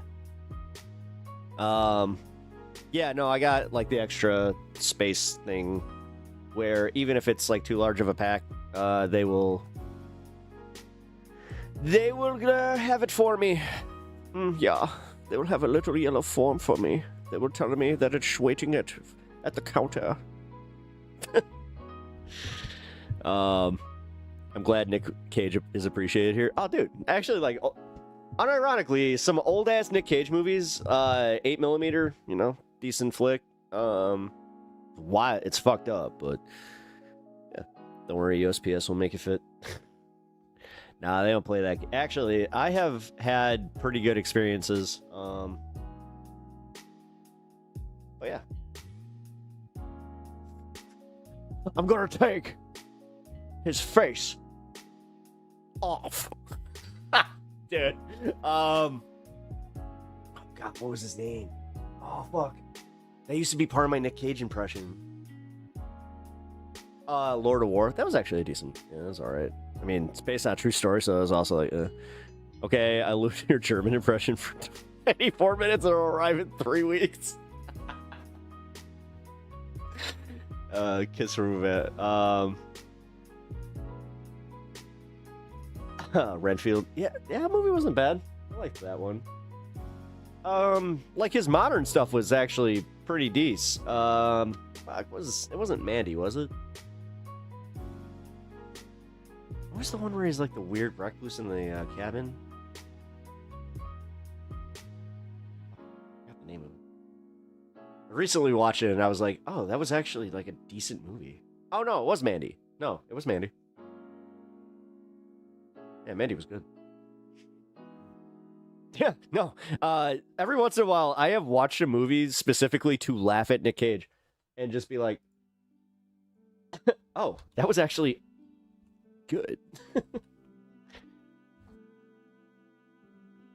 Joe, it was a drama. Joe, was that it? Yeah, the stuff was pretty decent. Is that not... I made up slang? Yo, what the fuck? I typed face off and Facebook was just like, you meant Facebook? The fuck? No, no one wants you, Facebook.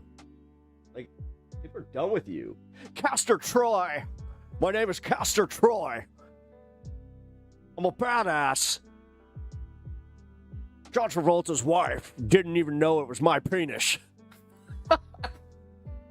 Like, I like how it was literally, they had to put the thing where John Travolta did like the weird face thing where he like, it's so weird. So they establish in the movie, right? It's like a romantic scene with his wife. And then he just randomly is just like, I love you. Just like puts his hands like down her face and she's just like, I know. Trying to one up Leia and Han, and then all that was because that was the big reveal where in Nick Cage's face he's just like, hold on, it's me. That's fucking what? I remember watching that and be like, what the fuck? I sound like water and sugar. No. Don't do that. Oh my god, it does sound like Edgar. What? Don't do that.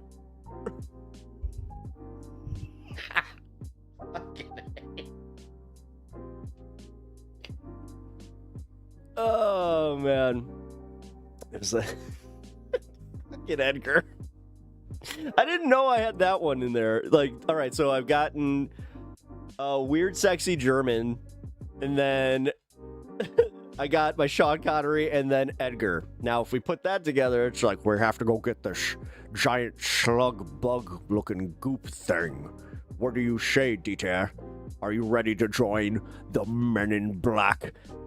Yeah, I've always looked very good in black. Do you have little sunglasses that I can wear?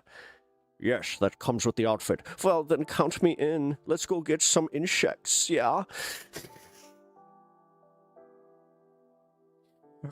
What do you guys think you're doing? Wait a minute. Aren't you James Bond? But...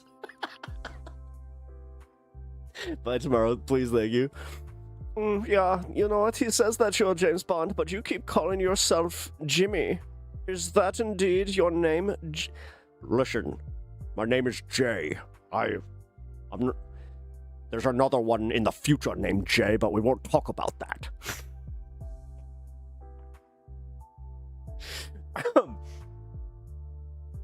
That's the secret. All of a sudden, it's just Tommy Lee Jones. And that is how the original Jay got killed, and with his partner D, and yeah, now we have K and the whole like Buckhorn story from MIB1. Hey, look, I just wrote a prequel.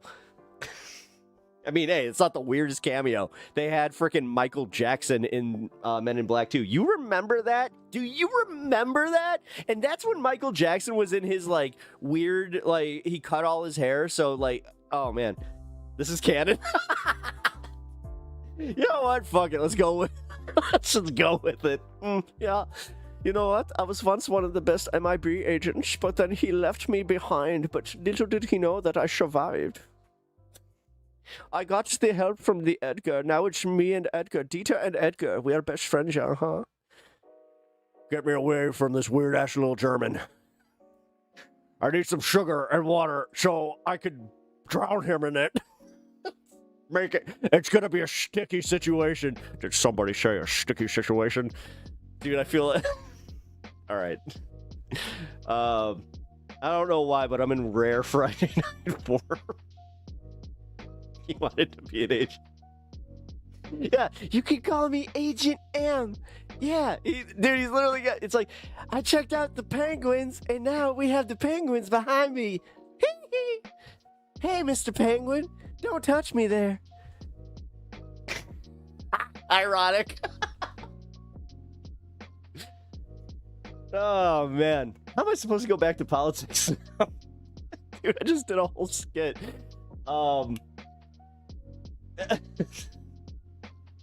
Boring news broke. Donald Trump couldn't even save it. You know what? I've had a great time. This guy he's off his rocker, but he's pretty fucking funny. This has been a fantastic show. Keep my friend, dude. I'm having a good time because I know the skits are slapping because they are fucking funny. Oh, god damn it. They're hitting me. Whew. Are we getting there? Oh god. I still have like... See, now I got that point where I'm like, I don't want to do more politics. I want to continue to have fun and just fuck it. What do I even have? Listen to this guy trying to go on with politics. He has a fun cast over here. He just rewrote Men in Black and made it more interesting. Did you guys know that Edgar was actually Vincent D'Onofrio, and yeah, it's just it's an objective fact. He's just in the movie. It's Vincent D'Onofrio. So, yeah, it's Kingpin. Apparently, I can with German. Oh my god. Yeah. Do you know why? Because when you say cockroaches, it reminds me of my naughty word. And I'm not talking about the roaches. Oh,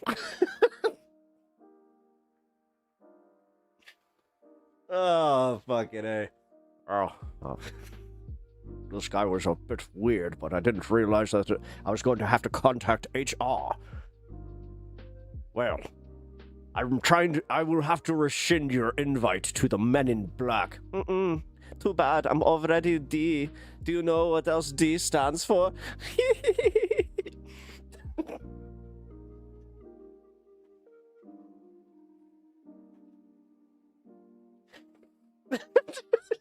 German guy took over the show. Yeah. Yeah, do you know when they said that too back in World War II? Dude.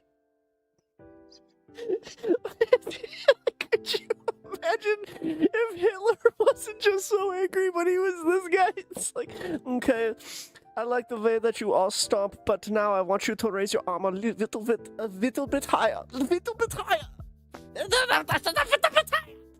That's how he got there. I used to be such a sweet, I was a very soft-spoken little artist, but then all of a sudden everybody made me so angry. I need to. All right, I gotta be careful. I'm just like looking. I'm like, okay, I hope that there isn't like anything. I just say anything that could get me banned.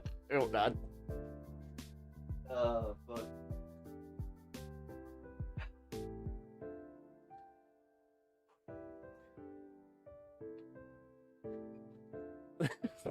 That's just artist face. Dude, one of my favorite things that I ever said that made a teacher laugh was we were in history, and they had in our history book, they actually had a picture of one of Hitler's sketches, and I just, without even thinking, I was just like, he was a shit artist. My fucking history teacher looked at me like he wanted to be mad, but he just busted out laughing. You sound like a predatorial Doofenshmirtz. Yeah.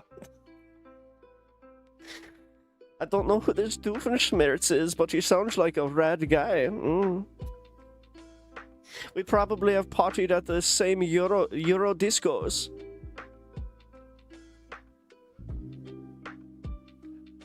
Oh my god. Oh, fuck. I actually, like, number one, I've had a lot of fun tonight, but I just laughed myself into, like, kind of, dude, I think I've actually pulled a muscle, which, oh, right, Phineas and Ferb. I knew that from somewhere. My kid brother watched that, and that was one of those shows that while he was watching it, I kind of watched it with him where I was like, all right, this is pretty good. I was such an animation snob, too, because I do remember being kind of a prick about that show and The Fairly Odd Parents. And The Fairly Odd Parents, I had to walk that one back, even though I do not like, what's his name, Butch Henderson? I keep forgetting his last name. I just know his first name's Butch, and he's, like, all Christian-y, Christ Christian-like now. So, but then I also found out that he has, like, a very problematic past as far as, you know, female collaborators, so I don't know. Phineas and Ferb was decent for a newer show. I mean, newer. The thing's like 20-something years old now. Like, I remember doing the same thing with Adventure Time. I didn't like Adventure Time at first, but then my roommate, like, credit to Cartoon Network for doing that in a marathon where I got to watch Adventure Time, and I was like, all right, I'm glad I sat down and watched this whole show with you. It was a good show. God, I also did that with Aqua Teen Hunger Force. I remember the first time I saw that, I was high as shit, so that fucked with me. And I was just like, what the fuck is this show? Did I visualize this? And am I freaking out? And he's just like, no, that's totally just like a giant shake, you know, getting made fun of by a thing of devil fries and, you know, a dumb meatwad and Carl. You grew up with Jimmy Neutron and Hannah Montana. Oh my god, you are that age. I just realized that.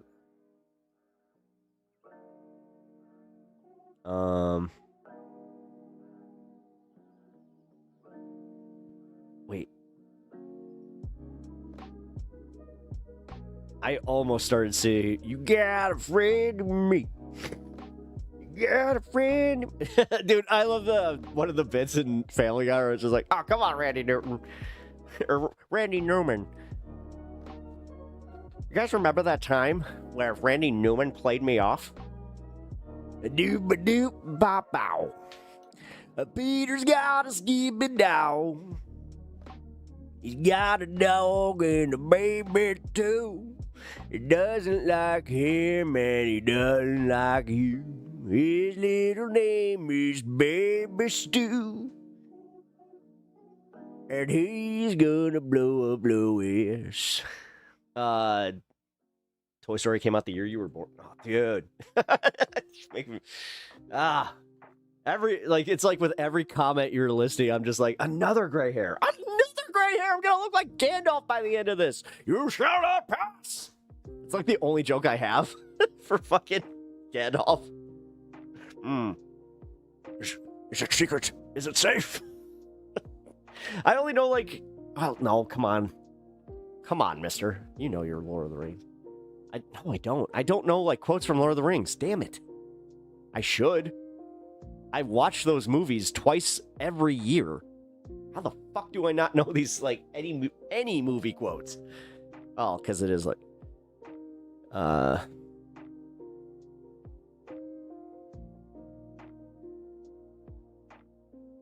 wait, 95. Wait, now I'm confused. Gandalf was overrated, Dumbledore all the way. Well, which one? I liked the second Dumbledore better than the first one.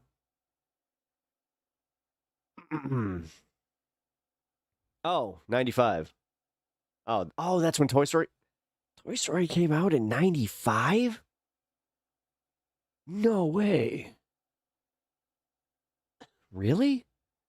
I thought it came out in 93.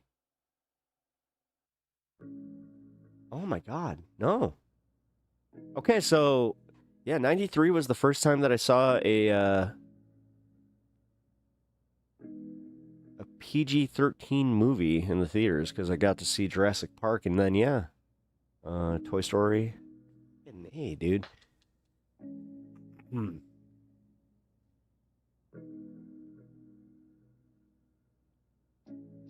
Same actor for this. Wait.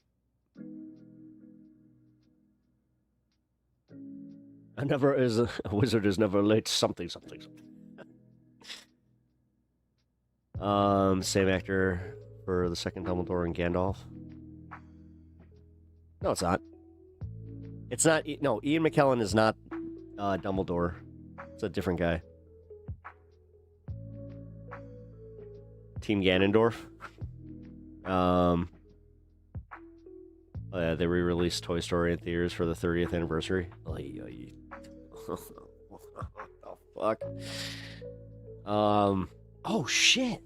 I think I have that tomorrow. Oh man.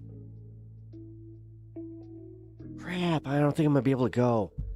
I got a ticket for the Back to the Future theatrical re-release. Damn it, I wanted to get that popcorn bucket. Like, I don't do that popcorn bucket collectible shit, but the DeLorean was one where I was like, oh, that's pretty fucking cool. I don't need it, though. Yeah. Great Scott. This is heavy. I mean, dude, the fact that that fucking movie was just like, oh yeah, we're just gonna casually predict, the future, but not the fun, flying cars bit. We're gonna, that bit where there's a tyrant that he was kind of a bully and also kind of stupid. Yeah.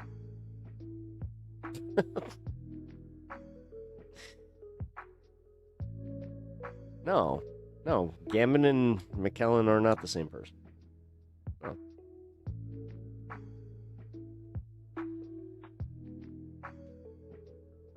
No, wait, did you really think that? I mean, I'm not sure if you're joking or not. That's where I'm like, oh, shit. Because I know people who have done that, where they confuse that too, where they're just like, yeah, it was totally Ian McKellen. It's like, no, it was not.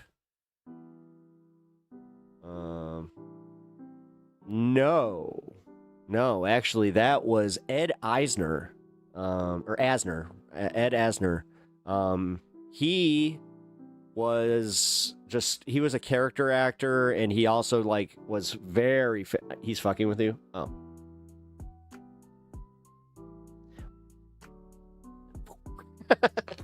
damn it. Well, it's okay. In December 2024, Disney Plus announced that it had ordered a 4-episode revival of Malcolm in the Middle. Really? I mean, that's cool. I'd be interested to see that. Like, just a little catch up with the... Malcolm in the Middle was one of the best shows in the mid-2000s, or early 2000s. Jesus Christ. Oh, man.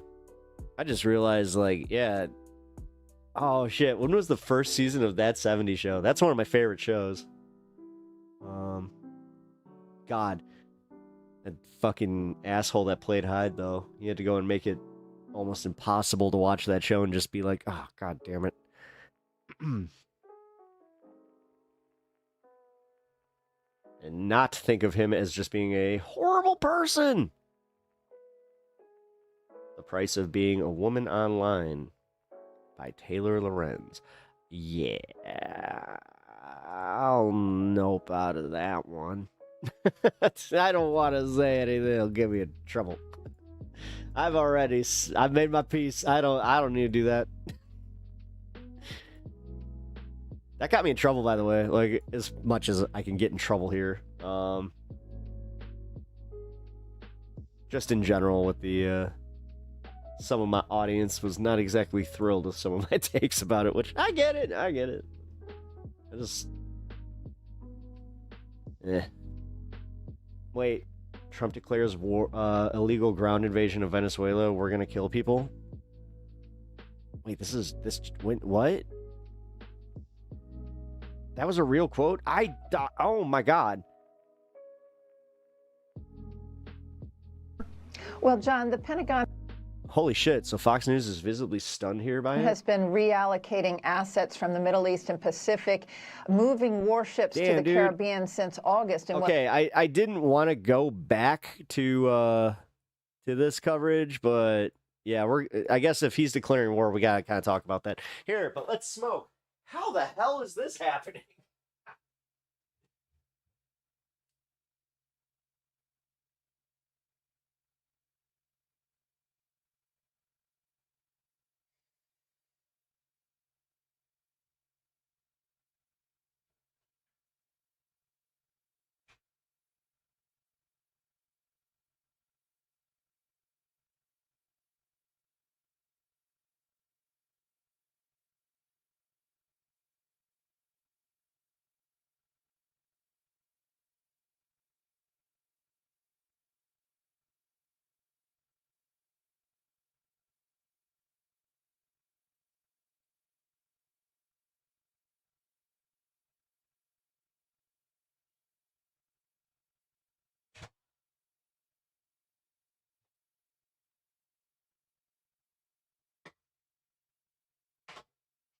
All right.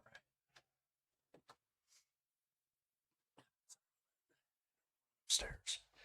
Let's, I can't be serious. I drank giggle juice. Oh no. Well, I mean, dude, what looks like we just got off of talking about some of the wackiest shit that I think I may have ever done on the show. a major military buildup. Have I done a skit like that where I just let just let it roll? For what many fear is an that was fun, guys. I had a great time. undeclared war. Just All right, folks. So we have more emergency. I might have to clip that one out. Breaking and just like news this time concerning the military. More specifically, a military buildup ordered by Donald Trump into the Caribbean, which this visibly stunned Fox News. What do they want in Venezuela?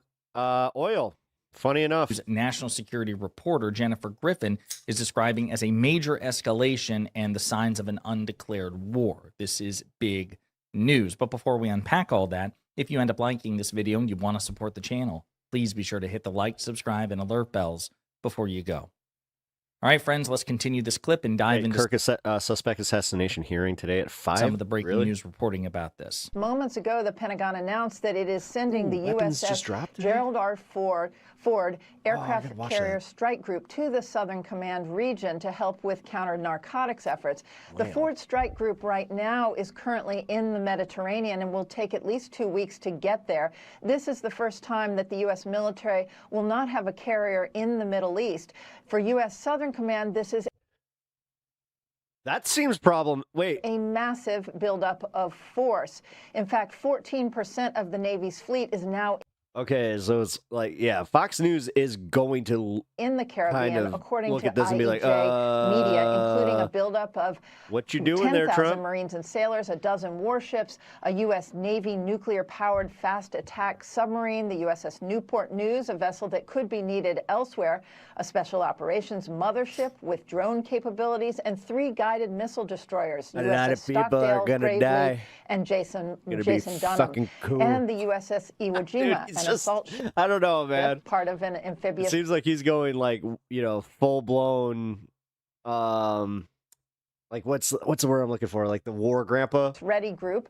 Badass. They left Look, the military is so badass. Naval Station Norfolk in August. The USS Lake Erie, a guided missile cruiser with 32 Tomahawk missiles, was pulled from the Pacific and is now operating near Puerto Rico. It's not even the good oil.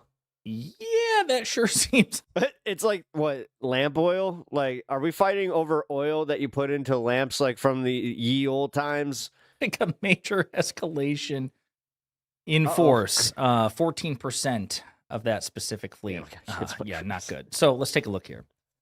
Just in, Hegseth sending aircraft carrier to Latin America's coast in major escalation. Defense Secretary Pete Hegseth. Dude, Hegseth is sending. This chuckle fuck is he's what's leading us into an aircraft carrier to the coast of Latin America in what's being called a major escalation of the Trump administration's war on alleged, quote, drug boats. The Pentagon will send the USS Gerald Ford to the area. Wait, you can set Mediaite to dark mode now? Where the U.S. has been conducting military strikes on boats ahead of suspected of running drugs of running drugs. Hey, you're doing a pep thing. You're doing a pep thing. It's okay, buddy. It happens to the best of us. Like pep. To the U.S., according to the Associated Press, which called the move I am the best of us. Major escalation. Again, it says something that they're pulling this out of the Middle East, right? Especially when you consider the... And you do a bitchin' Sean Connery impression? I thought not. Very tenuous ceasefire that Trump brokered, which has already been violated. And yet they're deploying it in a 2-week journey to Latin America. We also talked about in a previous video a few weeks ago how Trump effectively instructed Congress that he is declaring basically an undeclared war on the drug cartels of Venezuela and Latin America. Without going into vivid detail, he has not been forthcoming, according to... Are you talking about Josiah of Pondering Politics? He's been on Letterhack before? Report. Oh, I mean... Even to the... I make fun of him. I poke fun, but I enjoy his content. Relevant senators and Senate committees like of jurisdiction. So it's not nice just the dude. public who's being left in the dark. It's the predominant branch, Congress, which is supposed to be the one that has the power to declare war, not the executive. So that's not good. Hegseth made a post about this on True Social. He says, this sucks. Overnight at the I mean, this is bad. This is objectively bad. Direction of Donald Trump, the Department of Defense carried out a kinetic lethal strike on a vessel operated by TDA, a designated terrorist organization. Soldiers better be making some noise against this unless they want to not see their families again because they fought and lost their lives for Looks at Notes dumb primo oil. Trafficking narcotics in the Caribbean Sea. His dog is and adorable. Again, his dog is adorable. Offering no evidence other than just a video. My dog's adorable. That the boat was struck. No one doubts the boat was struck, but it's just like, where's your evidence? See if the Associated Press has any updates here. Let's see. Congress warily watches later U.S. military buildup in the Caribbean. The drumbeat of deadly strikes and the alleged drug boats. That's what I need to do. I need to bring the nail clippers down here. And the tough talk. Because when he's in this mode, I might be able to get him, but he's been letting me do 1 nail per day. But if I try to grab his paw, he'll from Trump about a possible land incursion into Venezuela. I have to get him when he's Congress, perfectly groggy. Both sides of the political aisle. I'll get one, and then he'll wake up and just be like, nope. As a potential escalation of military, and he doesn't even. All right, just complete aside, and we'll wrap this up. His claws are not that hard to clip. He's one of the easiest dog claws to clip. You just need to just military involvement in the region. Ahead of True, Friday's announcement that the U.S. military is sending an aircraft There's no way carrier to say to that, the not waters laugh, off though. South America. Yep, the tip. You're talking about what I'm thinking. You're talking. I made a circumcision joke, folks. Representative Adam Smith of Washington, the top Democrat in the House Armed Services Committee, said there is a growing concern on both sides of the aisle over the Pentagon's lack of transparency to Congress, which is what I was just talking about. Quote, Who are these people? What's the plan? Smith told the Associated Press in an interview late Thursday. Quote, they're basically saying, drug dealers, we killed them, trust us, end of story, which, by the way, should never be the end of the story. Smith says, quote, has the whiff of extra... We killed them. What of it? And then you have a bunch of these, like, you had survivors from the last one that were just like, we were fishing. What? We were fishing. Why would he do this? Killings. The whiff, it's basically like a stench, and we are standing downwind. Remember, it's so important. Even if these people are whom the Trump administration say they are, that they're drug smugglers, that's bad. Drug smugglers are not good. But they are still entitled to due process and civil liberties. They are not enemy combatants. You are still obligated, according to both domestic and international law, to interdict and detain them and prosecute them. You are not supposed to be unilaterally killing them. And I will remind you that, again, we have no evidence that they're drug smugglers in the first place. But number two, we also found out recently that there were survivors from a recent boat struck by the U.S. military, not in self-defense, but proactively. The U.S. military struck the boat. 2 people survived. The military sent them back to their country of origin. Well, wait a minute. I thought these guys were terrorists that you were trying to kill. What the hell are you doing sending them? Like, I'm glad you didn't kill them. No. I was looking for a funny time to use this. I can't. I ruined it now, but it's just like, we got to send them back to their country of origin. It's just what... But, like, you're inconsistent, right? Suggest like you're kind of full of shit, right? In the Senate, a bipartisan war power whatever. I'm my own best audience tonight. Resolution led by Virginia Democratic Senator Tim Kaine that would block military action in Venezuela is heading towards a vote in the coming weeks. Man, we'll see what happens because it's not looking good that Republicans will actually stand up to this shit. Warner, Heim seek information about Caribbean strikes. The top Democrats on congressional intelligence committees are demanding information from the Trump administration's escalating strikes on drug-running vessels, which have killed at least 43 people. U.S. Representative Jim Hines of Connecticut and Senator Mark Warner of Virginia wrote... So is the International Criminal Court going to get involved here? Or, like, I don't know. To DNI, Tulsi Gabbard, asked... You would think that they have a lot... ...about the intelligence service's role in the strikes.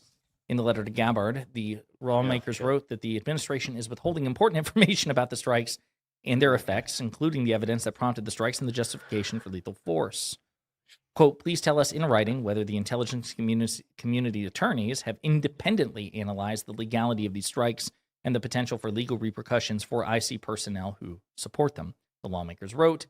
And, of course, Gabbard did not immediately respond to the letter because, of course, why should she? My God, they think they can act with impunity.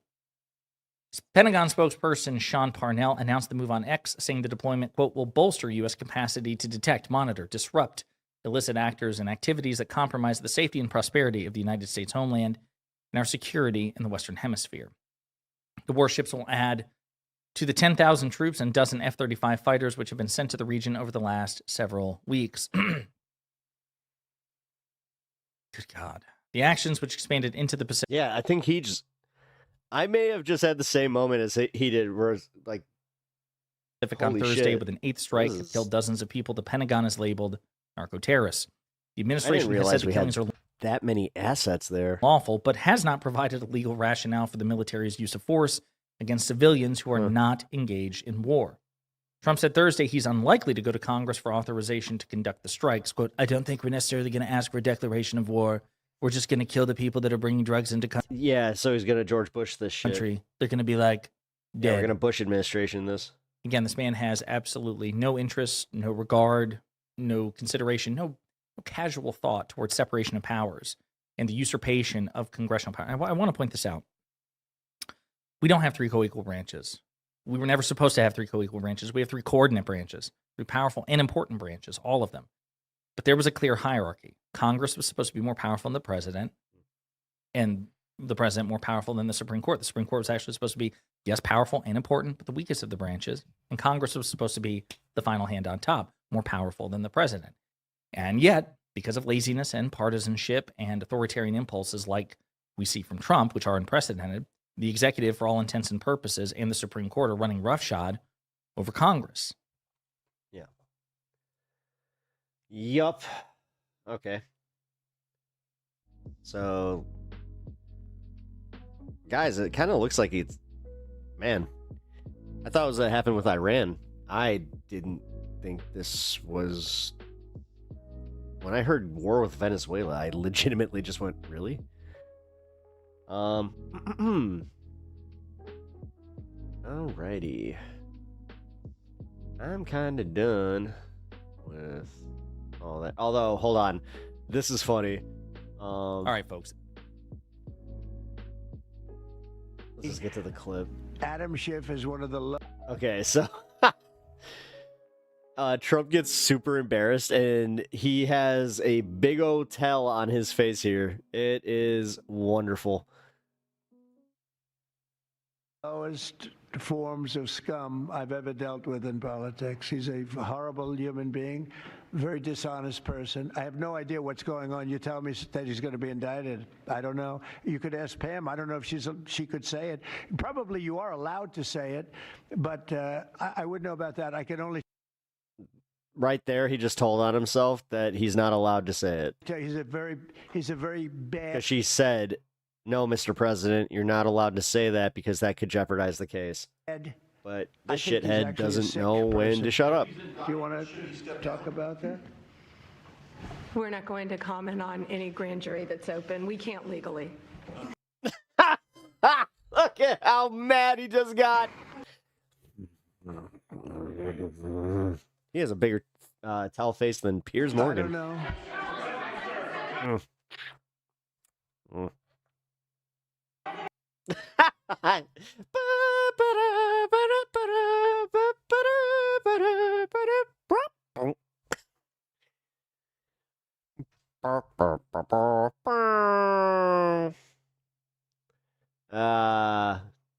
Oh, sad Trump.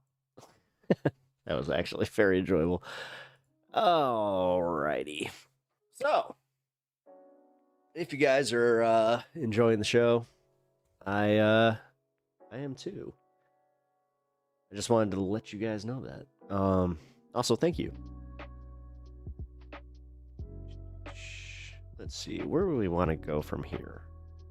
I kind of want to stick a... you know what? This falls in with the fun parameters, and leave it to Pondering Politics. Today, he had the good topics. I had 3 videos of his lined up, so you know what that means. He earns himself a little link spot here in chat. So if you guys do not already follow him, definitely check out his channel, and definitely leave a follow and a like. Yeah, Watner. So our favorite boy. Wait a minute. I gotta get into character here.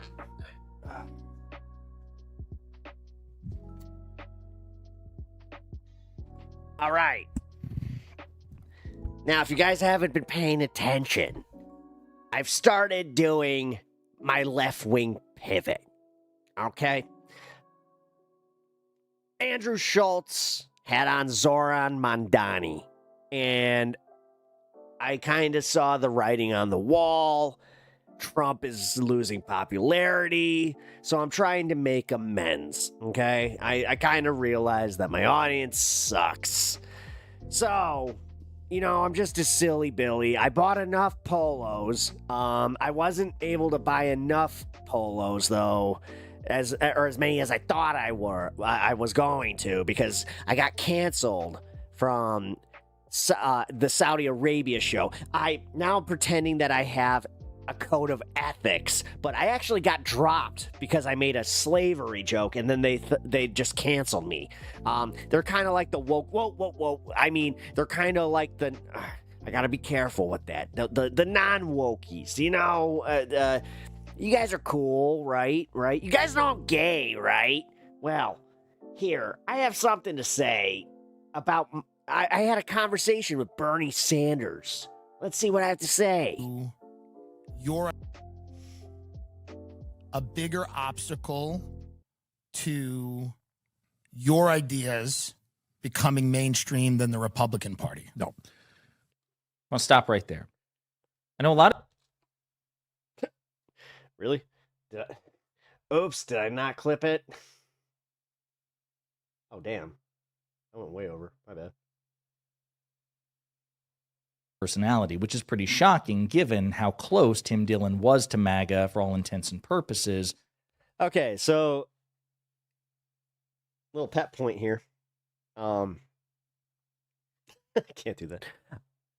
I don't like it when they keep framing these guys as the MAGA comedians and all that kind of shit. Like Joe Rogan, you do realize that he never leaned that way. Just as far as like calling himself a MAGA comedian, like it was never self-owned. I'm not saying that we're wrong about like our assessment that they are MAGA comedians, but it's almost like we did this thing where we kind of were trying to push them into the MAGA pool, where it's just like, just own it, dude. Just own it. Just be fucking MAGA if you're gonna do it, dude. But as I said earlier in the program, I want to be consistent here. If Tim Dillon is actually going to start pivoting, and I mean, he's having Bernie Sanders on, which, hey, Bernie's doing the exact, like, he's doing what people argued that Kamala should do. Just go on these dude shows, even if you disagree with them. Fuck it. They're surprisingly not trying to make everything yucks, and I wonder if Andrew Schultz would do that with Bernie Sanders, but I don't know, guys. I know that Joe Rogan said that he didn't want to have on Zoran, but I could see him changing his mind just a couple of months ago. But before we unpack all that, if you end up like and subscribe to his channel, and also if you hit the like button on this here channel, I really appreciate that. Appreciate all the support, and liking this video and you want to support the channel, please be sure to hit the like, subscribe, and alert bells. Much better at that than I go.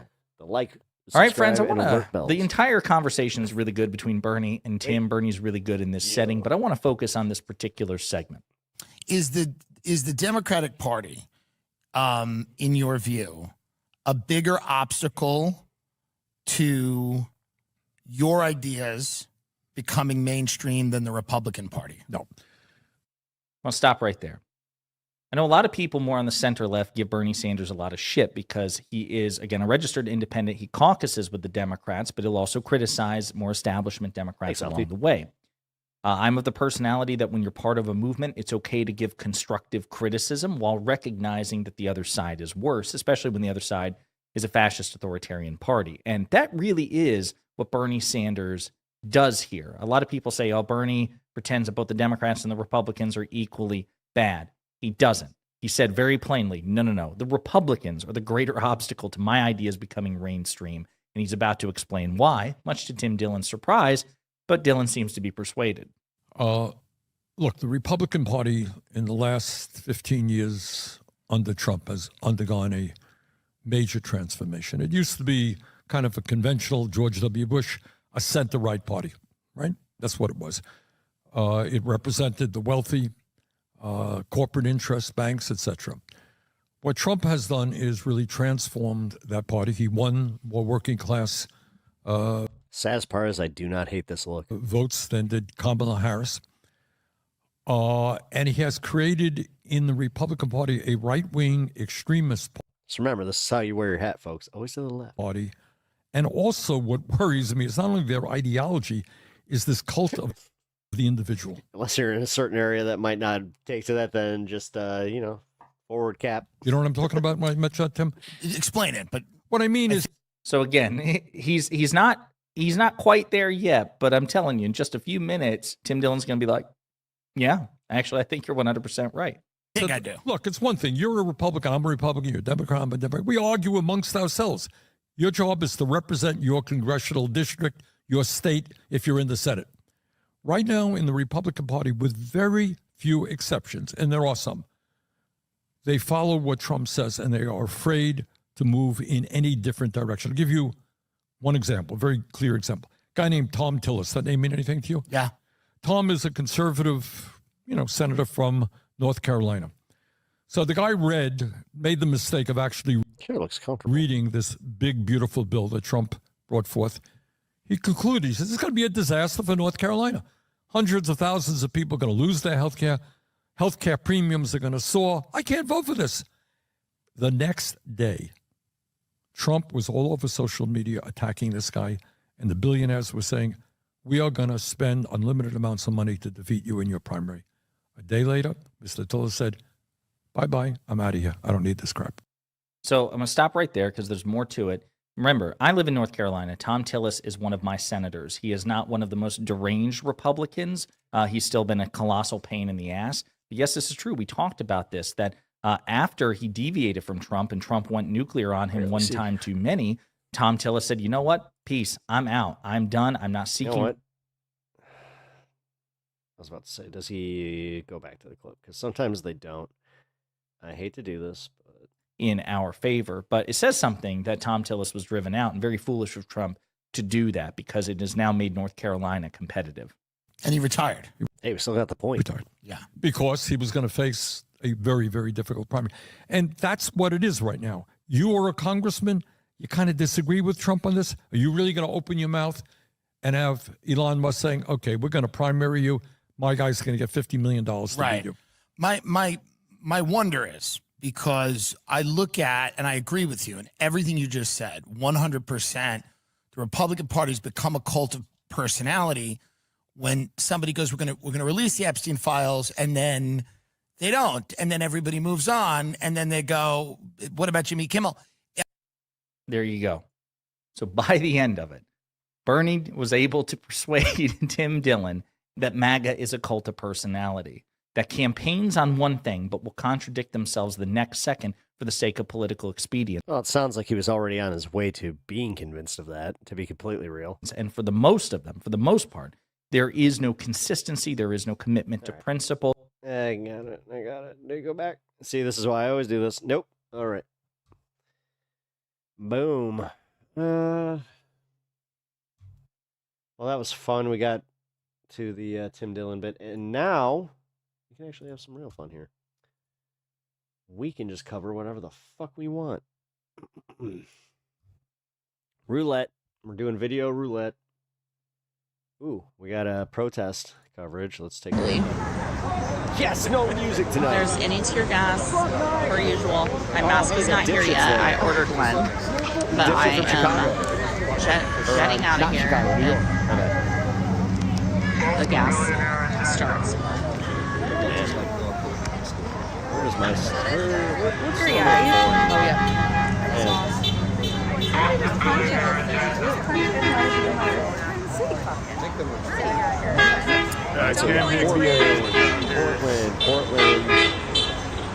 Portland. Go back. Oh, right. The band that was playing here left earlier, so it took a lot of the crowd with them. I see funny about that? The crowd is much smaller. These dudes that are like flying all over doing their protest coverage. I see the. But they're all instigating shit. Restraining order guy? Where is it? You know what I'm talking about? Technically. You have training. I can't get over the progressive voice thing. That was such a... that was a banger joke on Is that Nick? Shirley? Is that you? My chat saying, telling you, I'm Mike. What's going on, everybody? Was that a live marching band earlier? I think it was a marching band. You okay? Damn, Portland is live night, yeah. I know Chad and Nick and... yeah, except this don't look good. This looks good. Where are all the people? I will be my camera. They already pushed out. They love you, like, as buddy. far as, like, where's the people making a mockery of this? Because there's too many counter-protesters in normal clothing. And then I'm not seeing, like, the unicorns or, like, the dance parties and all that shit, so do no harm, take no. To quote one Han Solo. When? Oh. Well, this is so I can actually get decent clips, and I don't have, because the quality of the clips on the lives on X are not good. And where's JD at? Yeah, it's an iPhone X, and I'm like, if I could afford to buy a brand new like iPhone just to do clips, I would do that. Or maybe I could get. I've heard that some of the Google phone, the Pixels, are really good at taking photos. But it's just hard to upload. Your fupa's calling. Hey, your girl's. Oh, there he is. Yeah, all right. So Tommy Boy's there. Some of my clips look good and some of them are so pixelated. I guess it's the service. I think it's the service and volume right also. So yeah. Can you explain what the Nickelback reference is? I think it might be too young for Nickelback. I think Nickelback. Nickelback used to get made fun of for their Christian. No, it's Creed. I don't know that. Yeah. Nickelback didn't get made fun of for being Christian. They got made fun of for being shit. That was Creed got made fun of for their Christian. Yeah, and yeah, no, they didn't get shit on for being Christian. They also got with arms wide open. I'm taking a dump. You hear me grumble and do a kegel. That's when you hear the poop. Anybody's streaming it, but it doesn't matter for us. And that's a Creed record done like that. That's him like literally doing his doing the Creed record press. No case, no case. They call it waffle stomping. On the helmet, no face, no case. Those are Blue Lives Ah, fucking music. Murder, no face, no case, and the occupation. Prisons are for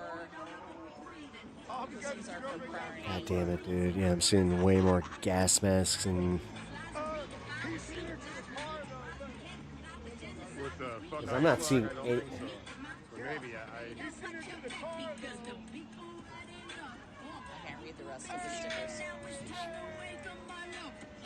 It's not saying anything that they like about them not being able to wear them. Oh, we're down there, Tom, you know. That's where all the action is. Yeah, you don't get to do that. All I'm worried about is when Yeah, dude. so I don't care about that. Looking at X right now, and there's literally a T-Rex. Okay, yeah, there's nothing about not being able to wear them.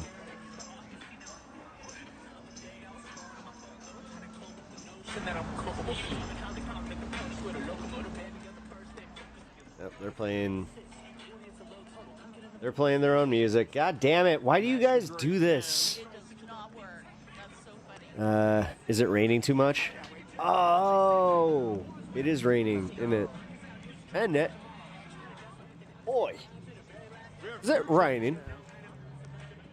A little bit of soggy weather. Don't want to get the inflatables wet. They do, they do.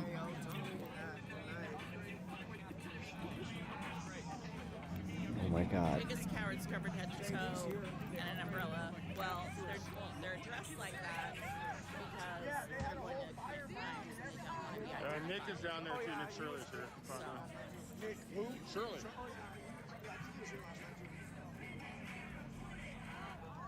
He's still over here. It looks wet, but it's Portland, so that's not unusual. So he is out already. Okay. Damn, does it really rain that much over there? I mean, we have some like shitty weather. Do not get me wrong. Portland doesn't have bail. It's catch and release. Damn, dude, all these people are content creators.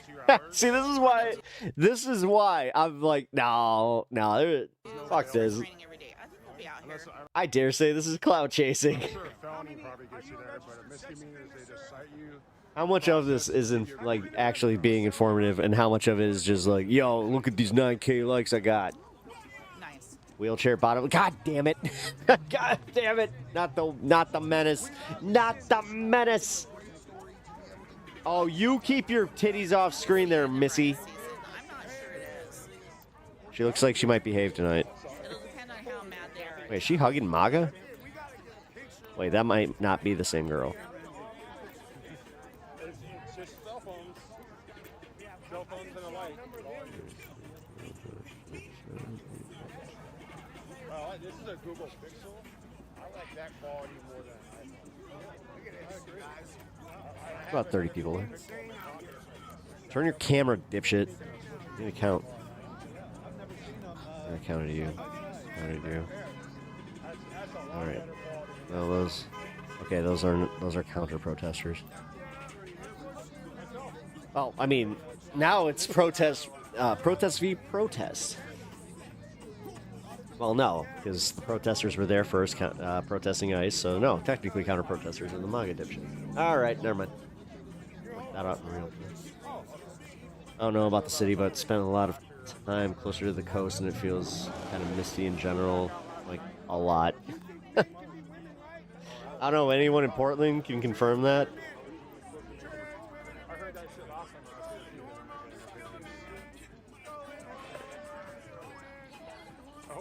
I'll keep this going. I'm gonna keep going with video roulette. This one just happened to pop up first, where I was just like, "Oh shit!" Live feed from Portland.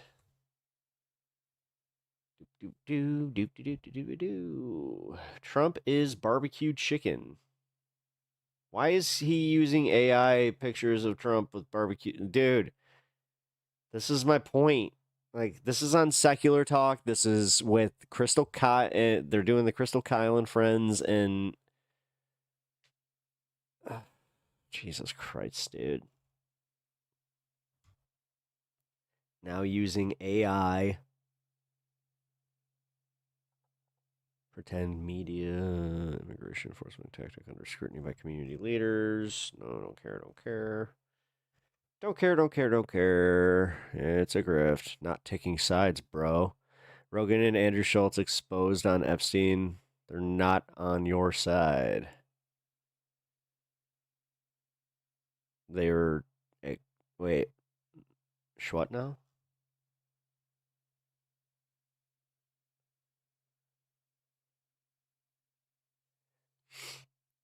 Food pantries anticipating surge in community need due to... Here we go. You know what? Say they're prepping for a surge as SNAP benefits expire, and they say they might need 50% more food. Community Action Services and Food Bank says SNAP supports almost 12,000 homes across Utah. Fucking hats off to you, Utah. Wasatch and Summit counties. And while they distribute about 20,000 pounds of food every day, they estimate they may need to give out 30,000 pounds once SNAP expires. It's my Harter Schmidt. So they say right now is a great time to Look, it's two skulls kissing. Donate. Yeah, they are getting kind of freaky dicky. Food if you're able to. Uh-oh, god damn it. Just when we thought we escaped the sexy German, he's back. As CASFB is trying to raise 70,000 pounds of food by November 1st. That was a very short story. Oh, man. I hope you guys know that I'm like legitimately kind of exhausted from laughing so hard with you and doing that. If you guys missed the bit, I mean, it's a bit now. Fuck it. It was more of it's a skit bit, but yeah, I went a little wacky and I did a nice little skit with Sean Connery, Edgar from Men in Black. And our new sexy German Dieter, who's literally just based off Dieter from SNL, and then the German oh my god, nihilists. We are nihilists, yeah. Yeah. I like how they all do that at one point where, yeah, yeah. Except now that I think about it, aren't they Swedish? Isn't that... Wait. Are the nihilists German or Swedish?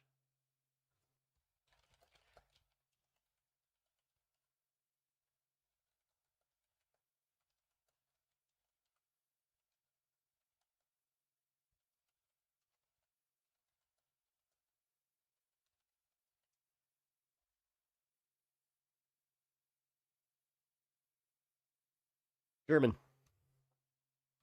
The Autobahn. Oh yeah, they were part of it. Yes, they were part of a fictional pop, techno pop group called the Autobahn. Yeah, Fast and Loose was our song. There's actually a real German band called Kraftwerk.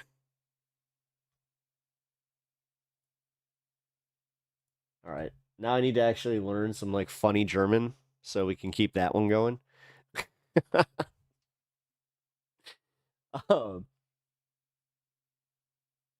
Let's see. Titanic mistakes. Who wants to learn about some Titanic stuff? It is chat roulette. I have said, like, I've been watching videos of stuff that I enjoy. Oh, no, he's going to show clips of Titanic, isn't he, though? Yeah, it's literally... Well, maybe not. Let's see. Boats! Is a film that a lot of people on the internet just love to hate. Partially because it was probably so successful. It's just one of those strange cultural phenomena where... 3, 4. I'm not showing this, am I? Alright, cool. Hold on. The more popular it Like gets... Trains on Water? They are. I think this one shows a little... No, he still has his monetization, so... Although, he's become a big... dude, he's almost at 1 million subscribers. I started watching this channel when he was doing this out of a closet, and he was, like, every other video would be about the Titanic just to get, like, more views on, but he was most passionate about, like, things like the Edmund Fitzgerald and just lesser-known shipwrecks. And, yeah. I got really interested in this stuff, but here... Let's see... Gets, the more people don't want to like it. But if you've watched this channel in the past, you'll know that I'm a big fan of it. And the reason for that is it's one of the films that got me really interested in Titanic in the first place. This is mainly... I think it did for all of us. Whoa. This looks like AI-generated fucking Titanic stuff. Because, like, for real... Here, you know what? No, let's not do this one. Let's do... Food pantries around No, Utah. we just watched you. Shut up. Secrets to Titanic's violent sinking. I can't stop. God damn it. Yeah, did you know that the Titanic, it sunk? It went to the bottom of the ocean. Yeah, very nihilistic. Arschgeig. Arschgeig. Clanker slop everywhere. Yeah. I'm running into that shit. Especially, like, again, with the Titanic videos. Because I found a channel that wasn't his, which now he's pretty much the exclusive Titanic and boats guy that I'll watch, because I know for a fact he's just a very passionate boat dude who just likes, really big boats. Talking about, like, why they kind of sunk and stuff. But, like, this channel, Captain JZH, like, literally, he just did a bunch of AI prompts of the ship sinking, and it's like, oh, I don't like that. First dives to the Titanic. Fuck it. We're gonna do this. It's monetized. This is not monetized.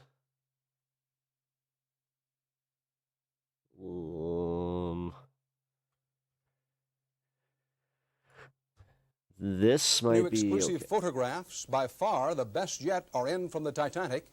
For most of this century, that huge passenger liner has been a dead ship, resting in an ocean grave that, until these past few days, no one had seen. Now, scientists have even seen the iceberg damage that doomed the Titanic. Terry Drinkwater begins our coverage. Terry Drinkwater's talking about the Titanic with the new underwater photographs. That's like me covering a hot sauce festival. Until this photograph, for 73 years, what happened when the Titanic hit bottom had been a mystery. Here, her bow, as it looks today. The railing around it, along which damn, dude, this was like the cutting voyage, is still intact. But below, there is a giant bulge where the double steel hull, considered impregnable by its designers, buckled and broke when the ship plunged into the total darkness of a deep ocean canyon.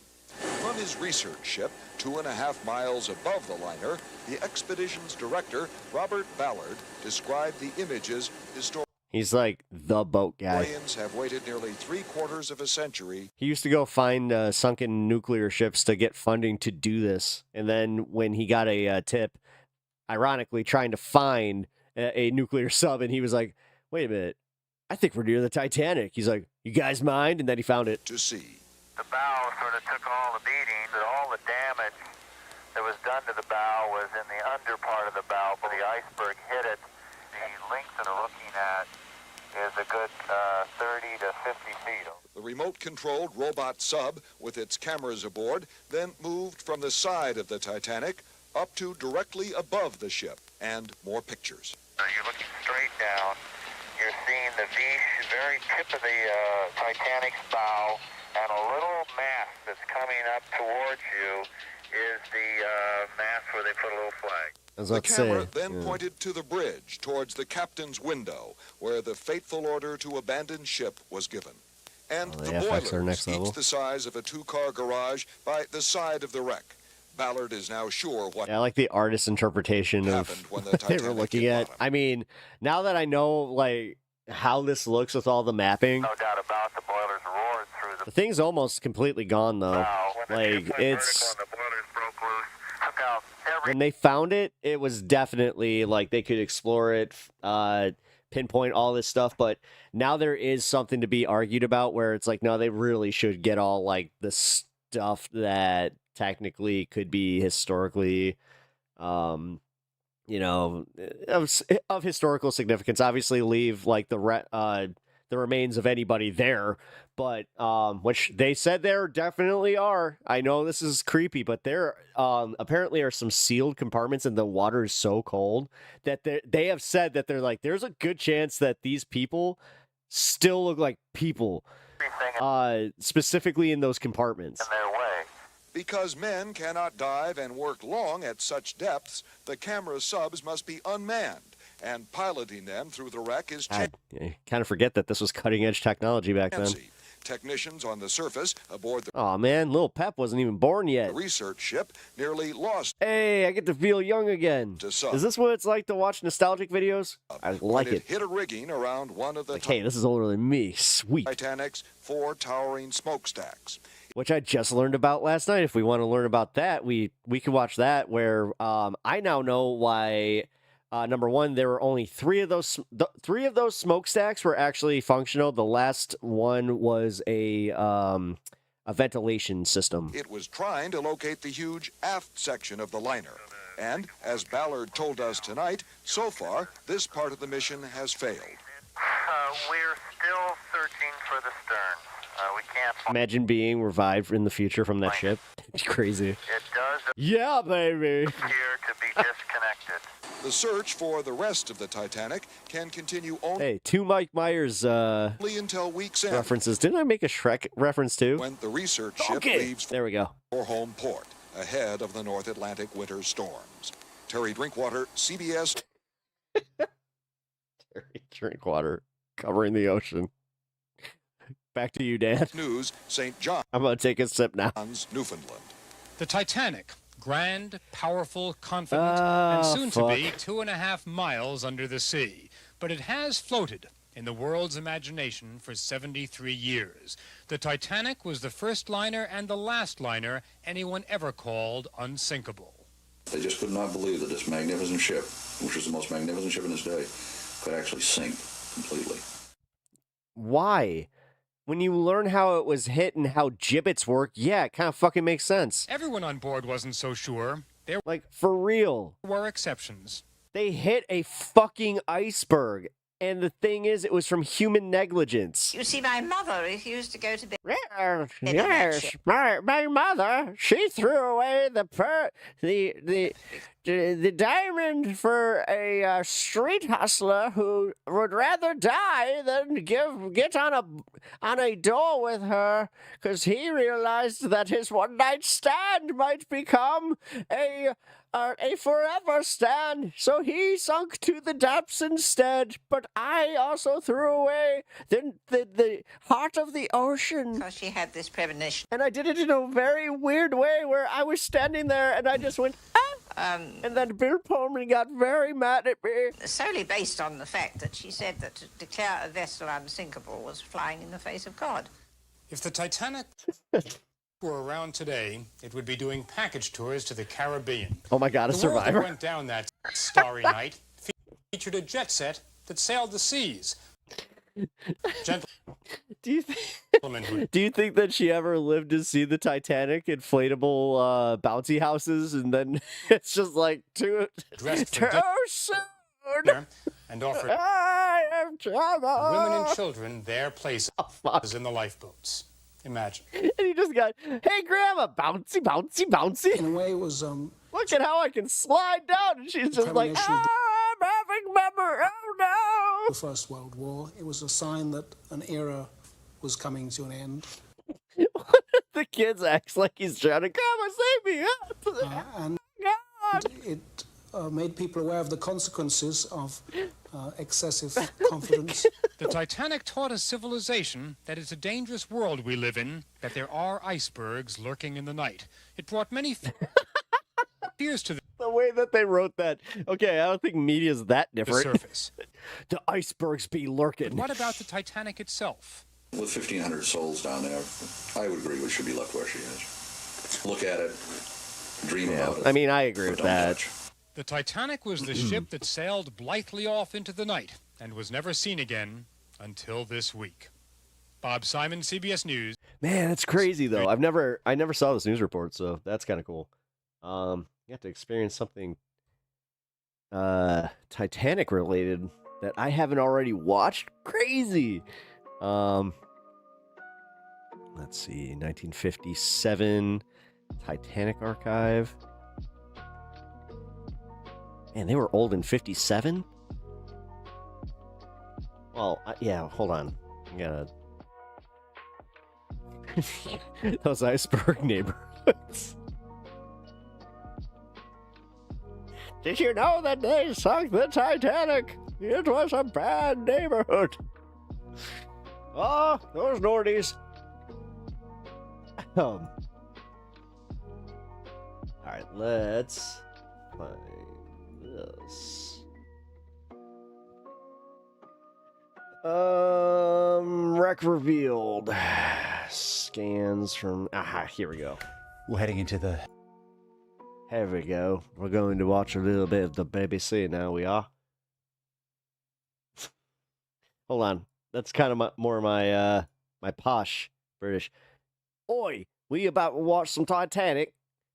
Middle of the Atlantic now, because we're going to look at one of the most famous shipwrecks of all time, the focus of all those documentaries and Hollywood movies. But there's one version of Titanic we have never seen until this morning. That's right. Experts have used special technology to map the entire ship on the ocean floor and create its digital twin. And our science editor, Rebecca Morell, she looks like she's keeping it a secret. has been given... Tell us your secret, sweetie. ...exclusive access to the project. Nearly 4,000 meters down. Yeah, dude. Down in the Not looking murky good. depths of the Atlantic, the Titanic.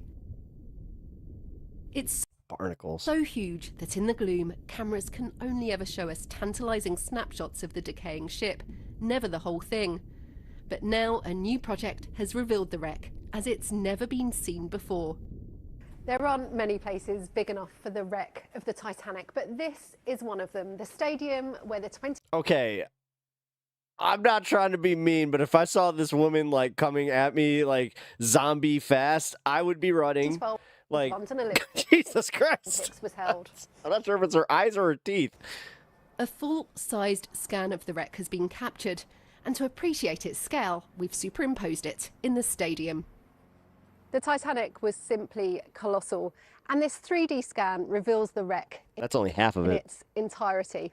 No, that's not in its entirety. That's only half of it. For the first time, Oh, come on. Do not tell me that you guys are do the thing where you forget that the whole back half is about like a quarter mile away. we have an exact digital copy of the real thing.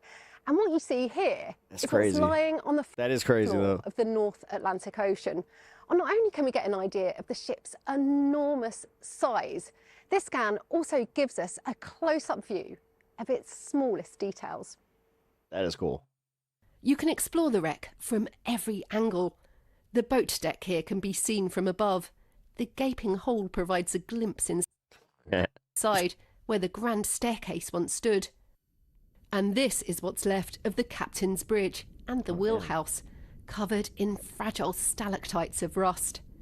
Already some remarkable detail can be seen, like this serial number on a propeller. Damn. What makes this different? Yeah, I was skeptical is that this a is true cool. Yeah, this is digital twin of the Titanic. The resolution is phenomenal, genuinely phenomenal. I've not seen anything of that resolution. This will allow scientists, historians to re-understand how the Titanic came to be where it is, and it's also it's a snapshot in time. The Titanic was scanned last summer. Submersibles were... I'm starting to think that like Harry Potter was just doing like British archetypes between, you know, the red-haired kids and the dorky kid with the glasses, and then the, you know, frizzy-haired girl. Were deployed. Yeah. Remotely Too many guys be looking like Ed Sheeran, and Ed Sheeran be looking like, you know, a Weasley. controlled from the ship. They travelled the length and breadth of the wreck, back and forth. 700,000 images were taken from every angle to build up an Well, apparently they exact only did 3D the reconstruction. front? Are they gonna? I hope they bring up the The wreck is back in end. two I mean, there's not much there. Parts. The bow is still instantly Titanic didn't have that big of a booty. recognizable No, I'm more than 100 years after it sank. 800 meters away, the stern, though, is a chaotic mess of metal. Yeah, here it is. It collapsed as it corkscrewed into the sea floor. In the surrounding debris-filled items are scattered. Ornate metalwork, unopened champagne bottles, and personal possessions too. Dozens of shoes resting on the sediment. Despite how extensively the Titanic has been explored, there are still many fundamental questions.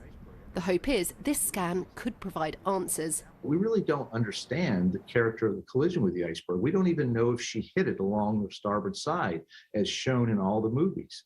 She might have grounded on the iceberg.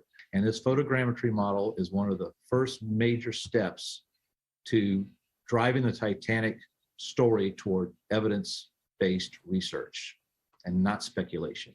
The sea is taking its toll on the wreck. Microbes are eating away at it and parts are disintegrating. Time is running out to find out what happened on that April night in 1912 when more than 1,000 lives were lost. But the scan now freezes the wreck in time and allows experts to pore over every minute detail. The hope is Titanic may yet give up its secrets. Rebecca Morrell, BBC News. It's amazing, isn't it? absolutely Absolutely stunning. incredible to see it. And we're delighted to say we're joined now in the studio by Anthony Geffen, who's the Chief Executive Creative Director of Atlantic Productions, one of the firms behind this project. I bet you... He's like, I don't know how to get comfortable on this couch. You still can't quite believe it when you see it on the Put my screen arm like here. we have this morning. It's... No, I mean, this is the Shall I first time fold it's been down? revealed. And I feel like I'm a bit too casual. it's been a long time coming, a huge amount of work. But it's amazing to actually see it now, and the detail is phenomenal. Yeah, I mean, overall, that was neat. That was just like, yeah, literally neat captured is a good word. to one resolution on a digital Very twin, neat. which is pretty extraordinary. Talk us through the detail. What can we see that we haven't seen before? Nito Bandito. Well, I first went to the Titanic about 5 years ago on an expedition because nobody... I hope it wasn't on an ocean liner. ...had been to the Titanic then for 14 years. Or Ocean Gate. And what we were looking at is what's the state of the Titanic. Dude, could you imagine if it was? And it was then, extraordinary. And I mean, Titanic in just captures retrospect, you because this was in a way. So what I really wanted to do 2 was years to before the Ocean, be able to go back Ocean and Gate or break new whatever. ground, to actually capture the Titanic in a way that we could properly use science to look at what happened on that fateful night. And we met up with deep water specialists, Magellan, and they mounted an extraordinary expedition to the Titanic to capture literally every rivet, every detail. It's crazy, using dude. scanning and other technology. And that gives us I mean, what I never dreamt we'd have, an ability to literally look around the site to find out what happened, or we will find out because the journey's beginning. Wow, now, yeah, that just collapsed. To find out what happened on that fateful night, but also the details of the personal stories. You know, we can actually tell from the wreck. We can see personal details and tell personal stories. Which is really important, isn't it? Because I think sometimes we get... So all the smokestacks did... I think that... it's true, like, they flatten like cans, and then on the way down, they kind of, like, spread. Get fascinated, obsessed with the structure of the ship. Understandably, phenomenal achievement to build. If you're... Okay. This is where I get a little, like, nerdy about this, and it is just annoying. If you guys are that curious, they had a sister ship that was... It had tons of sea time, and you could have studied it... And then Luke. Like... But it's called the Olympic, it's all about the people. And it eventually became a merchant marine ship. It is all about the people, and I mean, you know. Then I think it became a hospital. Just a couple of examples of what something the for World War scientists II. already coming out and what's coming out of the wreck. We can go to Boiler Room 1, and Park Stevenson, one of the Titanic experts, has worked out that when it actually imploded at the top of the boiler room, and so it was alight when it into the water. So we now know that boiler room was the boiler room, and who's in it, who were keeping the lights on that allowed so many people to escape the Titanic. What a personal, what personal moments that is. And then... Because that's always been a mystery, isn't it? It's always been a mystery as to what happened. And then another mystery is people like Officer Murdoch, who's always been accused of not launching the last lifeboat. But if you actually go to there... Okay, so I just got an update about what's going on in Portland here. Real quick. So, it says that the MAGA instigators who have been harassing protesters at ICE in Portland have been confirmed to be shipped in from Idaho and outside areas. They are outnumbering us by a lot, and it's still early. They are also violent and unreasonable. If you can come show up to ICE, please consider it. Thank you. Yeah, this seems to confirm this.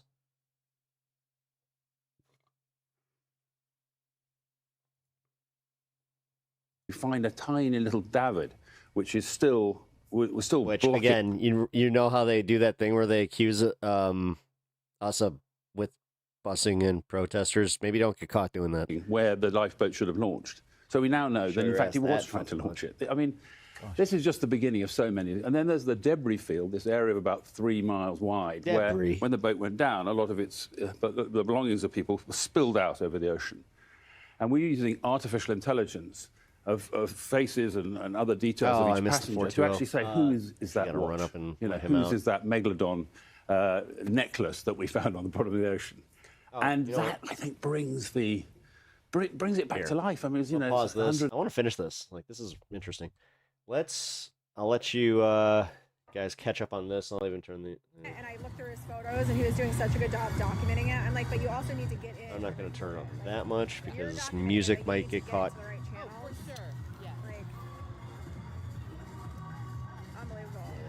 So too loud. Jaded, it was so nice. Brassless Chaps was here. All right. Wait, I'll be right back. Wait, no, that can't be right. All right, dude, let's go. I know. I saw it. You're a little girl. You should stop being like that.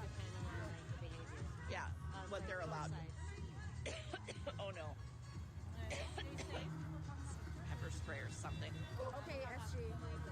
Yes. She is a protester that always talks to me, is always polite. Yeah, they did carry the little doesn't Quinn. Scream They did. nasty things at the officers. They let Quinn out, and he went to the hospital. Oh my gosh, we got clowns. I haven't seen him since though, unfortunately. I know it was really overwhelming, that experience, and then all of the advice and the help afterward, I think, was really overwhelming for him. The last I heard, so I'm hoping.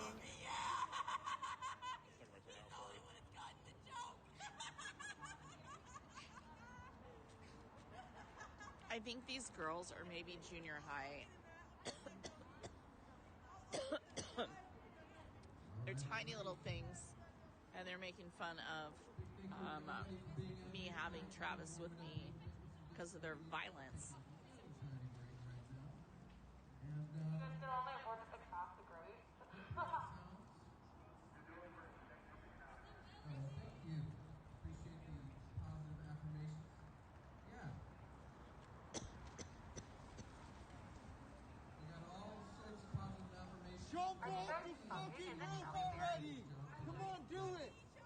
on, make the world a better place. Come on.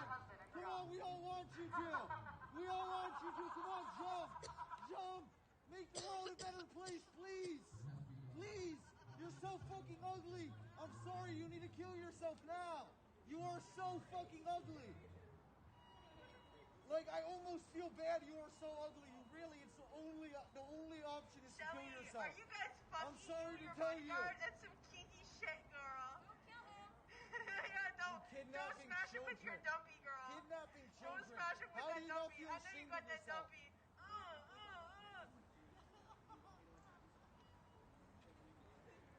Let me see that dumpy, Shelly. Let me see that dumpy. He's out. Let's continue the show. Let Stan actually hang up there.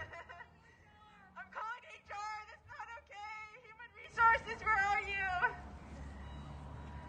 Am I really that entertaining to you? Just highlighting how vile they are.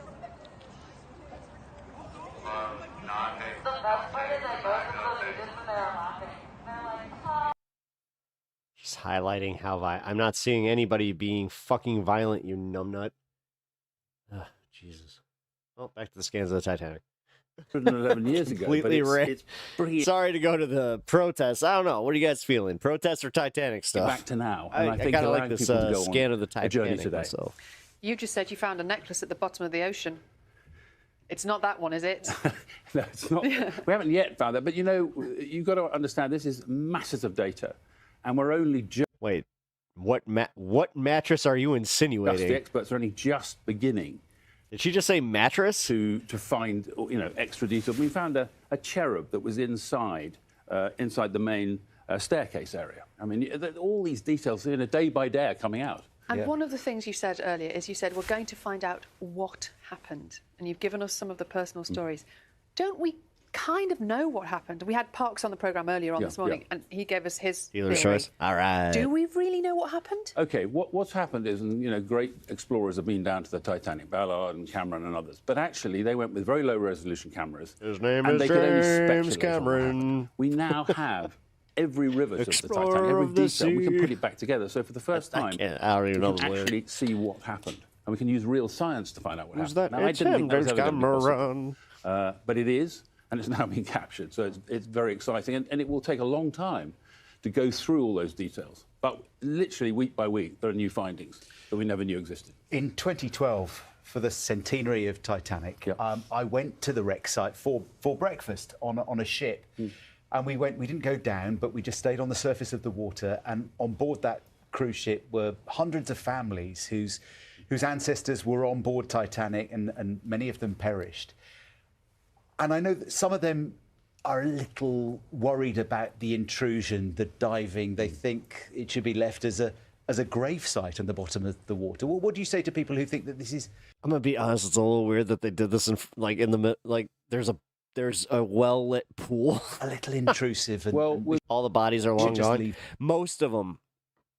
There's a theory that there is a compartment in one of the areas that a lot of people were not able to get out of that was sealed. So they have said that there's a possibility that there are at least a few still intact bodies. With all our projects, we've involved... Well, yes, the rest of them have been eaten and, deteriorated into the, minerals of the sea. Family members of survivors. And all we can say is that a large number want to know what happened. And don't forget, this is totally non-intrusive. This is the music scene always hits. Technology Yeah. Ever touches the Titanic or goes anywhere near the Titanic. So it's non-intrusive. The bodies are long gone because of the conditions down there. And I think, I would hope the majority would want to find this out. But it's very important that whatever we do, and we're doing it, we do in conjunction with the families of the survivors. Anthony, it has been fascinating to talk. Fascinating. Absolutely fascinating. Here. Speaking of fascinating, let's just go to this guy's channel. Is he live right now? No. Why would he be live? What's he doing? For taking charge of the remains after arrival of the steamer at Liverpool or Southampton. Mass from the south and aboard Titanic. was immediately sunk. The effects of buoyancy loss. Oh, he's got a were, 24-hour put it stream? simply, Oh, that is greatly smart. He put all of his stuff into a 24-hour stream. Okay. Very, very, very smart. What happened to nuclear-powered ships? Inside Titanic's third class?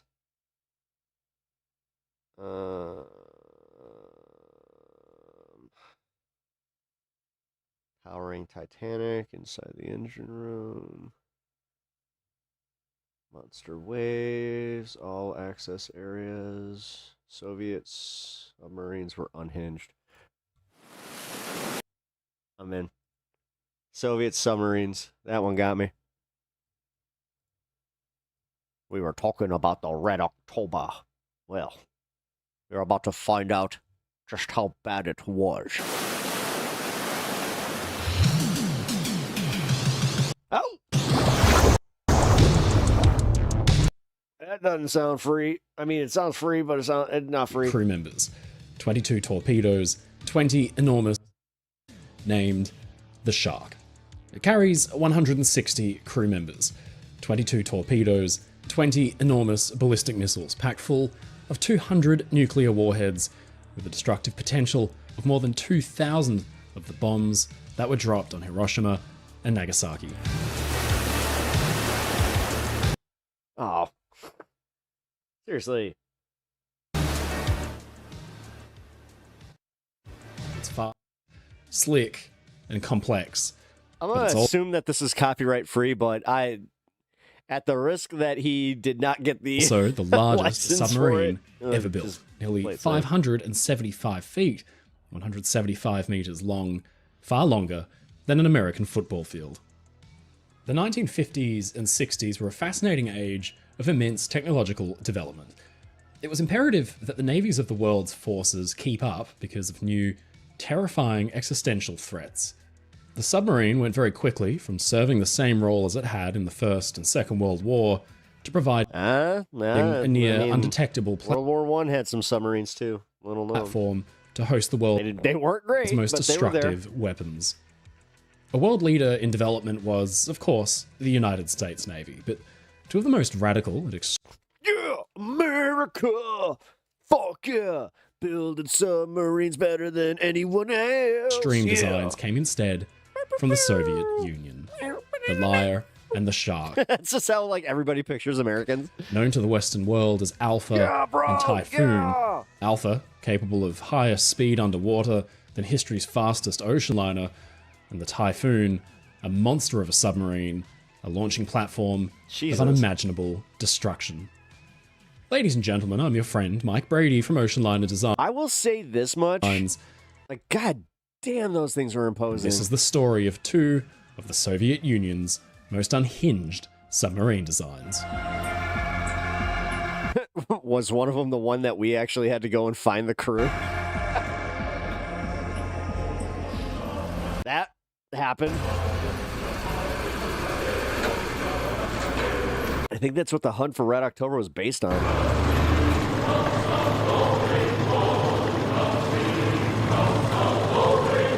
The Soviet Union was a vast empire, remembered today by many for its strict authority. Yeah, I'm not really cool with like the whole put up some dude's face and then just show off all, like you get this, guys. This is and oppression. This is where we're going, that though. Forced millions of its citizens into a very tough way of life. But it was also a force for innovation. I am the walrus. In the air, Ukrainian-designed Antonov aircraft soared and supplied ground troops.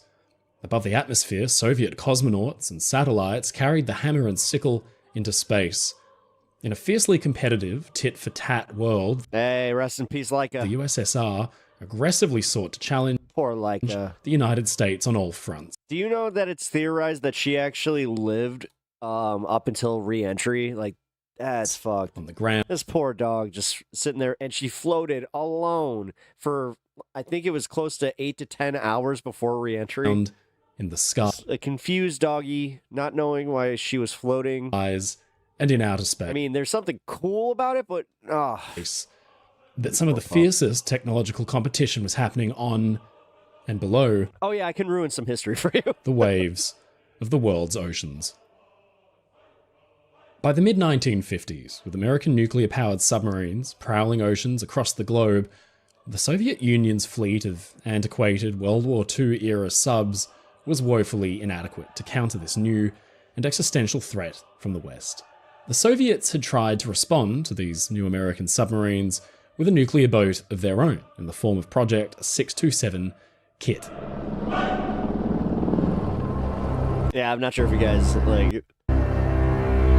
are into any maritime stuff, but this one's pretty famous. With the NATO codename November, the Project 627 was never initially meant to be a nuclear-powered sub at all. But with the launch of the nuclear-powered American USS Nautilus in 1954, a response was sorely needed to maintain the Soviet Union's appearance as a dominant world power.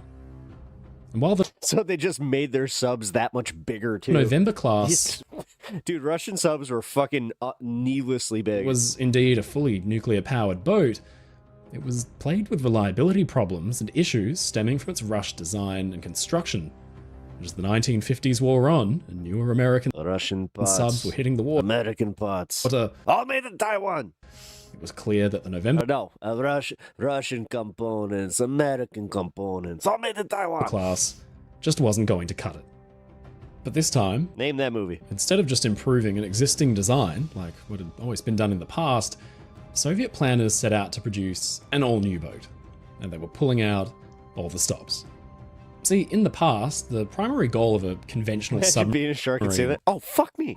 had been to ambush enemy shipping, motoring on the surface into position, and then submerging to attack merchant vessels and convoys carrying important supplies, or the occasional warship. Fish are friends, not fuck The German me. U-boat campaigns in the Atlantic during both the First and Second World War being prime examples of this.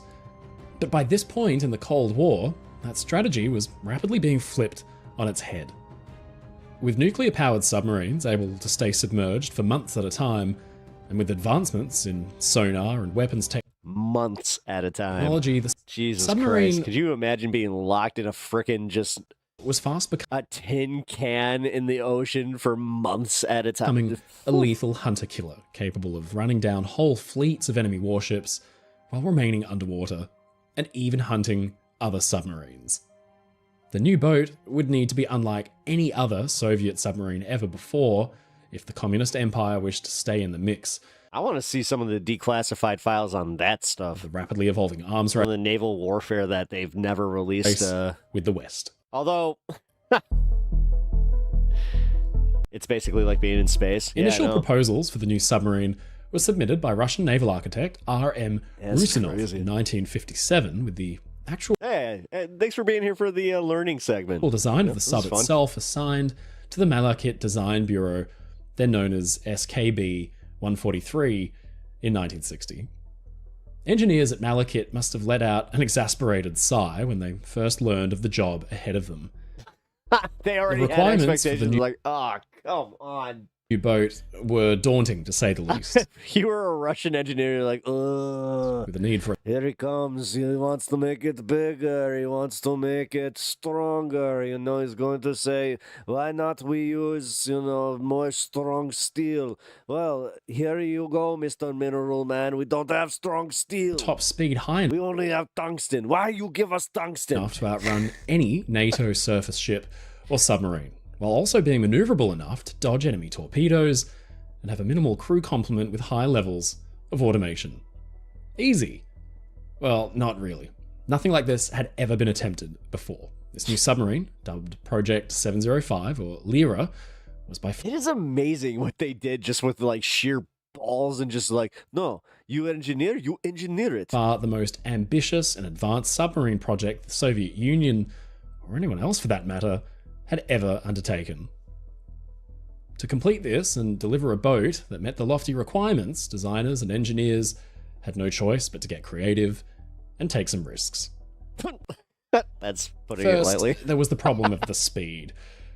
Remember, this was nuclear powered, guys. Project 705 wasn't only going to need a lot of power, but would also have to be small and lightweight. In terms of shipbuilding, these two things are often in stark contrast with one You guys know about the submarine that almost started World War III? another. Before it was, wow, I pulled it down. World War II for America before we actually got in. More power typically meant the Germans almost made an oopsie off the coast of North Carolina, installing a larger, heavier power plant. But to outrun NATO ships and submarines, a large, heavy boat simply wouldn't do. Soviet engineers found part of their solution. I think that we might be a little too close to the shoreline. To this seemingly insurmountable look at that. We have an American aircraft carrier over us. That's very interesting. Contradiction in a burgeoning technology that the US Navy had already attempted and then abandoned, citing it as too finicky and dangerous. But so I'm going to try and find a video Soviet on that engineers, next. Confident in their abilities, forged ahead with the technology. Project 705, instead of using conventional distilled water as a coolant for the nuclear reactor, would use liquid metal. Using liquid metals like lead and bismuth for coolant had some serious benefits. Chief among these was the way neutrons from the reaction interact with the lead. The heavy lead atoms in the coolant reflected the escaping neutrons and returned How is it that their naval outfits somehow look like a more depressing version of the Americans? To the core, reducing waste, but mainly results in higher thermal conductivity. Because I'm going to go and essentially say that more of the that's reactor's definitely a Russian heat naval can be captured and transferred to generate more steam, and then significantly. No, our naval, our dudes actually wore like they had some pretty cool stuff. They, because it was cold, obviously, they had like thicker jackets and stuff like that. More power with it. This kind of so-called intermediate energy reactor could crucially be made quite small, but still provide the output power levels needed to reach the submarine's incredible top speed using just one shaft and propeller. In fact, the OK-550 reactor was capable of outputting a staggering 155 megawatts, the direct equivalent of about 208,000 mechanical horsepower.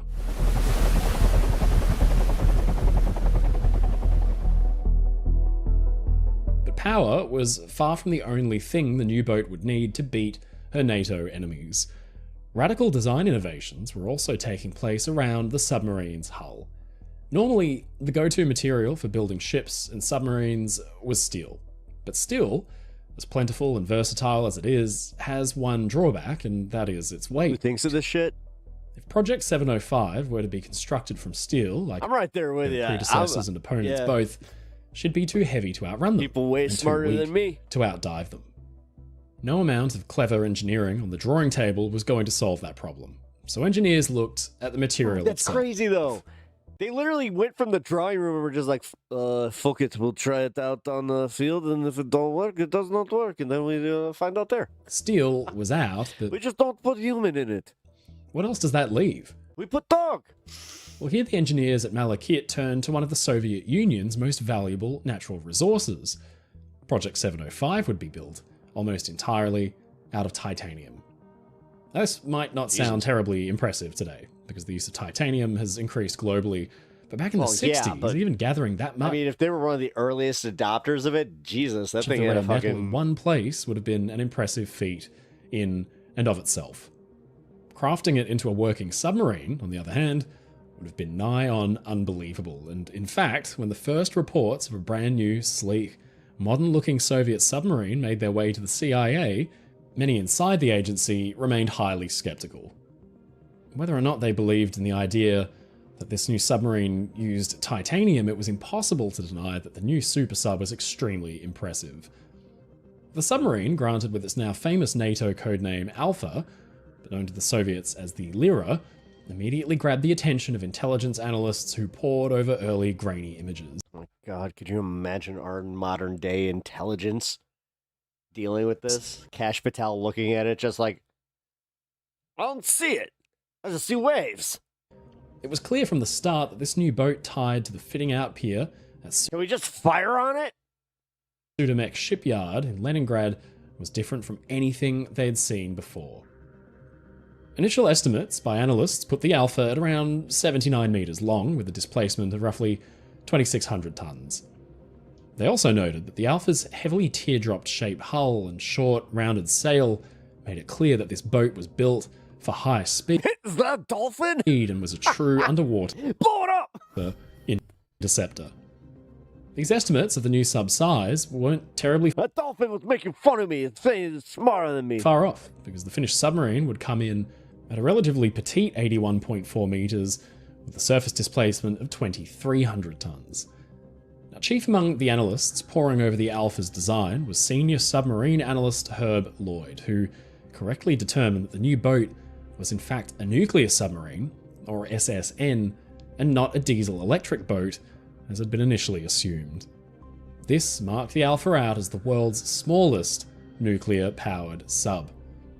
With the previous trends in Soviet submarine construction laying broken at his feet, this is one of those rare times where in like submarine, or in maritime technology, especially, in the military, that's a good thing. Lord focused his attention on the Alpha. Do you know how, like, you had a bunch of red-faced Russians just like, what do you mean it is smallest? We do not do smallest in Soviet Union. We only do big in the past. His unique design. But it makes it more stealthy. More enemies go boom. Okay, but I don't like how small it is. The experienced analyst combined piles of reports of unusual-looking hull sections that were highly reflective and bore a different colour to the typical steel plating used in the construction of previous subs, along with reports on increases in production of titanium sponge in the Soviet Union. It led Lord to correctly identify the use of an exotic material in the new boat. Damn. But despite this, others weren't convinced. See, titanium is a tricky metal to work with because it can't be welded really in the presence of oxygen. It was thought by many within the US Navy that the Soviets simply didn't have the technology available to build an entire class of submarine with the material. Lord would argue his case for 9 years before his eventual retirement, though he never really succeeded in convincing the Navy that the Alpha was he technically wrong though? Was indeed a fully titanium sub. Sadly for him, the truth of the matter would only be revealed after his death. Ah, unlucky fucker. But while the CIA argued and debated over the Alpha's exterior, internally, the submarine would boast even more impressive and unprecedented innovations. The small submarine was packed full of automation in her reactor compartments, her engineering spaces, and her torpedo room. It was the first submarine ever to be fitted with an escape pod. With most of her systems run by automated machinery, only a tiny 31-man skeleton crew, made up mostly of officers, was needed to pilot the Alpha on a mission. All right, it's actually kind of, all jokes aside on this one, that sounds like a very, very, very efficient operation. On December, especially for like a months-long submarine crew that 31st, 19. If you have that little of a compliment, then you don't have to focus on like stacking like quarters or anything. Like that's fucking impressive. 71, the first. This was World War II. Alpha class sub K-64 was launched. Oh no, 64. So at the Sudamek yard in Leningrad. Right around Despite high levels of secrecy surrounding the launch, a crowd of onlookers gathered to watch the Soviet Union's latest creation put to sea for the very first time under the command of Captain A.S. Pushkin. Initial testing proved that the Alpha could in fact measure up to the gauntlet laid down when the class was first proposed back in 1957. Her speed and her maneuverability were second to none, with an operational top speed of 41 knots underwater. Do you think that they were all, like the engineers especially, were just like, all right, let's see what happened, and then they come back and they're just like, wow, that was great. It was great. It maneuvered and it worked so well. And all the engineers were like, we knew it would. Holy shit, it fucking worked. The Alpha remains, to this day, the world's fastest serially produced. No, we had faith all along. We just, the titanium and my dev oxygen bubble and then kaboom. Submarine. Her titanium hull also enabled her to reach depths far in excess of both her NATO counterparts and their weapons. Damn. With a test depth of 400 meters. It legitimately works so much better than they even anticipated. They're just like, you went how deep? That's over 1,300 feet, and a maximum deep enough to find her mother.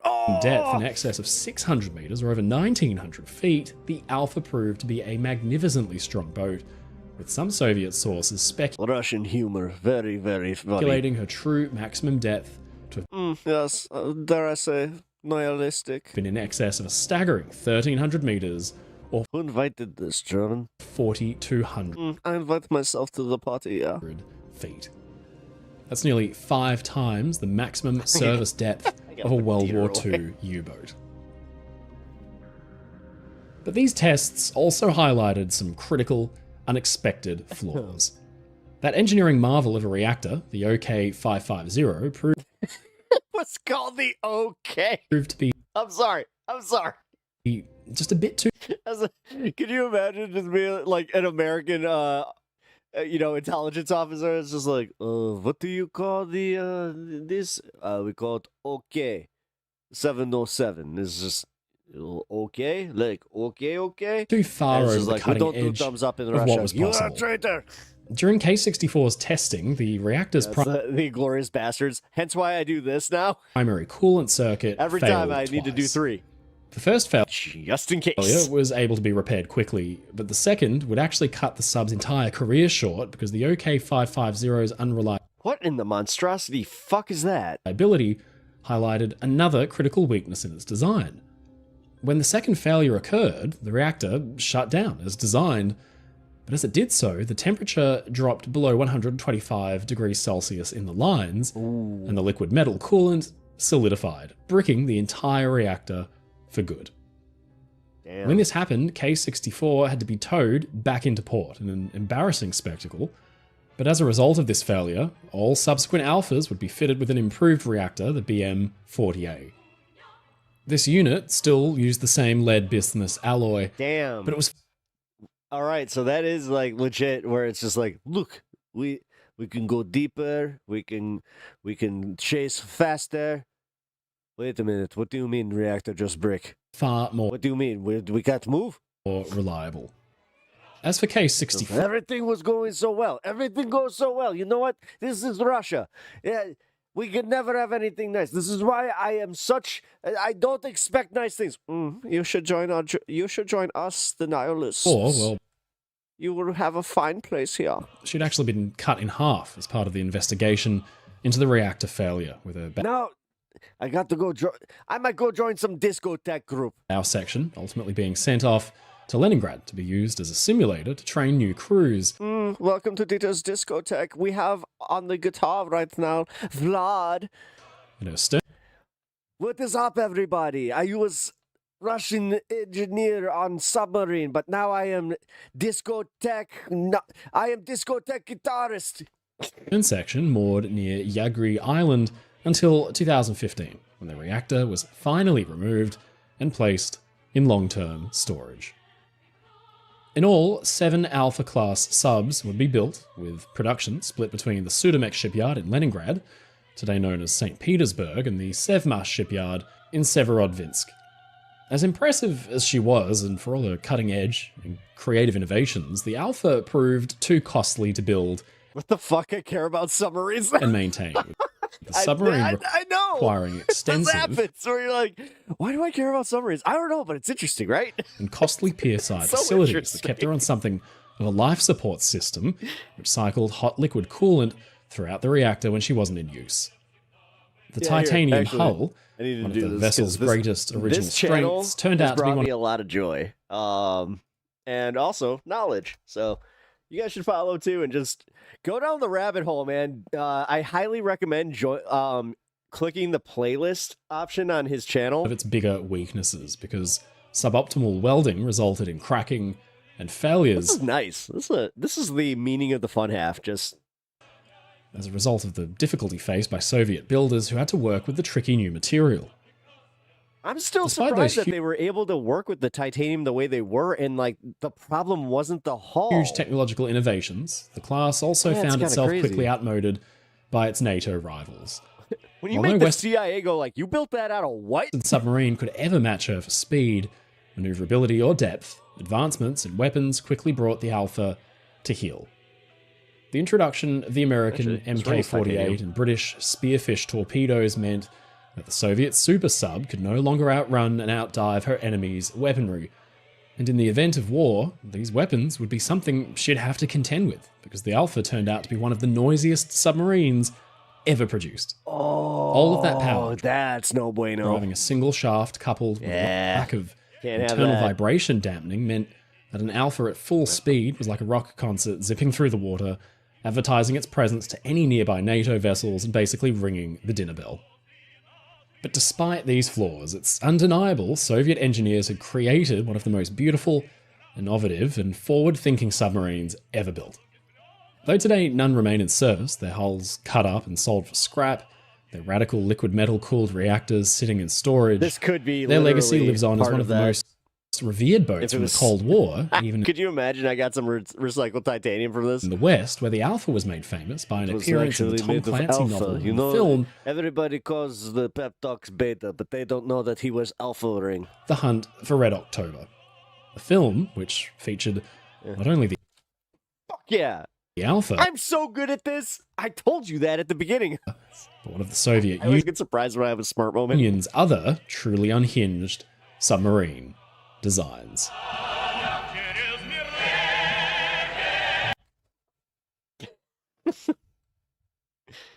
Ah, yes. All right. That's fine. I want one more. One more. I had fun with that. I'm glad that you enjoyed that. I'm also, yeah, if you guys are actually kind of getting interested in this stuff now, that really makes me happy, because I love when, I get some fellow enthusiasts in this stuff that I like, so. Yep, we got some musica. This, I don't think this one's gonna go good, guys. Which, you know what's ironic, though? I don't think it's gonna come from the leftist protesters. I have a feeling because they're bussing in out-of-towners and shit, because they don't know, it's gonna become pretty obvious. Let's hope. Let's hope that nobody takes the instigation. Ontario to stop running anti-Trump tariff ad that led Trump to end talk. Oh, come on. I thought... Damn it. Here. You know what? We just learned about nuclear-powered submarines. Let's learn about the end of nuclear-powered ships. And that is definitely...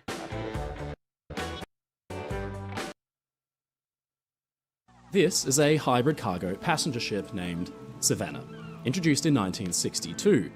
You'll notice straight away there's no funnel belching smoke or exhaust.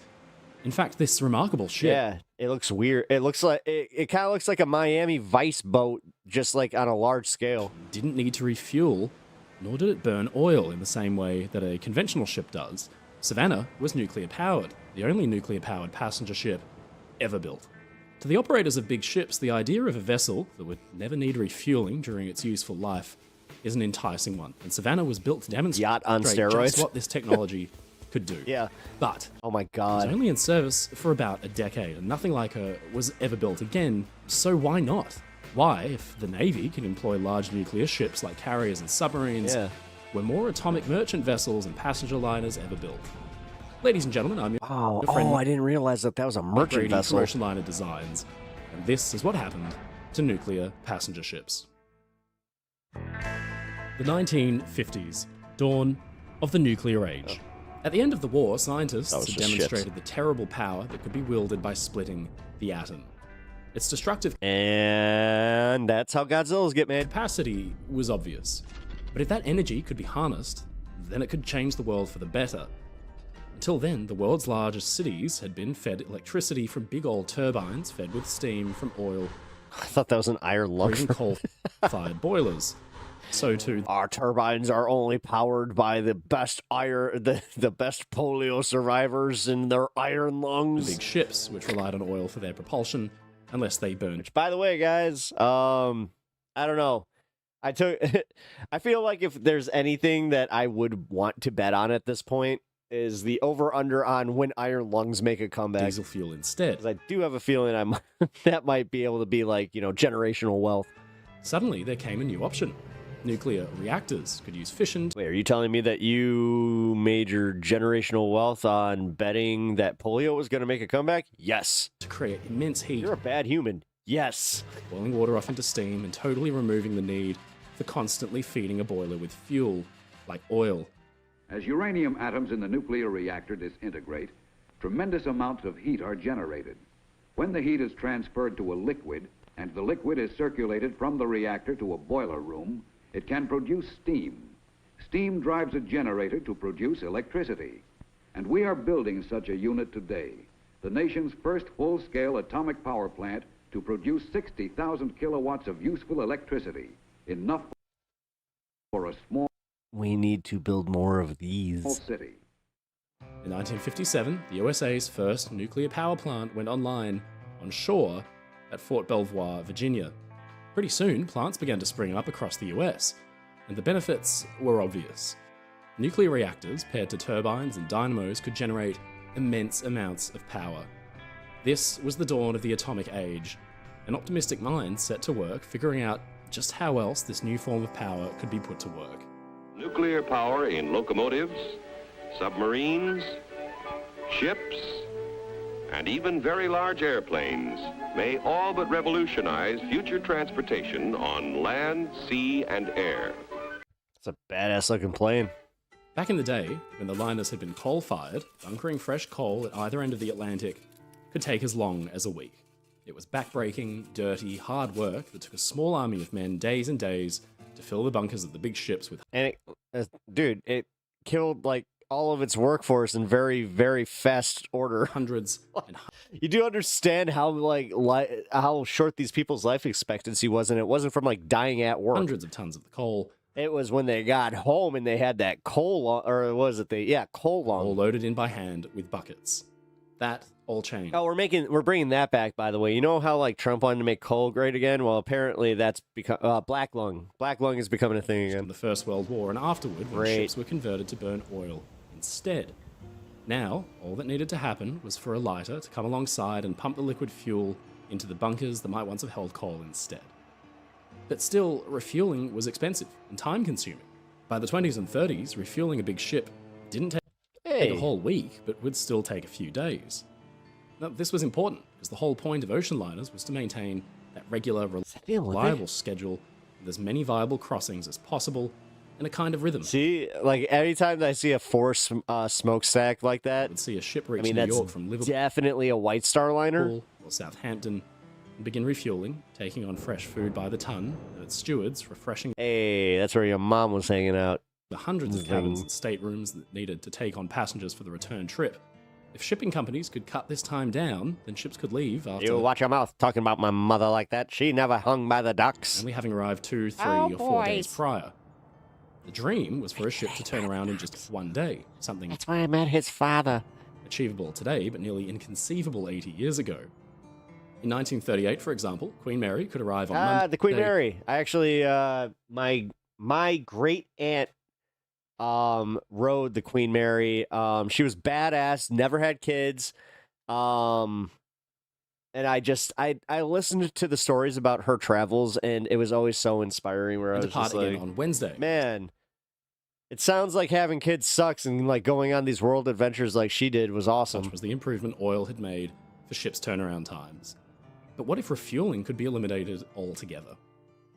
Nuclear power seemed to offer many benefits aside from refueling cost and time. For one thing, nuclear reactors can generate immense amounts of power without taking up much room at all. In the past, ships' boilers occupied virtually the entire underside of the ship for about 2/3 of its length. The space was one thing, but the weight was another. This arrangement weighed hundreds and hundreds of tons, needed a small army of men to maintain, significantly less than when boilers were coal-fired, but dude, look at the size of those fucking still large things. Enough that a very good chunk of Queen Mary's 1,100 crew were engaged in operating the engines and boilers that gave her that legendary speed. It seemed logical that fitting a reactor into a ship could bring about a new dawn in maritime technology, and some great minds might have imagined a future where increasingly bigger ships were powered by bigger reactors. All that was needed was a testbed. Enter NS Savannah.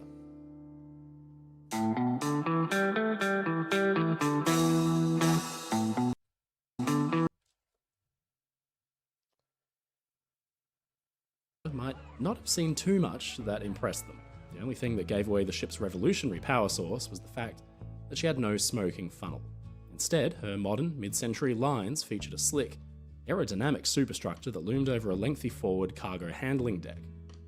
With no need for refueling from dirty oilers, her hull was painted a pristine white. Building her had not exactly been a cheap exercise. At about 13,600 gross registered tons, she'd cost a whopping $47 million. The United States, by contrast, had cost about $30 million more to make, but was about 4 times bigger.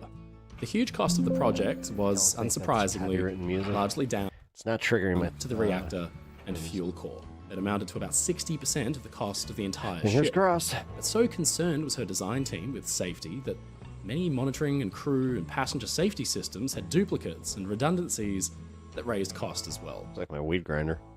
That cost had fallen on the US government, who'd commissioned the ship in the first place to serve as a kind of floating ambassador for a program called Atoms for Peace, just over a decade since atomic weapons had flattened 2 cities. The United States pledges before you, and therefore before the world, its determination to help solve the fearful atomic dilemma, to devote its entire heart and mind to find the way by which the miraculous inventiveness of man shall not be dedicated to his death, but consecrated to his life. In this capacity, she traveled around the world. Can you imagine the historical footage from Donald Trump where he's just like, they're eating the cats, they're eating the dogs. And received over 1 million visitors. Her relatively small You know what? The Democrats are just, Adam Shifty Schiff. power train arrangement, which had done away with those space-consuming boilers, was ideal for fitting 7 large holds down below the cargo. Up top, passengers were housed in the superstructure in the upper hull, where ultra-modern interiors comfortably housed. I mean, 60. it wasn't technical. She was an exciting ship, to be sure, but it hadn't all been smooth sailing. The US Naval Institute recorded the recollections of her chief officer, Franklin Schellenberger, who pointed out that midway through construction, engineers realized that the original proposed location for the bridge was on top of the reactor itself.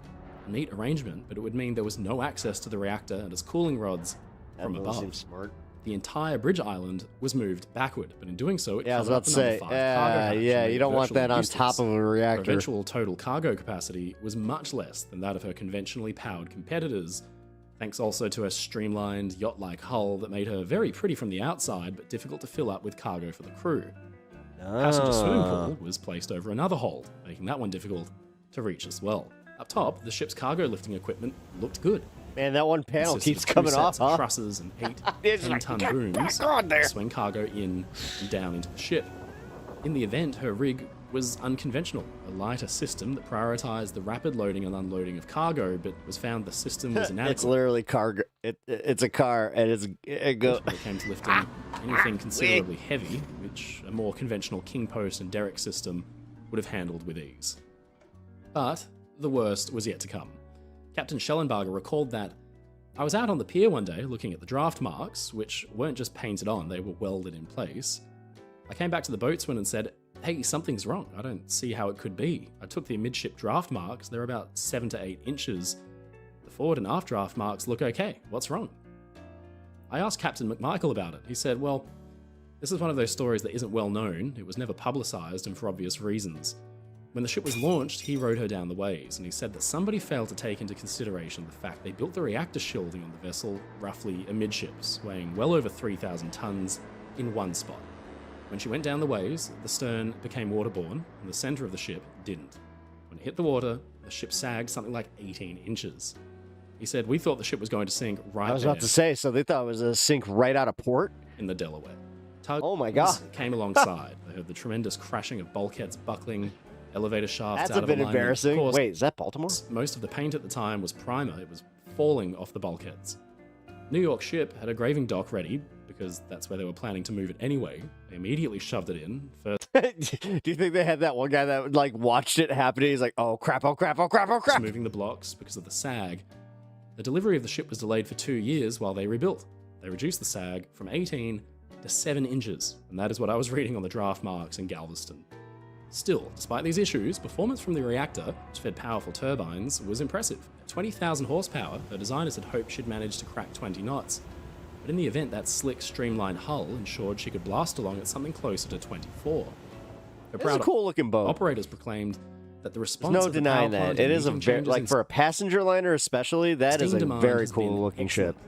While it's difficult to compare performance qualitatively with that of a conventional... You know what's really weird? I've never been on a cruise and I don't plan on going on one. I've been on plenty of ferries and ship, it can be said that the Savannah reactor can meet large changes in load demand in roughly one-half... Maybe it's because I watch so much of this content where I'm like, yeah, no. 1/4 of the time required for a conventional power plant. On her bridge could be found the very latest in navigational and safety equipment. The first US You want to know what my other rabbit hole is? Roller coasters. Manufactured reflecting type magnetic compasses, true motion navigational radar systems, and down below the waterline, set of Sperry anti-roll stabilizers provided less for passenger comfort than for maintaining a stable platform for the reactor. The report refers to the ship as a, quote, veritable floating weather station, thanks to the comprehensive suite of weather monitoring equipment and a kind of fax machine that could receive live updates from stations on shore. The Savannah performed well from an operational point of view, said US Coast Guard Inspector Robert Bosnack. But in my opinion, her designers condemned her to a short life by her hybrid design as a passenger cargo vessel.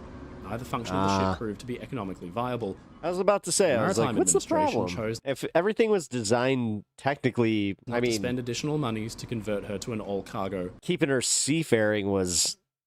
or an all-passenger vessel. Important, but yeah, no, that makes more sense. The fact that it's just like, what is this? Are we doing cargo ships, or like, are we doing cargo, or are we trying to do cruise lining? I regret that this happened.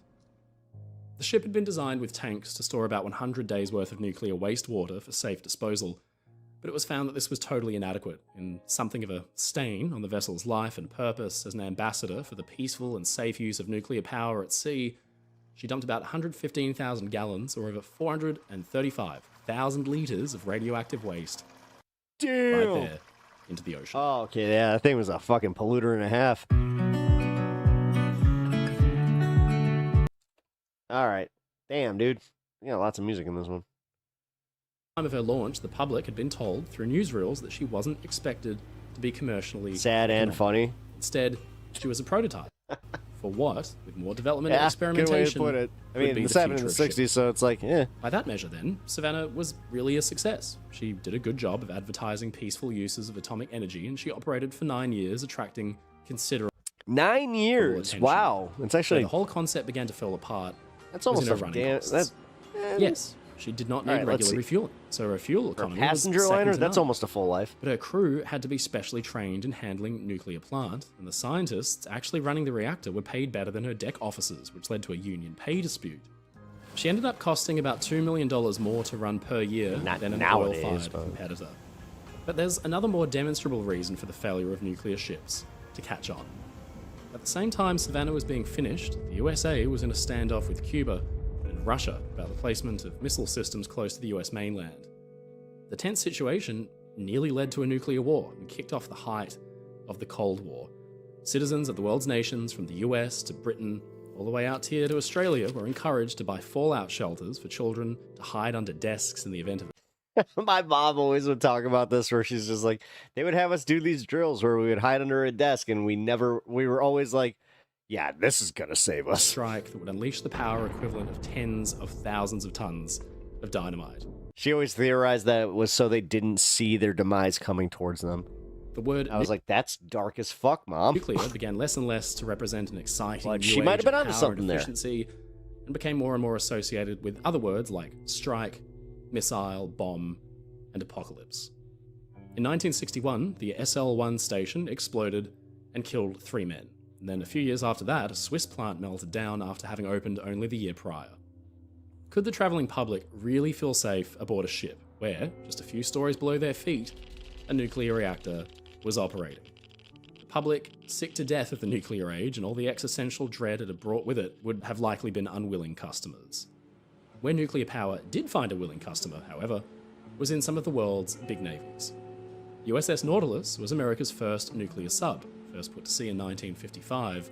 For military planners, the ability for warships to operate completely independently without the need to refuel was a monumental step forward, especially for submarines armed with nuclear missiles which needed to operate lengthy patrols dictated by Cold War-era counter-strike plans. Where specialized skill sets and expensive infrastructure make nuclear ships an unviable option in civilian use, the benefits more than outweighed the costs for naval operators. The added power bonus is extremely beneficial for icebreakers too, who need to harness raw power to crunch their way through heavy ice flows.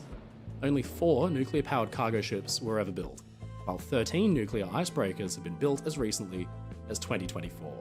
Really? Just as Savannah was in service and proving what it could do, the US Defense Department decided instead that conventional oil-fired tankers would be more cost-effective at a time when the Vietnam War's vast expense was I hate to say, with all this going on, then it does kind of become like, in full swing. What do you use it for? In the end, nuclear power at sea on civilian merchant ships brought a whole host of unexpected problems. Not just the cost of actually building and running the things, but the union disputes around pay and training, reliability in the case of an accident which could impact a handful of countries in one fell swoop. That latter point even called into question just how firms could insure a nuclear-powered vessel at all. Compounding the issue was the fact that some nations like Australia, New Zealand and Japan refused outright to host any nuclear-powered ships at all. In fact, New Zealand still does. Wherever she docked, tugs had to remain poised on standby the entire time, just in case there was an accident and Savannah needed to be whisked out of harbour at a moment's notice. Then came the issue of deactivation. In 1971, Savannah was laid up, her mission done. But where a conventionally powered ship could be simply mothballed awaiting a buyer, Savannah needed near constant inspections and regulation to ensure the safety of that reactor. In 1971, all the fuel had been removed, but the reactor itself was only taken out in 2022 after much preparation and expense. Today, Savannah is a registered National Historic Landmark and a preserved museum ship. She'd introduced many cool firsts and brought No shit. about some great successes. Her low-enriched uranium reactor was far to make a museum ship to far safer, responsive, and more powerful than had been planned. A 1990 report sums it up well. It said that the merchant marine industry's reluctance to develop a fleet of truly commercial nuclear ships no doubt rests heavily with the lack of sufficient federal subsidy. Even with the ground broken by Savannah, private industry was not willing to absorb the costs and risks inherent in this type of research and development. So, while you're unlikely to see a nuclear cruise ship anytime soon, you still actually can visit Savannah in Baltimore, Maryland, where she's occasionally open for limited site visits. You can learn more about these at the NS Savannah Association's And I did call it, that was Baltimore. Which I'll link in the description. Hey, I know my ports. All right.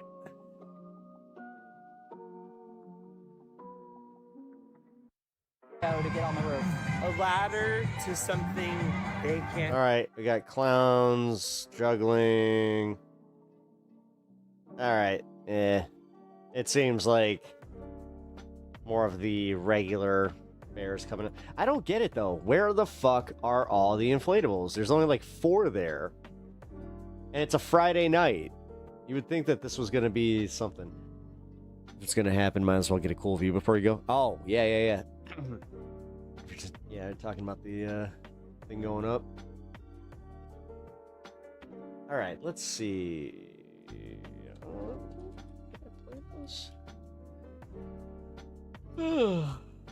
Excuse me.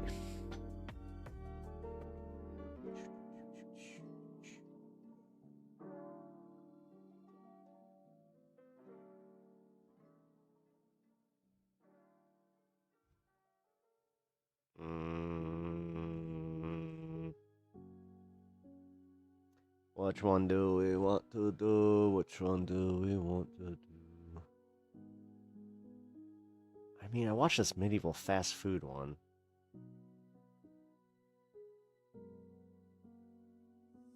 Nah, I want to do Defunctland.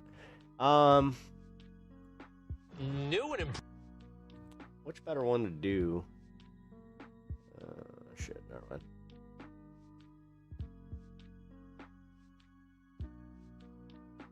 Can't do Defunctland, I just realized that.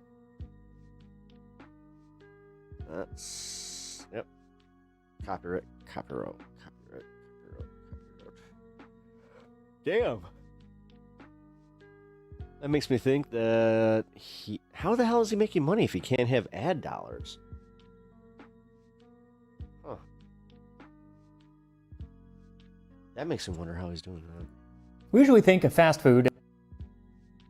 Ah, this one is. We're good. Is a modern invention, but it turns out that in the Middle Ages, most people didn't cook at home and actually relied on fast food that was served from public cook shops. Don't ever feel bad for getting yourself a quick meal. You're just rocking like the Middle Ages, baby. Had everything from cooked meat to waffles to something called a risole. One version of like, dude, it's like a trip to White Castle. Which is the medieval equivalent of a McDonald's apple pie. So thank you to Bomb. Like classic apple pie or new apple pies? Those new the new apple pies are bullshit. This for sponsor. And there's an entire generation of like young people out there that will never know how good those frickin' the original hot apple pies were. In this video as we make some medieval fast food, this time on Tasting History. Well, they look like that.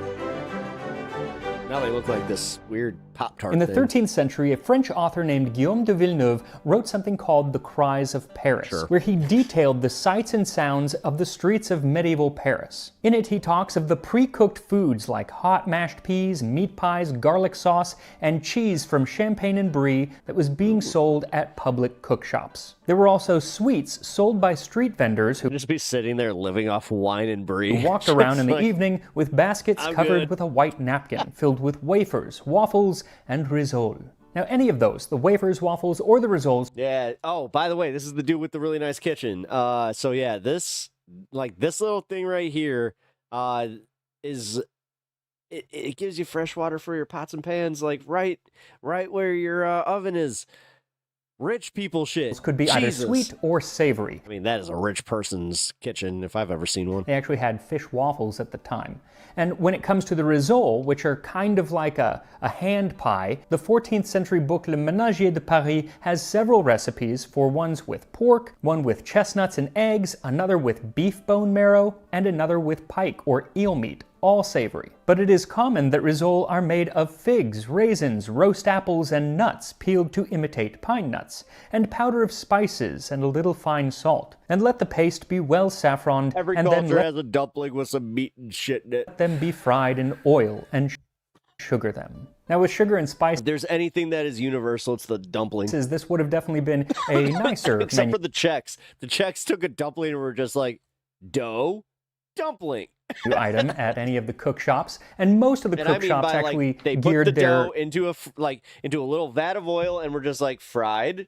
This is dumpling, right? It's like, no, this is dumpling, right? Their menu toward the common people or even the poorer people, but there were some that did cater to the upper classes. Now, some of the spices used, things like sugar, cinnamon... Our dumplings look like corn pops. ...and nutmeg, those were expensive because they had to come all the way from Asia. But saffron was actually widely grown in Spain, France, and even into England during the Middle Ages. Now, it wasn't exactly inexpensive, but it was definitely more common than you might think. It was often used not just to flavor things, but to give a yellow tint to their foods. And that's actually how it's going to be used in this paste recipe, for which you will need 2.5 cups or 300 grams of flour, 12 tablespoons or 170 grams of butter cut into small cubes, a quarter cup cut into small cubes? What now? Or 60 Why do I have to wait? milliliters of water and then a pinch of saffron. So first add the saffron to the water and let it sit for about 5 minutes, and then sift the flour into a large bowl and add in the butter. Working with your fingertips, smear the butter into the flour until all of the butter is incorporated and you have a nice sandy texture. Then pour the saffron water through a strainer into the bowl and quickly work it in until it forms a dough. Once it all comes together, wrap the dough in either a damp cloth or so it's like you said, that's where the yellow coloring plastic came wrap, from. and let it sit preferably in a cool place. So does saffron like give a place like really have a taste? A refrigerator for 10 to 15 sure minutes to rest while you make your filling. Now, if you want to emulate one of the poorer cook shops, then you're going to have to leave out all the sugar and spices. But if you want to be like one of the wealthier cook shops, then what you'll need is 1/2. You would know all about that, wouldn't you? Half cup or 120 grams of like dried figs, a quarter cup or 30 grams of raisins, 6 medium-sized bit jelly of that. apples, 1 teaspoon of cinnamon, a half teaspoon of ginger, a half teaspoon of nutmeg, a half cup or 100 grams of sugar, 1 teaspoon of salt, and a she creates Roman half dishes? cup or Nice. 60 grams Yeah, this is tasting history. of chopped walnuts, almonds, or hazelnuts. And I found it interesting because it says to use nuts to imitate pine nuts. But pine nuts were rather common in Europe during the Middle Ages, so I'm not entirely sure why it says that, but There you go. So that is what you need for the filling, which then we will stuff into the pastry the same way that you'll stuff your feet into the comfy socks from today's sponsor, Bombas. Bombas produces some of the comfiest... I got a pair of Bombas. My sister-in-law got them for me. Good gift. Chop the figs into small pieces and then mix them with the raisins and soak them for about an hour. Now you can soak them either in water, or if you want to follow a 14th century English recipe from the form of curry, they call for them to be soaked in wine. It probably would have been a sweet wine, so that's what I'm using.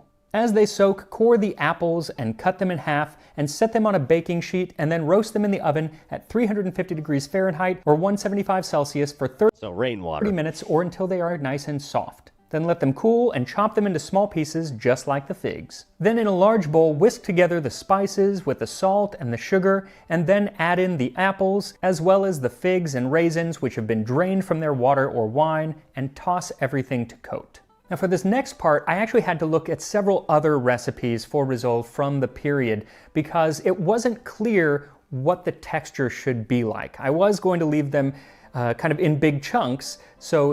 Oh, well, then I'm not eating that shit. It would be more... No, you make that shit mushy and palatable. More like a modern apple pie, but most of those old recipes talk about grinding up either the meat or the fruit, depending on which you make, so it's more of a paste inside, so that's what I'm going to do.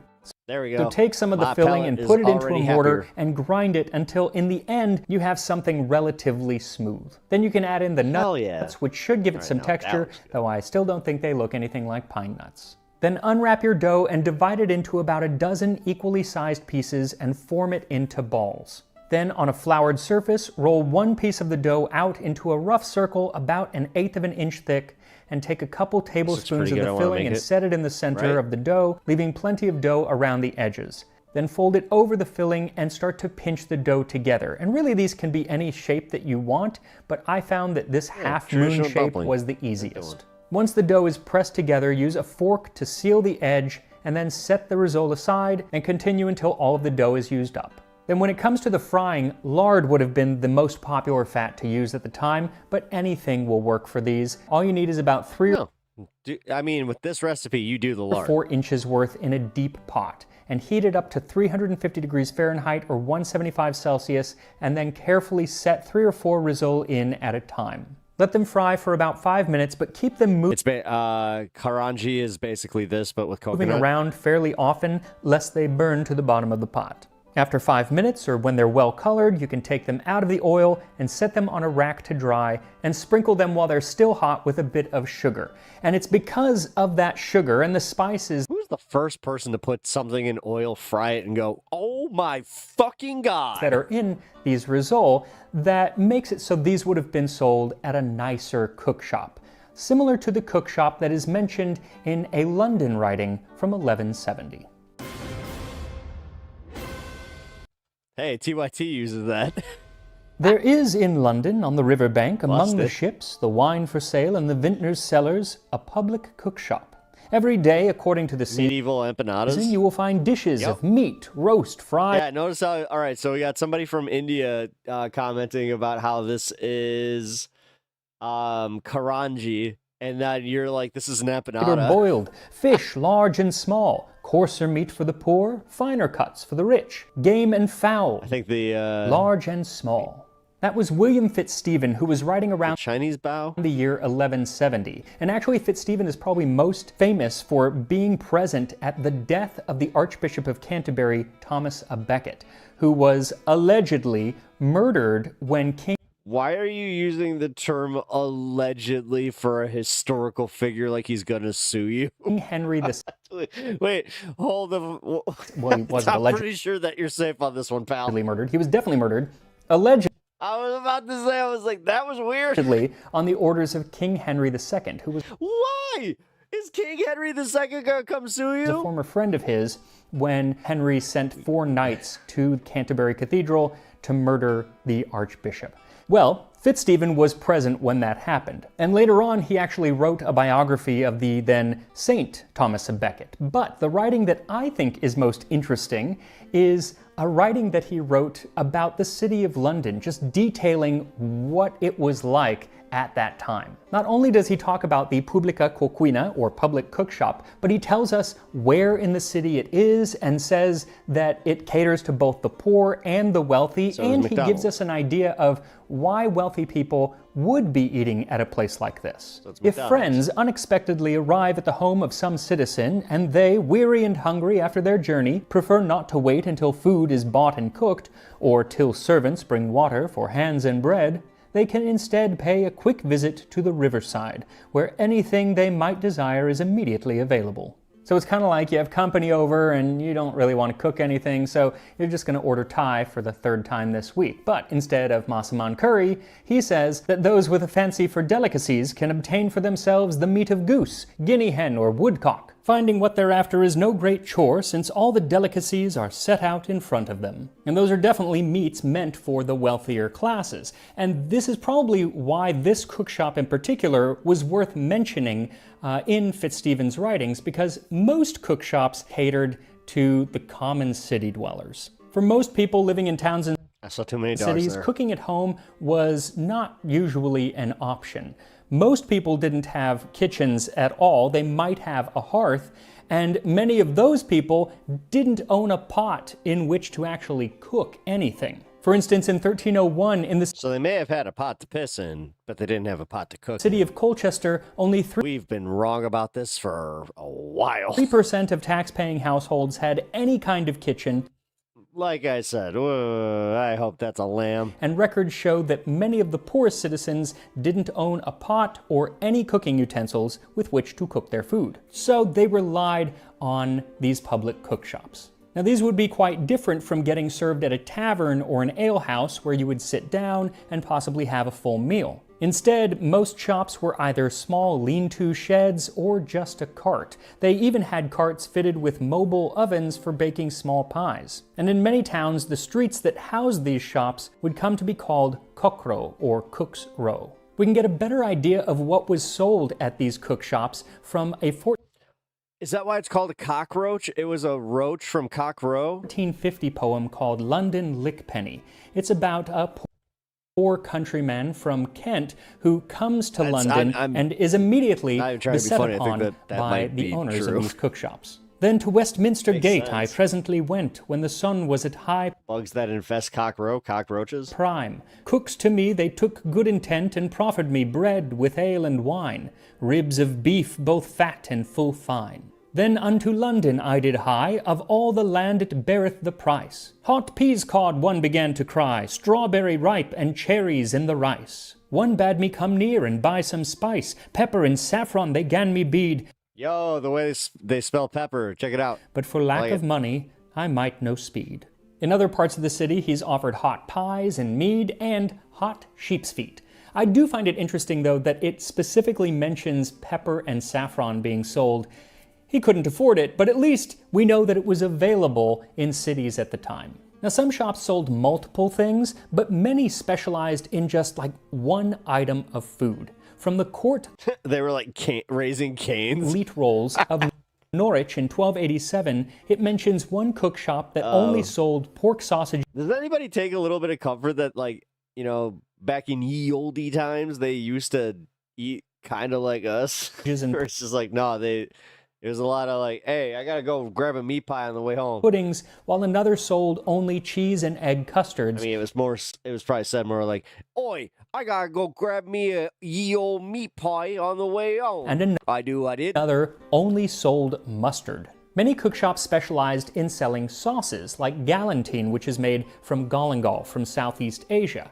And even the wealthier houses would often get their sauces from these shops fast food. It looks fucking good. Because it was just cheaper to buy a little sauce, kind of pre-made, rather than getting your own very expensive spices in bulk. Also, these cookshops Wait, they had a sauce guy? were kind of the only way that your average citizen was ever going to get to try spices at all.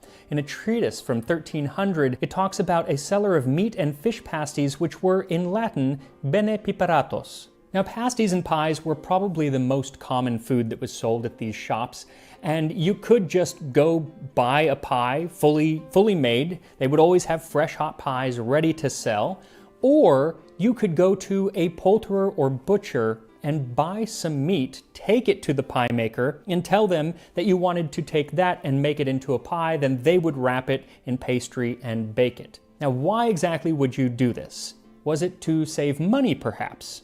Maybe. In London in 1350, a regulation stipulated that no cook shall take more for putting a capon or rabbit in a pasty than 1 penny, on pain of imprisonment. So essentially you're paying a penny for the pie to be made, but you've had to go buy the capon, which on average at the time cost 6 pennies. So it was 7 pennies. But if you bought it pre-made, it was also 7 pennies. The prices were pretty much fixed at the time, so the costs didn't really change unless it was much smaller or much larger. There were times... Humans haven't changed too much, it seems. LOL, I guess humanity is transcended to time. Depending on the... Honestly, I don't know why, but I took a little comfort from even a video like this where, yeah. Meat that you might save a penny. This is the stuff that you really don't learn about. You learn, like, everybody has this weird, and I had it too, where it's this conception of, like, oh, it couldn't have been like that. Everything was so much more, still primitive and I don't think tribal and blah, blah, blah. Like, no, it really does seem like we were all, like, once we started congregating into cities, it was just like, I don't know where to eat. Me neither. Commonplace? Commonplace. It was the cost that really made... Which, goddammit, does that make McDonald's a technical third place? Because, I mean, even by their standards, there was nowhere to sit. Do this. I think you provided your own meat because you didn't know what was in a pie that had already been made. In 1351, for instance, a man named Henry... Yes, okay, I love this this segment here. I'll be right back. I'm gonna run and grab something. And yeah, no, this is great about the whole, like, reheating pies. Peche accused a cook named Henry de Passelway of a heinous crime. Peche and his friend had purchased 2 capon pasties from the cook, and the court records recalled that Henry Peche and his companions, being hungry, did not perceive that one of the 2 said capons was putrid and stinking, until they had eaten almost the whole thereof. Whereupon they opened the second capon, which he produced here in court, and found it to be putrid and stinking, and an abomination to mankind. The cook, of course, denied this accusation, and so they called 8 other cooks from the area to investigate that capon pie, and they came to the conclusion that it was rancid. And so the court decreed that Henry de Passelway should have sentence of the pillory, there to remain for the space of 1 league's journey in the day, and that the capon, which had been so found to be putrid and stinking, should be carried before the said Henry de Passelway on his way to the pillory. Now, first, I was thinking that this system is just rife for There's issues. nothing funnier than the fact that throughout history we have drawn penises and just gone, tee-hee. You didn't like a cook for some reason, you just accused them of giving you rotten meat, and they would end up in the pillory. But it turns out that if those 8 other cooks came in and decided that the meat was not rotten, then the person who had done the accusing, the accuser, they would have gone to the pillory. So in either case, someone's going to the pillory. So the stakes were rather high, and it's because... Get it, stakes. We need to remember just how precious and expensive food was at this time. Today, I feel like we are so removed from the... I'd say I'd be here all night, but I'll be here for another little bit, and but yeah. Production, like said, and sometimes even the cooking of our food, that we don't realize just how much work and expense goes into it. And especially at a time before industrialization and a lot of government subsidies, food was the majority of a lot of people's income. During the Middle Ages, it could be 70 to 80% of the average person's wages just to feed themselves. Take one of those capon pies, for example. It was 7 pennies, which sounds cheap until you realize that the average laborer in a city made 2 to 3... Do you think they had a super bad moment where it's just, I just draw dicks. Pennies. I don't know what's wrong with me. A day. So that pie would have cost them like 3 days' wages. Now, it would have been a big pie. It was all of the meat of a large capon, a large castrated rooster. but it was still out of the reach of most people. Now, they did make smaller penny pies, usually from less expensive meats, that would be available to everyone. And during times of extreme hardship, like when a harvest failed, the government would come in and usually put price caps on how much different things could be charged. You're telling me that the government of ye old medieval age was technically more efficient than our own government? I'm gonna let this one just kind of sit there for a minute.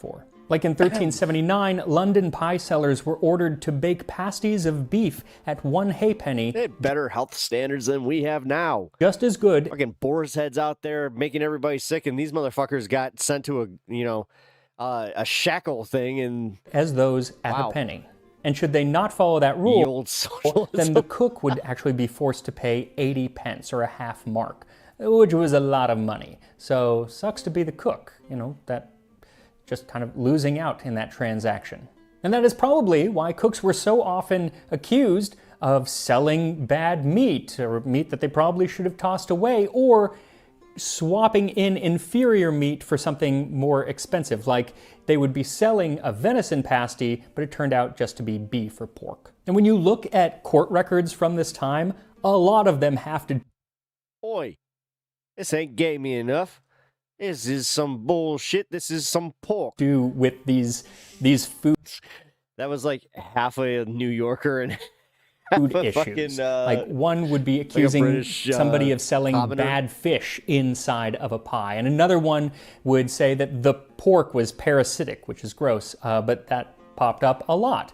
Or another one would claim... The one thing that they didn't have was like a USDA type thing where they were all they were testing every pig. One of the worst. So yeah, you were definitely going to have some like sick pigs and shit like that. But it seems like they did have a pretty good ability to tell what meat was rancid and what wasn't. Offenses. And like even sick pigs. That the food had been reheated. There were a lot of ordinances against selling reheated food because it was usually reheated as a way to hide... They would see a microwave today and just be like, blasphemy! The fact that it was old and probably should have been tossed out. ye. Another ordinance that kind of head this off at the pass was against cooks going to the houses of the wealthy and purchasing leftovers, especially offal, because usually that would have been around for some time. Yeah, but even before germ theory, they understood, like, I don't know, having clean meat. Before it got into the cook's hands. And often, when you look at the court rolls, when people do get accused of this, they pass the buck. They pass the blame on to the cook's assistant, or very often their wife. At some point, there was just the science of heat food. Heat food make me no go diarrhea. Or their wives. Because, diarrhea was a word. Friends who any of those sorts of were helping out. And they make me go splat, splat. They're the ones that made the mistake. And this led in York to an ordinance in 1424 which dictated that the wives of any other artisans should not bake, boil, nor roast food in public shops for sale unless they are competent to do so. But blame the wives all you want. The buck stops with the head cook. And so it's no wonder that during the Middle Ages, cooks very often had a somewhat sullied reputation. Then why would you become one? And this can be seen in Chaucer's Canterbury Tales, Like, where one of the characters, Roger of Ware, is a cook at one of these public shops in London. It says that his shop is filled with flies, his pastry is soggy, and he makes this parsley sauce that is so bad that it's basically a curse. And it says he sells pies that hath been twice hot and twice cold. That is... Oh, burn, dude. Chaucer coming out here. Reheats his food. One of throwing up the fucking old Yelp review. The worst offenses. On top of that, it describes him as having an ulcer or an open wound on his leg that's always seeping, which is really gross. What in the actual fuck? So it's no wonder... This dude had he had an ulcer on his leg and he's just sitting there itching it like, oh, here's your boy. That if you were able to afford to not frequent these shops, you wouldn't frequent these shops.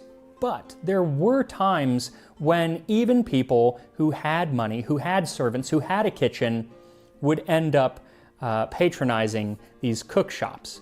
One might be because you're traveling and you've just come to town. Now, a lot That's even, I like how that's drawn, just like, ew, the commoners.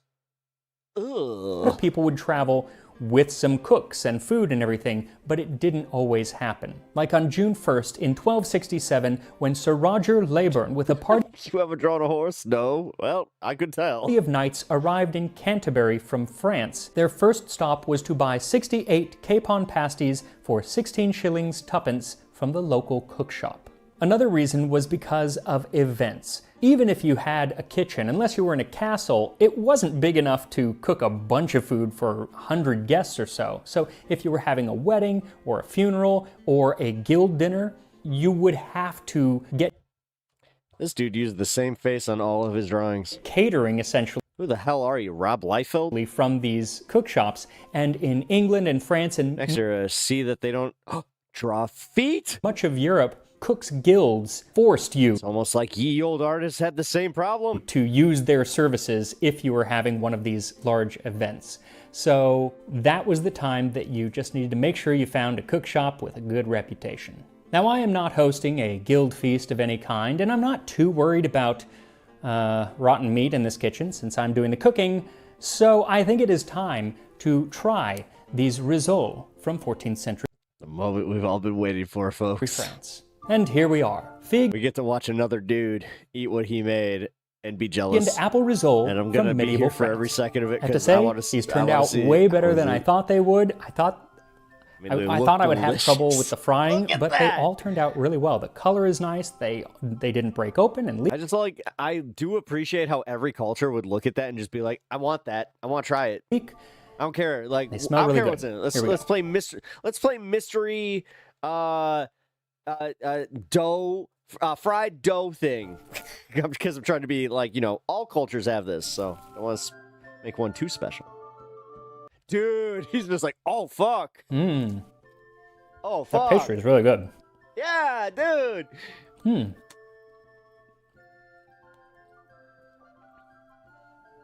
That's delicious. Damn it.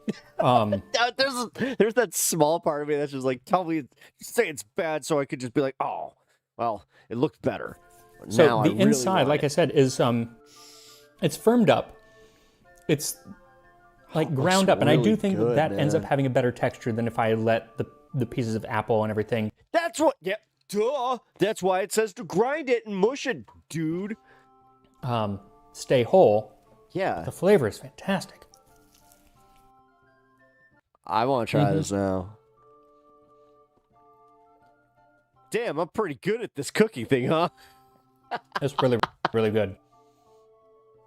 Hey, we've all had that moment. I'm not sure that... If you are good at cooking, you've all had that moment where you cooked something that surprised even you and you were just like, oh, fuck. Soaking them in wine, the figs and raisins in wine, made a big difference. So I'd probably just stick to water next time. Because the flavor that you're getting is from those spices, and you can use different spices if you want. I chose cinnamon and ginger and nutmeg, but you could use mace or clove or really whatever you want that they would have had at the time. But the apples and the nuts, all the flavors are there, and they complement each other really, really well. These are really, really good. Now I'm mad.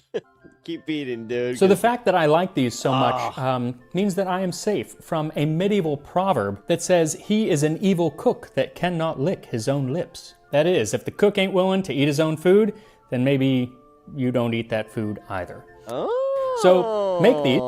It was literally no, you try it.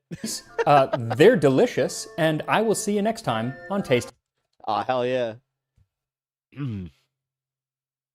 I love that fucking channel. This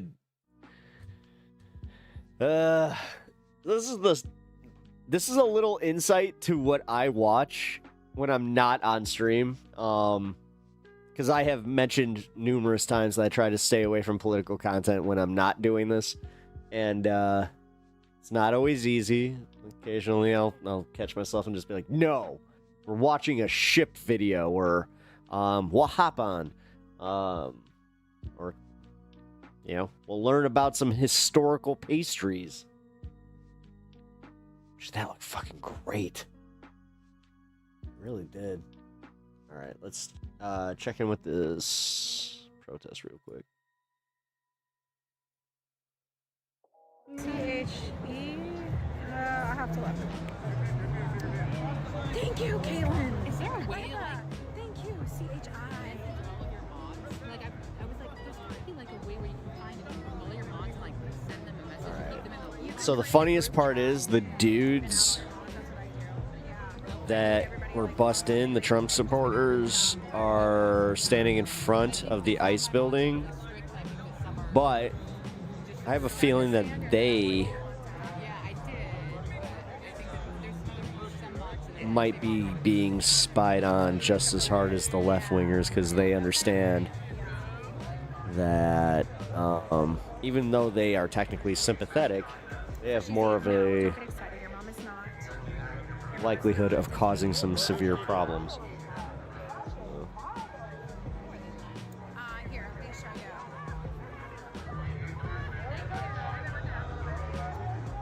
Still wondering why the inflatable brigade is gone. What do you guys think?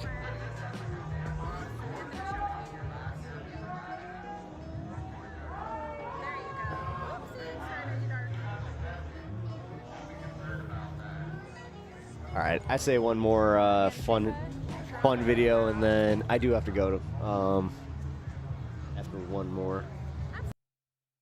But guys, I just want to say thanks for hanging tonight. This is a good time. This was a good Friday stream. I have definitely had a blast. So just wanted you guys to know that. And like I said, thank you for kind of hanging just with the non-political content. Occasionally it's nice. All right, let's see. Roulette. What do we got? First class on the Titanic after the Great Dying. What was it like after the worst extinction? Ooh, that sounds kind of interesting. Or do we want to learn about Johnny Somali?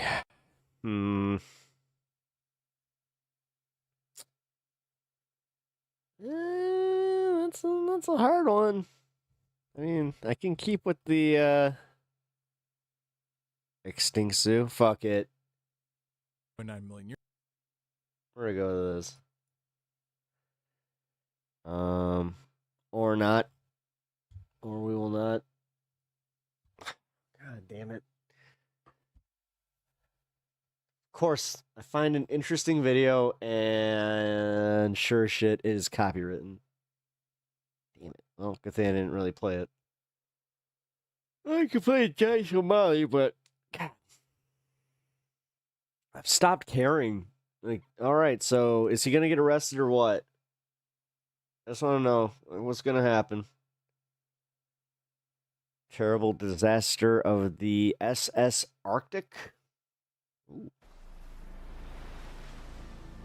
This is not a story for the faint of heart. It is violent, graphic, and disturbing.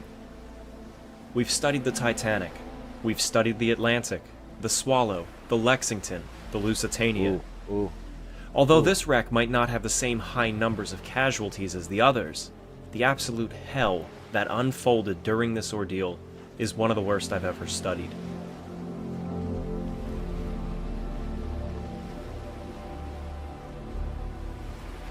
This is the Arctic, the third ship built for the Collins Line. This might... She was launched in January 1850 and sailed her first voyage in October that same year. It's a short video about she was fast, the Arctic. capturing the title Clipper of the Seas, as she claimed the blue riband. The Collins Line had well-built ships and great crew. See, I like these ones where, like, it's kind of like rudimentary. And often far as, like, were the the graphics heroes of the or sea.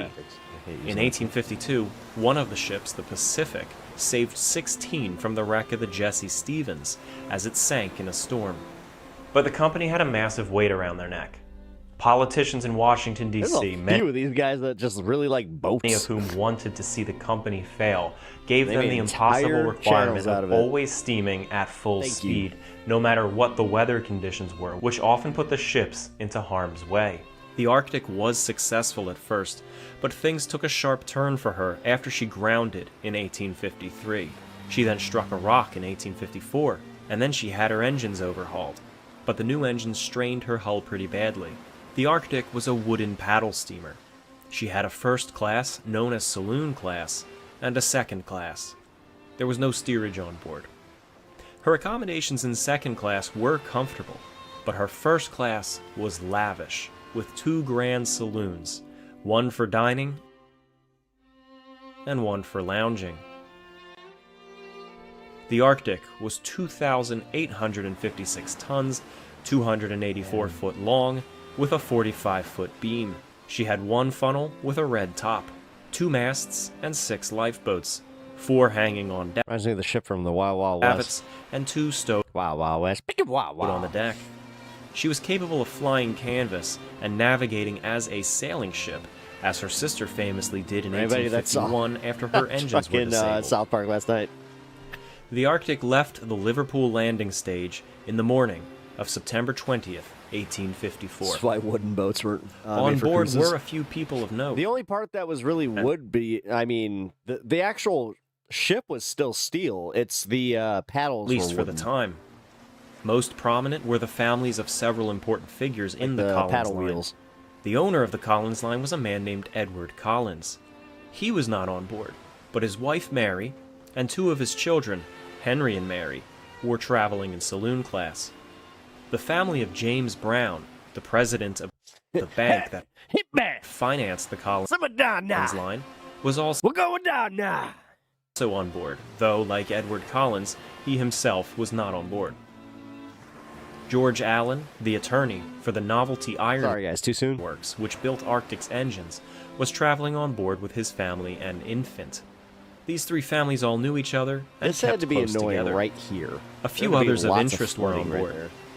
The French Duke of Gramont, traveling to Washington, D.C. as a diplomat, and a sea captain traveling as a passenger aboard the Arctic, a man named Captain Pratt, and his wife and child. Interestingly, only a few months prior, Captain Pratt and his family survived another shipwreck and considered themselves blessed. Then why would you go on another one? You guys just testing fate? What the fuck is that? Be here You know what I wouldn't do if I survived a plane crash? Go on a fucking another plane? on this sturdy ship. Jesus. A children's book publisher named Malin Day, and an English architect and painter named Frederick Catherwood. At the command of the Arctic is a seasoned sea captain, Captain James Luce. Captain Luce's son, Willie, was 11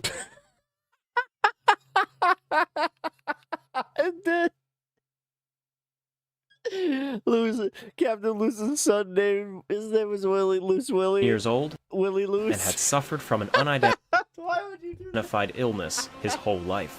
I'm sure it For the didn't have first to time be, ever, but goddamn, it's Captain funny. Luce and his wife agreed that it may do Willie good to let him travel to Europe with his father, and he was now making his return voyage with him.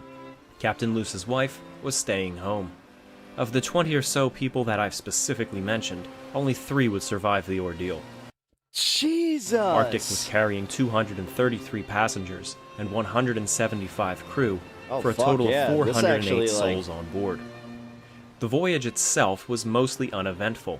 Passengers socialized and fine food was... This is like a per capita thing, then yeah, this actually might be worse. Music was played and fresh autumn air was breathed on the deck.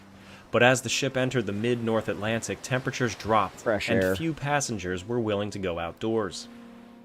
Captain Luce's son, Willie, spent much of the voyage in his cabin, but spent a considerable amount of time with Millie Brown, of the previously mentioned family of James Brown. Arctic...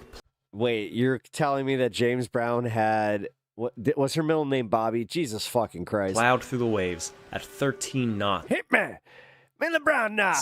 Or around 15 miles per hour as she approached the Grand Banks off of Newfoundland. Meanwhile, a tiny ship made of iron departed Newfoundland, bound for France. Dude, I saw a really funny meme about the new Stranger Things season coming up. They're like, get prepared to see a bunch of grown men and women dressed up as high schoolers telling you shit like, friends don't lie. This I was like, oh my god. ship belonged to a French fishing company and was used by the company to transport their fishermen between work in Newfoundland and their homes in France. Why the spike? This ship, with over 150 on board, was named the Vesta. Vesta was 250 tons and stretched half the length of the Arctic at 152 feet in length. In addition to being made of iron, she was ahead of her time in having a propeller instead of paddle wheels and sails on her masts to aid her, and she was divided into 4 watertight compartments. It was one of those. On the second day of her voyage, she was now sailing into the same area that the Arctic was. I still think that was one of the smarter designs, and they're bringing those back, by the way. Just off of the east coast of Newfoundland. It's almost like they, rediscovered wind power, and we just paid a whole bunch of tech billionaires to be like, yeah!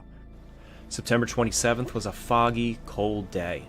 Arctic's captain did not wish to be traveling at full speed with such sporadic visibilities, but he was required by the politicians giving the Collins Line their subsidies. It was now noon, local time, when out of the fog ahead came a dark ship, under full sail and full steam, closing in on them at least 10 knots. It was the French fishing steamer Vesta. A lookout aboard the Arctic called the alert, "Stop, steamer ahead." The officer on the bridge had only a moment to decide if he was going to turn the ship to the left or to the right. Now, turning to the left was the quicker way out of danger, but it broke the standard passing protocol for ships, in that they should always pass each other on the right. It also required the captain of the Vesta to act accordingly and not attempt to pass on their own right. Oh, dude, they just did the thing where you're you're at the store and you just see somebody and you both kind of do the football shimmy, which would simply put them right back into the path of the Arctic. The officer shouted hard to starboard, which, believe it or not, means turn the ship to port. It's the inverse of what you might expect. It's called tiller commands. Arctic's engines were ordered that's confusing. To stop, and at least her port side engine was stopped within a moment, with the engineers rushing up on deck to find out what was up as soon as their orders had been executed. Arctic was slowly beginning to pull to her port, but the crew of the Vesta, perhaps in panic, even on this model, resorted to what was known procedure and did not react in the way that Arctic's crew had hoped for. The Vesta turned to pass on the right, pointing the Vesta right at the turning Arctic. It hit it Had they turned to port and complemented the maneuver of Arctic's crew, they might have avoided disaster. Yeah, it hit it A almost further dead order center. of full astern was given, but not carried out fast enough. Okay, so Captain it hit Luce at the front, emerged kinda on deck by the starboard paddle box just in time to see the Vesta tear into the starboard bow of the Arctic, just above the waterline. The bowsprit of the Vesta stabbed through the Arctic's wooden hull into the crew quarters and impaled one of the sailors. Vesta's foremast collapsed, yanked by its stays as her bow was crushed in and shredded. Vesta was violently twisted and rented from the hole she had created in the Arctic as the Arctic continued to steam forward. The Vesta was trampled as Arctic pushed forward, with Vesta dislocating Arctic's hull plates all the while. She was smashed into the forward part of Arctic's paddle box, breaking off the wooden bumper around it known as the guard, and dislocated some of the paddle box frame. Arctic's forward momentum was virtually unchecked by the damage, and she continued coasting forward. Aside from those in the immediately damaged area of the bow, the collision felt like little more than a bump, a shock scarcely more than a tremor or a quiver. Leaning over the railing to conduct a hasty inspection, Arctic's crew noted that most of the damage appeared to be above the waterline. Captain Luce ordered a handful of the crewmen to go below and see the extent of the I don't know anything about damage this and to shipwreck, determine so if she was still you're learning watertight. with me. For the most part, though, the Arctic appeared to be safe. On board the Vesta, however, it was a scene of absolute carnage. Passengers had been torn apart, and the forward end of the Vesta was now painted in blood. The fishermen aboard screamed as the ship dipped forward. Although Vesta's captain tried to control the situation, a lifeboat was launched against his orders with 12 men on board and made all due haste for the Arctic, which appeared safer. As the Vesta drifted away in the fog behind the Arctic, Captain Luce saw the Vesta dropping rapidly in the water. He saw the exposed cargo hold and saw the sea pouring in. He heard the men aboard the Vesta crying out for help. Luce ordered Arctic's engines re-engaged and for the ship to begin to round slowly to starboard and double back to assist those aboard the sinking. It's kind of fucked up that it just kept going. Vesta. Luce ordered the lifeboats cleared so that they may assist the Frenchmen as they abandoned the Vesta, and ordered Chief Officer Gourley and Second Officer Ballum to lower away and take command of 2 of Arctic's lifeboats, making way towards the Vesta. Gourley got his boat into the water first, while Second Officer Ballum had delays with getting his boat launched. Meanwhile, the Arctic came round as the Vesta came back into view. Gourley rowed over to them. By this time, the excitement had drawn nearly every passenger on deck, who crowded the Arctic's starboard railing. So many dozens of them crowded the side of the ship that the Arctic actually leaned a few degrees to starboard. Captain Luce struggled to shout his orders over the murmur of the crowd, but there was no sort of panic. Chief Officer Gourley's boat began putting some distance between her and the Arctic, as Second Officer Ballum's boat finally began lowering from the davits. Arctic's paddles chopped through the water at a slower pace, as the ship cautiously orbited the settling Vesta. But there was something off about the sound of the paddles. The sound of the churning was ever so slightly deeper. No one would have noticed this but her captain, attuned with every sound of his ship. The paddles were slowly becoming deeper and deeper in the water. No. Luce shouted for Second Officer. You ever had that feeling when you're in your car and you feel something and you're just like, ah, shit. It's like a bad brake or something, but you know the feel of your car? Abort his lifeboat's launch and come back aboard. He did so and was immediately ordered to re-inspect the bow. Ballum grabbed one of the firemen on the deck who was on his lunch break, and both climbed over the rail to ascertain the extent of the damage.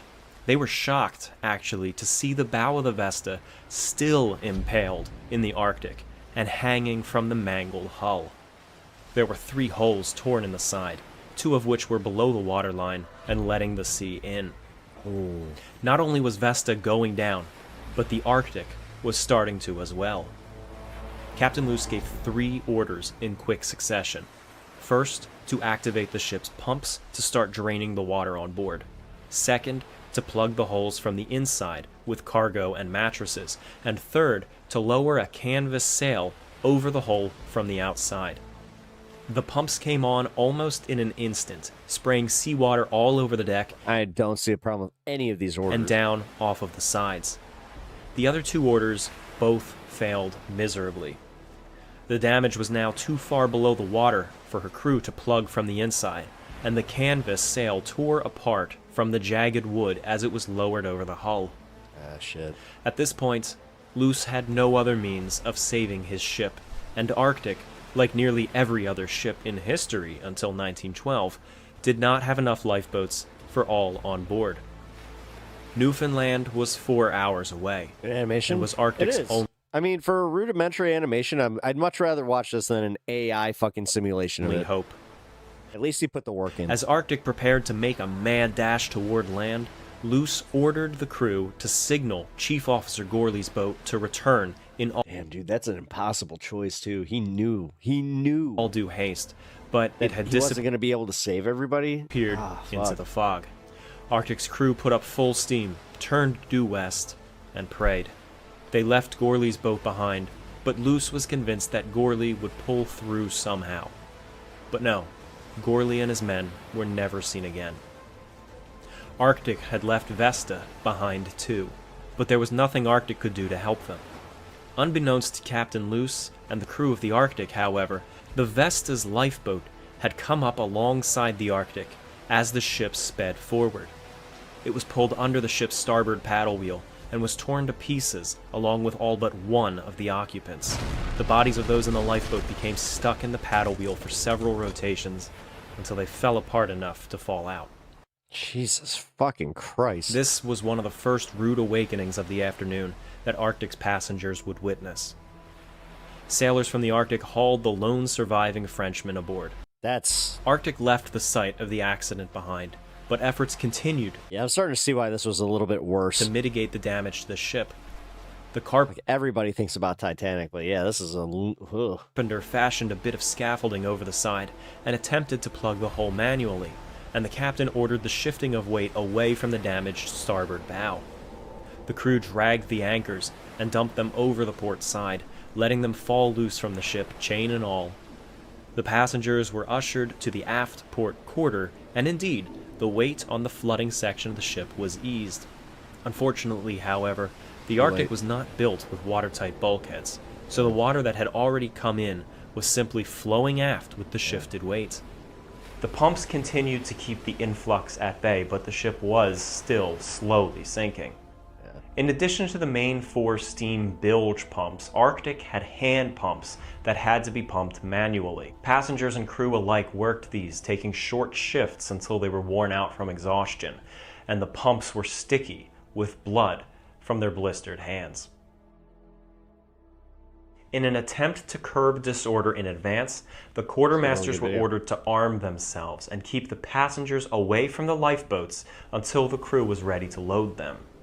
As Arctic cut through the fog, the ship's signal cannon was put to use as a makeshift distress call. A young man, an engineer named Stuart Holland, was tasked with regularly firing the signal cannon, a post that he would stand by. As I said, I have a weird fascination with this stuff. Until the very end. Water was nearing the boilers, and the stokers attempted to abandon their... No, this is pre-Titanic. ...their posts and the lower decks, but they were persuaded to stay there, knowing that at that moment, their best hope for survival was the steam for the engines. The ship may have had a full head of steam, but the lower she sank into the water, the more drag she had, and the less effect her paddles had in pushing her forward. Yeah, way before. When the water reached the furnaces, the ship shook violently, as if a part of her had exploded. Arctic was losing power in her engines, and now only limped forward. Luce ordered the lifeboats loaded, starting with the aft starboard boat, the same boat that Second Officer Ballum was launching. It was loaded with women and children, and then provisions, and then put under the command of the ship's butcher. It was ordered to be loaded down to the waterline just above and stay there until every last lifeboat was ready to go. Luce wanted to launch all the lifeboats at the same time so that they could stay together after the ship goes down and make way for land as a group. It's not a bad idea. However, here we see our first serious act of mutiny. Oh, on top of all this, he had some fucking mutiny to deal with? Despite sound orders from the captain, Jesus, and the ship was still stable and not in any imminent danger of going under, the butcher and his sailors cut the lifeboat's falls and quietly rowed off into the fog, leaving those on the ship behind. This lifeboat and its occupants were never seen again. The majority of the crew of the Arctic Fuck those assholes. were becoming increasingly I hate to say it, but of all the ones I'm just kind of like, centered and focused solely on their own survival rather than the orders of the captain. Luce found himself relying less on his crew and more on the male passengers. They moved across the deck to the aft port lifeboat and began loading it with women and children, but rogue crewmen began to rush it. Axes were used in defense against them, but the rush of the men caused the forward tackle of the boat to fail and dump the women and children into the sea below, killing every last one of them. Some of the crew who stormed the lifeboat would survive the incident, and ironically later claimed that it was Captain Luce who was the true villain for preventing them from using the lifeboat. The last of the Arctic steam died off, and the ship drifted to a halt. Worse yet, the ship's steam pumps now gurgled to a stop. Aside from the small hand pumps, the sea was now free to fill without resistance. Dude, this sucks. The fact that, you had so much time to just... Fortunately, the ship was still sinking slowly, though. Fuck. Another life... I mean, I feel like this is literally us watching our country. Boat was prepared by Second Officer Ballum, as the aft port one was recovered and readied once more. Oh, good. Ballum's boat was lowered to the water and was briefly attached to the port paddle box before rowing away into the fog, abandoning the captain. Balam had pretended to be so loyal up until this point. What the With fuck? a lifeboat less than half full and almost entirely He comprised panicked. of crewmen, and with the ship still slowly sinking behind him, Balam's boat began making way toward Newfoundland, despite Captain Luce yelling orders to them to stand by and wait to pick people up from the water. The aft port lifeboat, which was now recovered, was loaded with women and children, although not before an altercation broke out between the captain, armed with a mallet, and a sailor, armed with a knife. Captain Luce won that one. Shortly after that, fuck yeah, he hammered that asshole. Though, the lifeboat was once again stormed by cowardly men, many of them tripping over themselves and falling into the sea. The boat fell free and some of the men climbed aboard. It drifted off into the fog, leaving behind the Arctic and their honor. The Duke of Gramont, from France, who was mentioned earlier and traveling as a diplomat, leapt over the side and made it into a lifeboat. His survival would actually become a controversy that hung over his head for the rest of his life. A special thanks, by the way, to Frank Jastremski for sending me this original photo card of the Duke of Gramont. There were supposedly 2 lifeboats left, and Luce directed his attention to getting them ready. They were smaller ones than the ones that had already gotten away, but to Luce's horror, he found that one of the last lifeboats had already been hijacked by Arctic's chief engineer, who gathered his friends, provisions, boxes of cigars, and the ship's pistols, and quietly snuck away Jesus fucking Christ! with the boat, while attention was focused on the aft lifeboat. As his boat crept away, they even refused to pick swimmers up from the water who were near them and attempting to climb aboard, even though their boat was only partially full. This was a gut punch to Captain Luce. 5 of the ship's lifeboats were already gone, and not a single woman or I child, hate to say at that point, I probably would have lost it. had been I would've safely lost away my yet. shit. The families of Edward Collins, George Allen, and James Brown were all still on board, as was Captain Luce's son Willie, and almost all of his officers, engineers, Glad their and sailors cigars fucking had survived. abandoned him. With one lifeboat left, Captain Luce decided the best course of action now was to construct a raft from removable parts on the ship and use the last lifeboat as a platform in the water. The spars were removed from the masts. Doors were taken Man, this guy, there's a reason he was captain. Like, this dude was a quick thinker. off of their hinges, and any of the debris that could be found was brought to the lowest point on the deck, the aft port side of the ship, to be assembled into a raft. Yes, the damage had been done on the starboard bow, but the weight of the passengers and crew shifted the free-flowing water to the stern. And now she was going down in that direction. Oh, fuck. The raft was the last hope for those on board, but at this point, those left on the Arctic split into 3 distinct camps. Those who were loyal to Captain Luce, who made every effort to save others and construct a means of escape. The second group were mostly female passengers, including the Collins and Brown family, who accepted their fate and quietly prayed, appealing to God for salvation. And those in the third group, who seemed to appeal to the devil. The third group broke into the liquor cabinet and drank themselves stupid. They looted what they could. They violently began taking life jackets from others. Now the worst of this group saw this as an opportunity to do what they wanted, with no consequences, and attempted to rape the women. There were almost certainly killings among these final minutes, as the people brawled, and as the few remaining gentlemen aggressively defended the women. Arctic, which had been resisting its fate for over 4 hours now, was beginning to lose its stability. It was lurching, rolling, and heaving as it dropped deeper into the sea.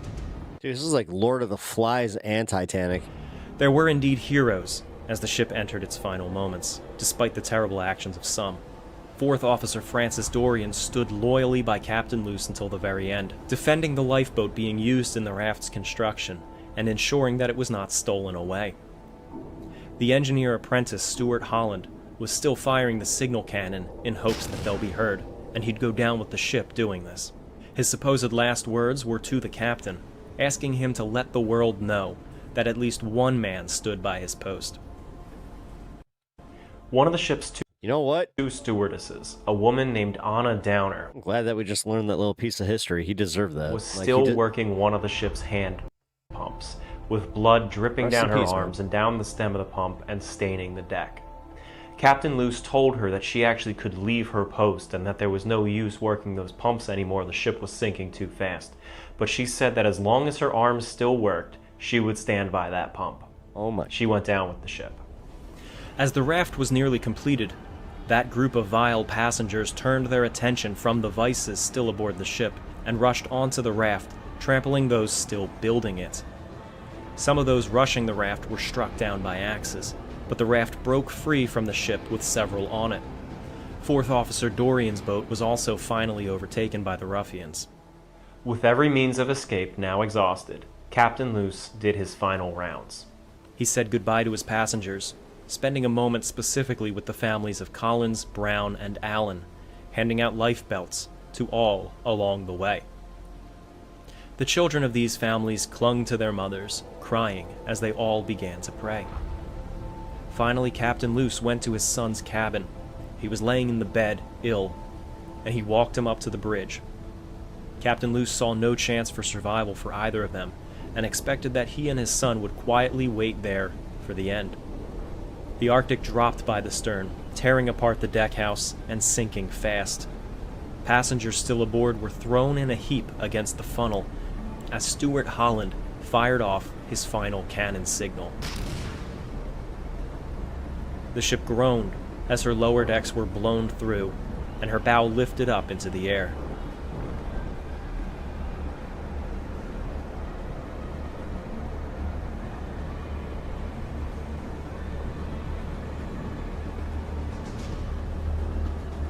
And the shittiest part about this, and I know this about because of the way that the Titanic sunk, and this is sinking in a similar way, is that all the pressure from the ship going down, it pulled people down with it.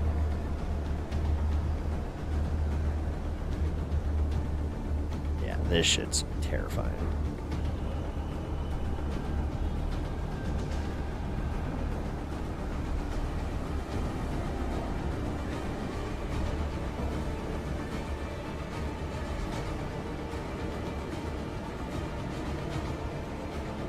Captain Luce held his son in his arms as he was pulled deep under the water, struggling to surface. He finally did, but was pulled under once more. He lost grip of his son when he resurfaced. In the chaos above the wreck site, he did manage to find his son at a distance and began swimming towards him. During the collision, the Vesta had banged into the Arctic's starboard paddle box, completely destroying her forward guard and damaging the rest of the housing. Now, when the Arctic struck the sea floor, that paddle box broke away from the wreck and shot up to the surface, striking and killing several struggling in the sea, including Captain Luce's son. Captain Luce was hit badly in the head by the box, but regained himself and, covered in blood, climbed atop the wooden structure as a raft. Well, can't believe I'm still alive. A few others climbed atop with him, including George Allen. Been having a great night as far as the stream. Of the Novelty Ironworks. From the paddle box, they watched in horror as those in the water slowly died around them. There were some in the group of 12 on the... As I'm talking, I mean, we're watching a pretty depressing video here about a shipwreck from 1854. Box that watched their own family drown in front of them. They tried to grab them, but the sea was so rough that they drifted away. They watched the Allen and Brown family climb aboard a raft and slowly die there. The ship was gone, but the horrors were not over. A gale began to pick up. Oh my God, what the fuck? And the blood in the water... What are these people living my life? ...attracted sharks, who dragged off some of the stragglers. I just went through another traumatic event. Well, here's another storm for you. The group began to spread apart. Night fell. Throughout the next day, more people died off, and the dozen who were standing aboard the paddle box were now down to 3 survivors. Captain Luce, George Allen, and the sailor who actually pulled the Frenchman from Vesta's lifeboat out of the sea. On that day, the Canadian bark Huron, en route to Quebec, found 4th Officer Dorian's boat and picked up 30-some people from it. The Huron also found the large improvised raft from just before the ship's final plunge. Oh, come on. I was going to joke about sharks, but then it actually happened. Drifting in pieces with only 1 survivor still aboard it, Bro. whom they rescued as well. Something interesting happened next. Shortly after, the Huron came across another ship called the Lebanon en route to New York, and it linked up with it and gave the survivors aboard the Huron the opportunity to hop aboard and just sail directly into New York rather than stick with the Huron and go into Quebec and then make their way down to America from there. The survivors of the Arctic, who acted nobly during the sinking, chose to go with the Lebanon just straight to New York and head home. The ones who acted a little bit more cowardly stuck with the Huron and went to Canada, perhaps anticipating a very negative reception given their actions during the sinking. And they went with the Huron back to Canada and stayed there for the rest of their lives. Damn, Canada's got might have some ancestry there that you might not be too proud of. Paddle box drifted for days. Ships sailed through the area, but did not notice them. The sailor among them even attempted suicide twice, being driven mad by the sea, but was stopped by Captain Luce and George Allen. They were eventually picked up by the Cunard steamer Cambria, who picked up a small handful of other survivors from the sea, including the French fishermen pulled aboard the Arctic from the Vesta. Cambria was under the command of a Captain Russell. Now, even though he worked for Cunard, the arch nemesis of the Collins Line, he felt a personal gratitude towards the Collins Line. Captain Russell was a survivor of the wreck. Maybe time to put your fucking work, of the bark Jesse Stevens, which sank in a storm, and 16 of her crew were rescued by the Collins liner Pacific. Indeed, it is a small world, and Captain Russell saw this as a sentimental payback for the debt that he personally felt towards the Collins line for saving his life a few years prior. Out on the open ocean, 2 of the lifeboats continued to row west. One of them was the one commanded by Second Officer Ballum, and the other was the lifeboat hijacked by the ship's engineers. 2 days after the wreck, the boats finally made landfall at Broad Cove, Newfoundland, today known as Renew's Kappa Hayden. They rested here and caught their bearings, and then journeyed 50 miles north to St. John's. When they reached the city, they were met with a startling sight. The Vesta, safely in port, with her bow torn off. Despite the serious damage to her, her watertight bulkheads held, and her crew managed to astoundingly bring her into port safely. Up until this point, Vesta did not know that the Arctic herself was sinking, but merely thought that the collision was a hit and run, and word of how much you want to bet that a lot of them, when they found that out, were just like, the selfish hit and run was already circulating, with Captain Luce being portrayed around the world as a villain. Only when the survivors started trickling in was it known that the Arctic fled for her own life. Now, to speculate for a moment, a lot of people might suggest that if only the Arctic had stayed with the Vesta, she might have been able to evacuate her passengers and crew onto the Vesta, and then they all could have made it back safely to Newfoundland. I don't believe that was the case. The Vesta was hanging on by a thread. That just sucks for the guys that got in the lifeboat and got torn apart. In fact, for several hours after the collision, her crew believed they were going to sink. It was truly a miracle and a testament to their seamanship that they were able to save the ship and bring her back into port. But the added weight of 400 plus people from the Arctic climbing aboard the Vesta, I believe, would have been too much weight for the ship to sustain. Oh, absolutely. I mean, on the Arctic, we see that they were able to shift the entire angle and direction that the ship was going down by. For the crew of the Vesta, this happened the way that worked out most beneficial for them. Standing on the opposite side of the ship. The weight of 400 people. And the weirdest part is, they were the ones that were just like, we're trying to help. Oh, well, fuck us, I guess. On the Vesta would have been significant, and I don't believe that the ship would have actually survived that much additional weight. Officer Ballum chartered 2 ships once they arrived in St. John's, one to bring the survivors back to America, and one to head back out to the wreck site under his command and look for survivors. But they found none. Numbers will vary from source to source, but approximately 88 survived the sinking of the Arctic, to a loss of 320, including every last woman and child.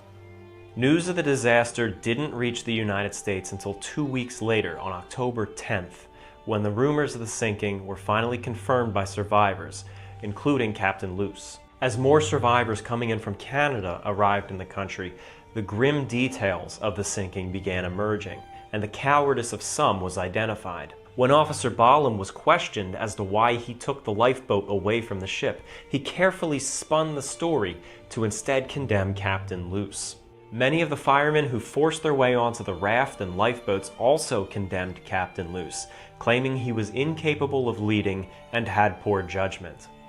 Honestly. Of course, this was mainly... Holy shit. Of all the captains I've heard of in any of these maritime disasters, he's one of the best ones. To defer judgment away from them. I mean, oh my god, he tried to fucking do something that didn't work. At least he had the ingenuity to try. Themselves.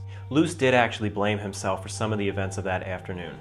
First and foremost, the abandonment of Chief Officer Gorley, who had taken the lifeboat from the Arctic over to the Vestas to see what help could be given, and was left behind in the mad dash by the Arctic to make it to land.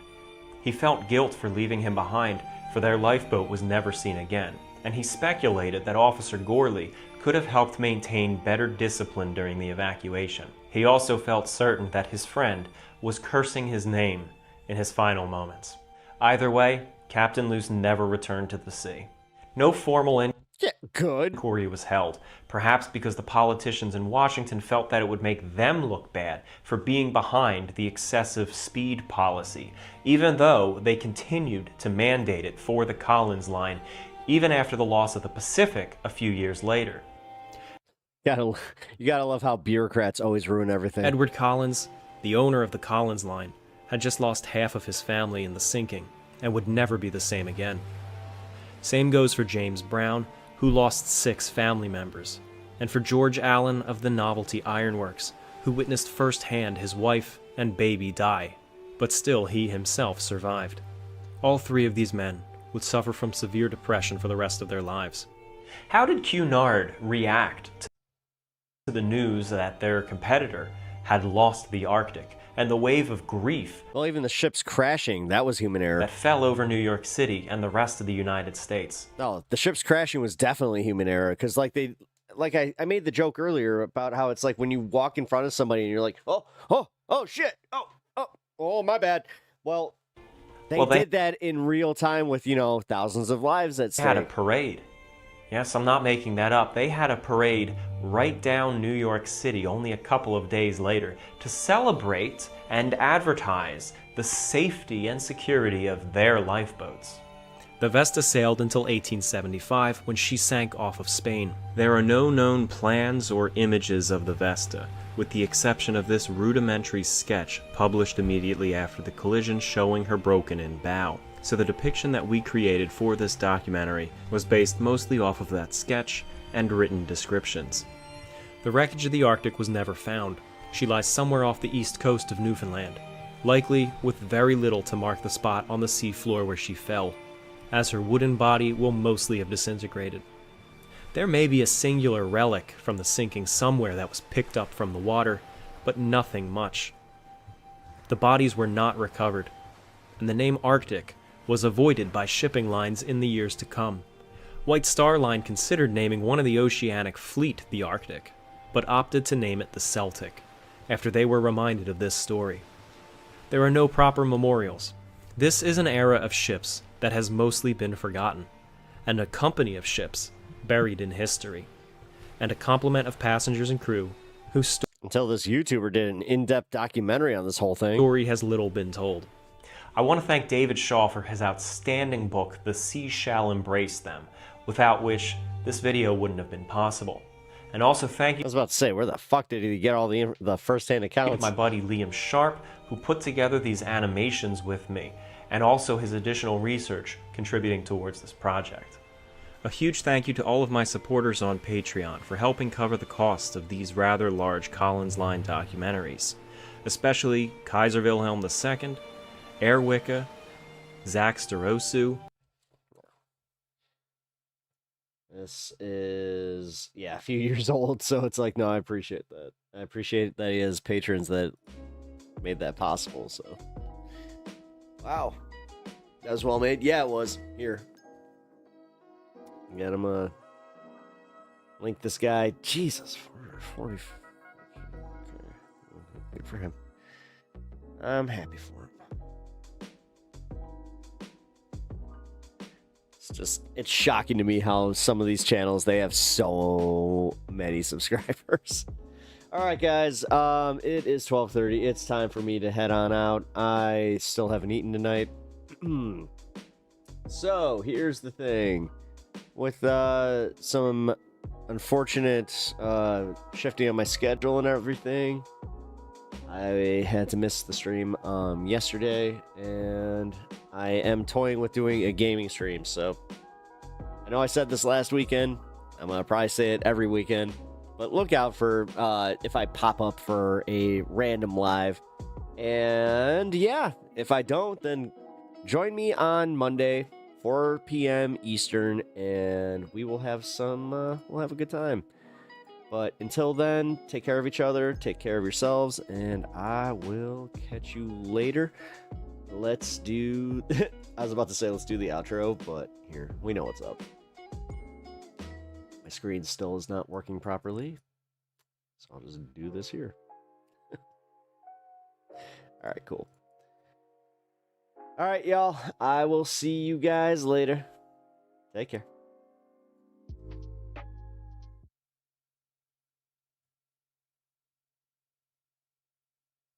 Cue the music. Who the heck is Pep Talks? I'm not gay, but I fantasize about Marco Rubio. Pep Talks. Pep Talks. Pep Talks. Let's eradicate the Kung Flu. I'm literally coming. Pep Talks. Pep Talks. Who the heck is Pep Talk? They want our women. They want our children. Pep Talk. Sometimes no means yes. Grab them by the Pep Talk. Grab them by the Marco Rubio. Obama is a racist. Pep Talk. I'm literally coming. I'm literally coming. Pep Talks. We found weapons of mass destruction. My fellow Americans, it has been confirmed today from Pep Talks that we are indeed all high on politics.